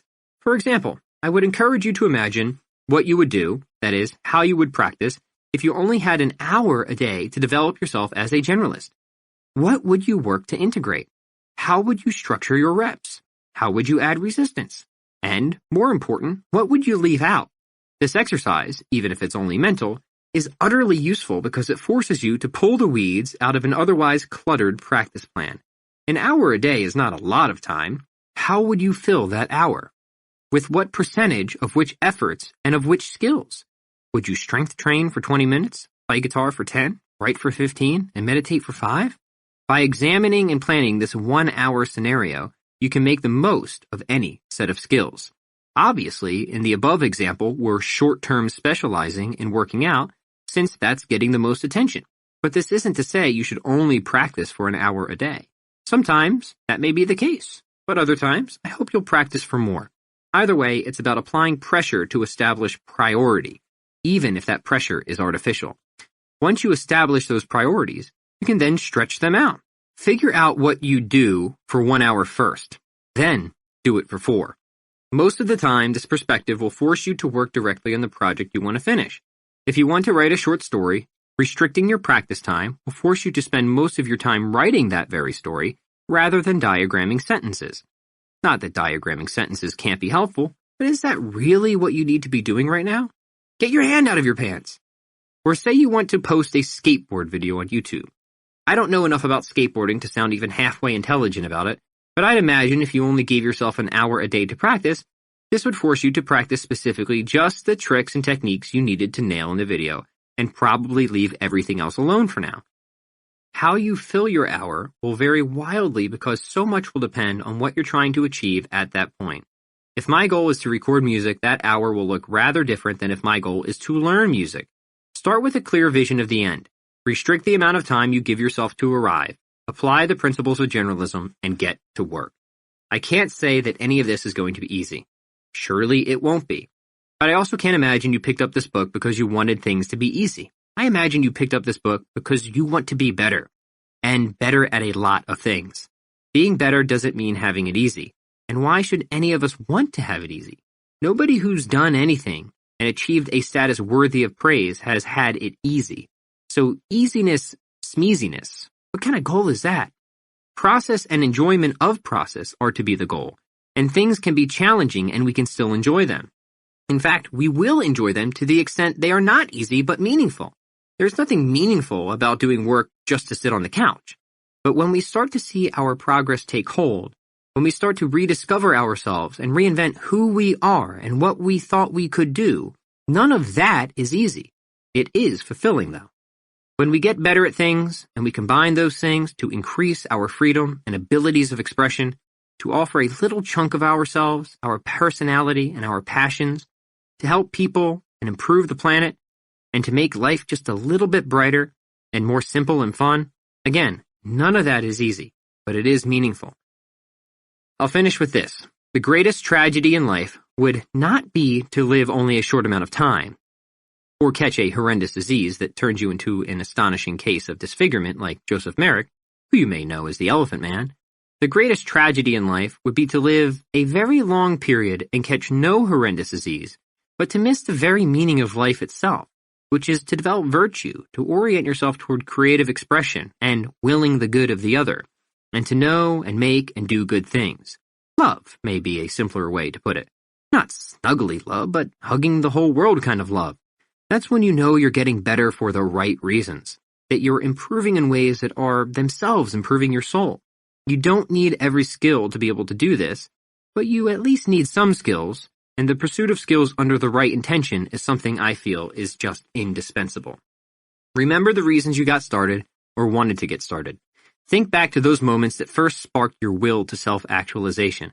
Recall the person who exposed you to goodness and beauty and made you want it, and hopefully that person inspired you in the same way E.B. White inspired me when I read why he spent so many hours developing his craft. All I hope to say in my books, all I ever hope to say, is that I love the world. Now, as you make your way into the world, I want you to take this with you. Help each other out. Don't forget to call your mom. Hold the door and smile at strangers. Drop some non-stale bagels off at the food pantry. Learn as much as you can about whatever interests you. Be a solution maker, not a problem starter. Don't get caught up in too many arguments online. Try not to judge. Chew with your mouth closed. Show that you are grateful for what you have by, leaving a 5-star review for this book on Amazon, maybe? Believe in something greater than yourself. Trust your gut unless you're a cannibal. Learn one new thing every day. Meditate. Stare at flowers. Pet dogs. Go for walks in the rain. Wear footy pajamas if you want. And never say no to drinking a glass of wine or tea on the back patio while catching the sunset with someone you love. Appendix: Profiles in Generalism. David Bowie. For those who knew him as a child, it probably wasn't overly surprising to see where David Robert Jones's ever-developing and robust skill set led him, to become one of the world's most recognizable and influential musicians of the 20th century. Even as a young boy, David Jones, better known as David Bowie, impressed choir teachers, headmasters, and schoolmates with his art and design skills, inclination toward a variety of musical instruments, and poise on stage. As the years went by, Bowie further developed each of his skills, adding others to the mix, including songwriting and acting. Stacking stagecraft, writing, design, acting, and musicianship, Bowie created his famous alter ego, Ziggy Stardust. He acted in various productions, from theater to the big screen, and wrote some of the most memorable songs of the 1970s and 80s. His diverse set of skills set him apart as one of the most iconic musicians and artists of his age and a quintessential generalist. Dorie Clark. Dorie Clark didn't set out to become an entrepreneur, author, speaker, and consultant with a diverse set of skills and multiple but congruent revenue streams. Instead, she started off as a student of theological studies and philosophy. Moving on from that, she became a reporter covering the political landscape. Her experience there led her into becoming a spokeswoman for presidential candidates. Then, she ran a cycling nonprofit. She was also a documentary filmmaker. Many of these initial career moves didn't work out. Clark got laid off as a journalist and her political candidates lost their elections. But she soon learned that she could uniquely stack the skills she had developed to create a new opportunity for herself and that she could make a profit by doing so. Clark's experiences became fuel for her ideas on how people can reinvent themselves, become entrepreneurs, and get the most out of their lives and livelihoods without risking anything more than necessary. She mastered email and content marketing and became a regular contributor to esteemed business publications such as the Harvard Business Review. The books she has written showcase the writing, communication, and storytelling skills she developed over the years. Her networking and speaking skills led her to public speaking and conference gigs in which she discusses her unique vision of reinvention and of capturing and capitalizing on the entrepreneurial spirit. She provides something useful and new and different to a marketplace already teeming with marketing consultants. And without having taken any business courses or getting an MBA, she is an adjunct professor at Duke University's Fuqua School of Business and has guest lectured at some of the most prestigious business schools in the United States. And as an author, consultant, marketer, professor, and business coach, Clark has combined essential and non-essential skills in a unique stack. Generalists rule the world, says Clark. Terry Crews. The term linebacker might conjure images of a robust and muscled man, a brute built like a wall with immense physical prowess, but perhaps not much in the way of mental or creative abilities. Actor, artist, designer, writer-director, and retired NFL defensive end Terry Crews defies that stereotype. Crews initially went to college to pursue studies in art. He was even a courtroom sketch artist in Flint, Michigan for a spell. And even while playing for the NFL, he supplemented his football earnings by producing portraits of teammates and NFL-licensed lithographs. After retiring from the NFL, Crews went on to fulfill another passion of his, movies. He co-wrote and co-produced a film about the devastating effects of drugs on young men in Detroit. He admitted the movie was awful, but it was the start he needed. Soon came a move to Los Angeles, and then over the years, roles in films and TV shows. Crews went on to write his autobiography, detailing his life as a Christian, an addict, and a man who overcame his darkest demons. His skills stack surprisingly well on top of one another. His creative artistry helps him in his Hollywood career. His physical abilities have helped him in some of his physically demanding acting roles, and his understanding of his own addictions and flaws contributes to the sensitivity he uses to get into character and allows him to put himself in the shoes of the audience, asking himself what they would want to see and then performing it. Terry Crews is a modern-day generalist, a man who found and developed his skill set, then stacked it on top of his main passion, acting, to become a household name. Dorothy Dunnett. Scottish-born Dorothy Dunnett didn't set out to revolutionize historical fiction writing, but as her skill set would have it, she did. Dunnett began her career in the public relations field, acting as a press officer for various government bodies. Midway through this career, she began to pursue something a little more creative. Drawing on her studies at the Edinburgh College of Art and the Glasgow School of Art, she often accepted commissions for portrait painting. In the midst of these dual careers, she met her husband, Sir Alastair Dunnett, and had 2 children. However, it wasn't until her late 30s that the idea of writing even came to mind. When she lamented that she hadn't anything of interest to read, her husband suggested that she write something. So she did. But before the writing came the research, into which Dunnett dove with vigor. She became a short-term specialist in the ages in which her books were set, going so far as to develop a new historical theory regarding the protagonist of Shakespeare's Macbeth. But then it was on the writing, the depth of her characters, and her understanding of the historical time period in which they dwelt earned Dunnett international praise. When not writing these historical fiction tomes, Dunnett stretched her creative writing muscle and wrote light-hearted detective works. Throughout her many years as a writer and artist, Dunnett also used business, networking, and potential skills to advance Scottish culture and the arts, serving the National Library of Scotland and the Scottish National War Memorial and the Edinburgh Book Festival. She was also an executive director of Scottish television and, along with her husband, was integral in developing the Edinburgh Festival, the world's largest arts festival. Creative and personable, sharp and savvy, Dorothy Dunnett was truly a generalist. Dave Fries.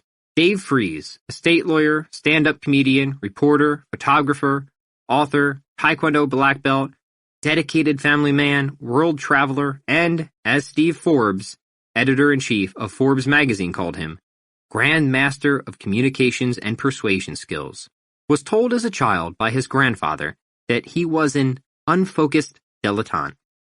Even at the young age of 9, Dave would immerse himself fully in a study or skill that fascinated him, geology, photography, anything, and for months focus on that one thing until he was good to great at it. Then, he'd move on to the next skill, the next study, working tirelessly to learn all he could, or rather, as he got older, all that he needed to in order to make money from it. Because, as Fries says, money is a motivator, so if somebody was willing to pay him, that must mean he was doing a good to great job at whatever it was they were paying him to do. As a young man, a local newspaper paid him to be a photographer. He wasn't so bad at writing, so he offered to write articles to complement the photos he took. As a reporter, he learned invaluable listening and interviewing skills, and he learned how to tell stories. He was adventurous, traveling the world with his college sweetheart, turned wife, and learning languages, at least passably. He started companies through hard work and tenacity. These skills stacked one on top of the other so that wherever he went, New Zealand, as a Rotary Exchange student at the age of 16, Australia, Great Britain, the University of Pennsylvania Law School, he was able to listen, truly listen to people, engage with them, and connect with them. They made him successful enough as a stand-up comedian. Now, with his estate planning clients, these skills help him alleviate tension during a process that is usually somber and quite stressful. He uses his photography skills to create and design images for his law firm's marketing campaigns. His writing and storytelling skills translate to effective marketing. As Fries says, to outsiders, this life looks chaotic and unfocused, but to me, it's always been a rich tapestry of skill sets that fit together and serve me well. Indeed they do, as they would for any true expert generalist. Dan John. These days, Dan John is what I like to call a master generalist, a person who exemplifies generalism by successfully combining seemingly incongruent skill sets. Dan grew up playing sports out on his neighborhood streets in South San Francisco. Playing football for school was the dream, but a brush with discus throwing helped steer him on another path, sending this Fulbright scholar to the weight room where he began lifting weights and putting on muscle, a fortuitous move that shot him into the All-American status in track and field. Unsatisfied with life only as an athlete, John pursued studies in religion. He graduated college with a master's in theology and has gone on to teach religious studies to adults both domestically and abroad. John is the American record holder for the weight pentathlon and the inventor of an exercise. Have you ever heard of the goblet squat?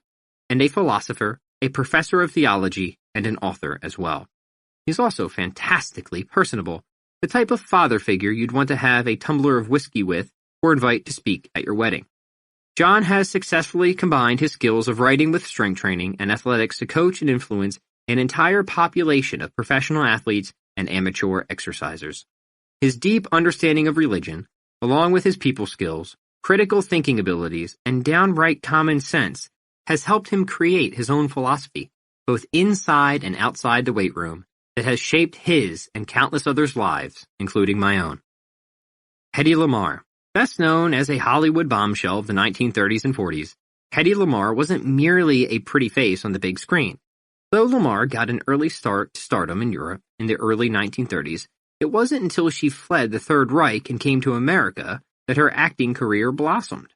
During this time, however, she devoted herself to more than just scripts and screenplays. Along with composer George Antheil, Lamarr invented frequency hopping, a way of avoiding signal jamming by jumping around radio frequencies. This invention, for which she was awarded a patent, helped form the technologies responsible for Bluetooth, GPS, and Wi-Fi. When Lamarr wasn't tinkering or acting in films, she was a dedicated charity fundraiser, film producer, and writer. She relied on her various skills to push her career forward, scratch the inventive itch, and become a surprisingly adept generalist of the 20th century. Spencer Nadolsky. Dr. Spencer Nadolsky is a revolutionary voice in healthcare, focusing on lifestyle changes rather than medications to improve his patients' health and doing so in a radical way, in a completely online clinic. He is an obesity doctor, general practitioner, author, marketer, athlete, and along with myself and Samna Sikdar, the co-founder of Strong On. Dr. Spencer is the doc who lifts. Growing up in small-town Michigan, Spencer was drawn to athletics, so naturally when he enrolled in the University of North Carolina Chapel Hill for exercise science and pre-med, he also went for sports such as heavyweight wrestling and did pretty well during his undergraduate tenure. Then it was off to medical school and residency, and meeting the love of his life, Jenna. And while learning more about nutrition and keeping up with his own fitness and health, he wound up on the path that most doctors follow, working in an office where the number of patients he could help was limited by the number of hours in the workday. But Nadolsky felt he could do more, and that his purpose in life was to help more people than a clinical setting would allow. So he began to branch out, learning effective marketing skills, email and content marketing in particular, to build an online presence across social platforms. He wrote a book called The Fat Loss Prescription, based on the success he'd helped his patients achieve as an obesity medicine doctor. He launched a line of supplements. He speaks at countless seminars and conferences each year, building his network and practicing his networking skills. Then, in 2017, he took the leap and moved his entire practice online, offering everything an in-person doctor could, but doing it completely online. This radical approach helps him do what he wants most, to help as many people as possible and to spread the gospel of a healthy lifestyle. By stacking his medical background with his athletic abilities, his creativity, marketing, writing, and networking skills, and his business acumen, Dr. Spencer Nadolsky has taken his medical practice beyond the clinic, reaching thousands of patients, social media followers, and members of Strong On, and teaching them to live the best, healthiest lives possible. And along the way, he has become an exemplary generalist. Lou Schuler. Whatever versatility Lou Schuler has, he'll admit he just stumbled into it. Schuler, a fitness journalist and author, often tells the story of how he got interested in fitness. Growing up in St. Louis, Missouri, he really wanted to be good at sports, but was consistently the slowest, skinniest, weakest, and most four-eyed kid who showed up to play. That's why he started working out when he was 13. Both he and his older brother hit the weights together, and neither of them had any idea what they were doing, but they kept at it until they got a little stronger and a little less slow. Writing is another area where he thrashed around until finding his niche. He wanted to write fiction and screenplays, but even as a teenager, he knew the odds were stacked against making a living as a novelist or screenwriter. And he had no desire to go to a big city and starve or freeze to death while he waited for his big break. So he decided to head to college and major in journalism. As luck would have it, he went to the University of Missouri, which has one of the best journalism programs in the country, without paying out-of-state tuition. For 10 years after college, Schuler bounced back and forth between jobs at newspapers and magazines, and stints where he focused on fiction and screenwriting while waiting tables to pay the bills. By the time he got his first job at a fitness magazine in 1992, he'd been working out consistently for 22 years, and for more than a decade he'd been writing fiction and nonfiction for hours a day virtually every day. So even though he had written, at most, a half-dozen articles specific to health or fitness, he'd knocked out hundreds about everything else, along with thousands of pages of novels and screenplays. He'd even done some stand-up comedy right after college, and now, with the rest of the world getting more interested in fitness and nutrition, he found himself in the right place at the right time, with the right mix of technical skills, creative energy, and a sense of humor. He still needed to develop expertise in fitness and nutrition, and that was a struggle. Without a background in science beyond high school classes in biology and chemistry, and knowing nothing about statistics, Schuler dove into the science behind the fitness, and earning those credentials made him bilingual. He was now fluent in English and geekish. The payoff? He can interview a scientist without sounding like an idiot, and then write an entertaining article that a non-scientist can understand, weaving a story that reflects the creative problem-solving skills of a fiction writer. Somnath Sikdar. The first time Somnath Sikdar, now a 6th-degree Taekwondo black belt, walked into a martial arts facility, he was 6 years old, filled with visions of ninjas based on the, at the time, newly released movie Karate Kid 2. Of course, back then, Som couldn't know that he'd just become a student at the very same facility he would, 20-some years later, own. But there were a lot of years and a lot of skills to develop in between throwing his very first kick to becoming the owner of a martial arts facility and an entrepreneur, publisher, business consultant, and marketer. Som continued to attend Taekwondo classes, becoming more and more disciplined over the years. In the months leading up to a summer-long vacation to India, he practiced extra each day so that he wouldn't lose the skills he'd already developed.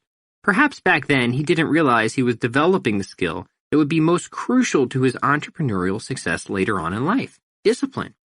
He earned his first degree, junior black belt, at the age of 9, then a second, and by the time he had gone off to college, he had already attained his third dan. With his family's encouragement, Sikdar attended the University of Pennsylvania, where he earned a bachelor's in electrical engineering and minored in systems science and economics. During his college tenure, as well as afterward, Sikdar coached competitive Taekwondo teams at the collegiate level. He even used his combative skills as an extra in a martial arts film.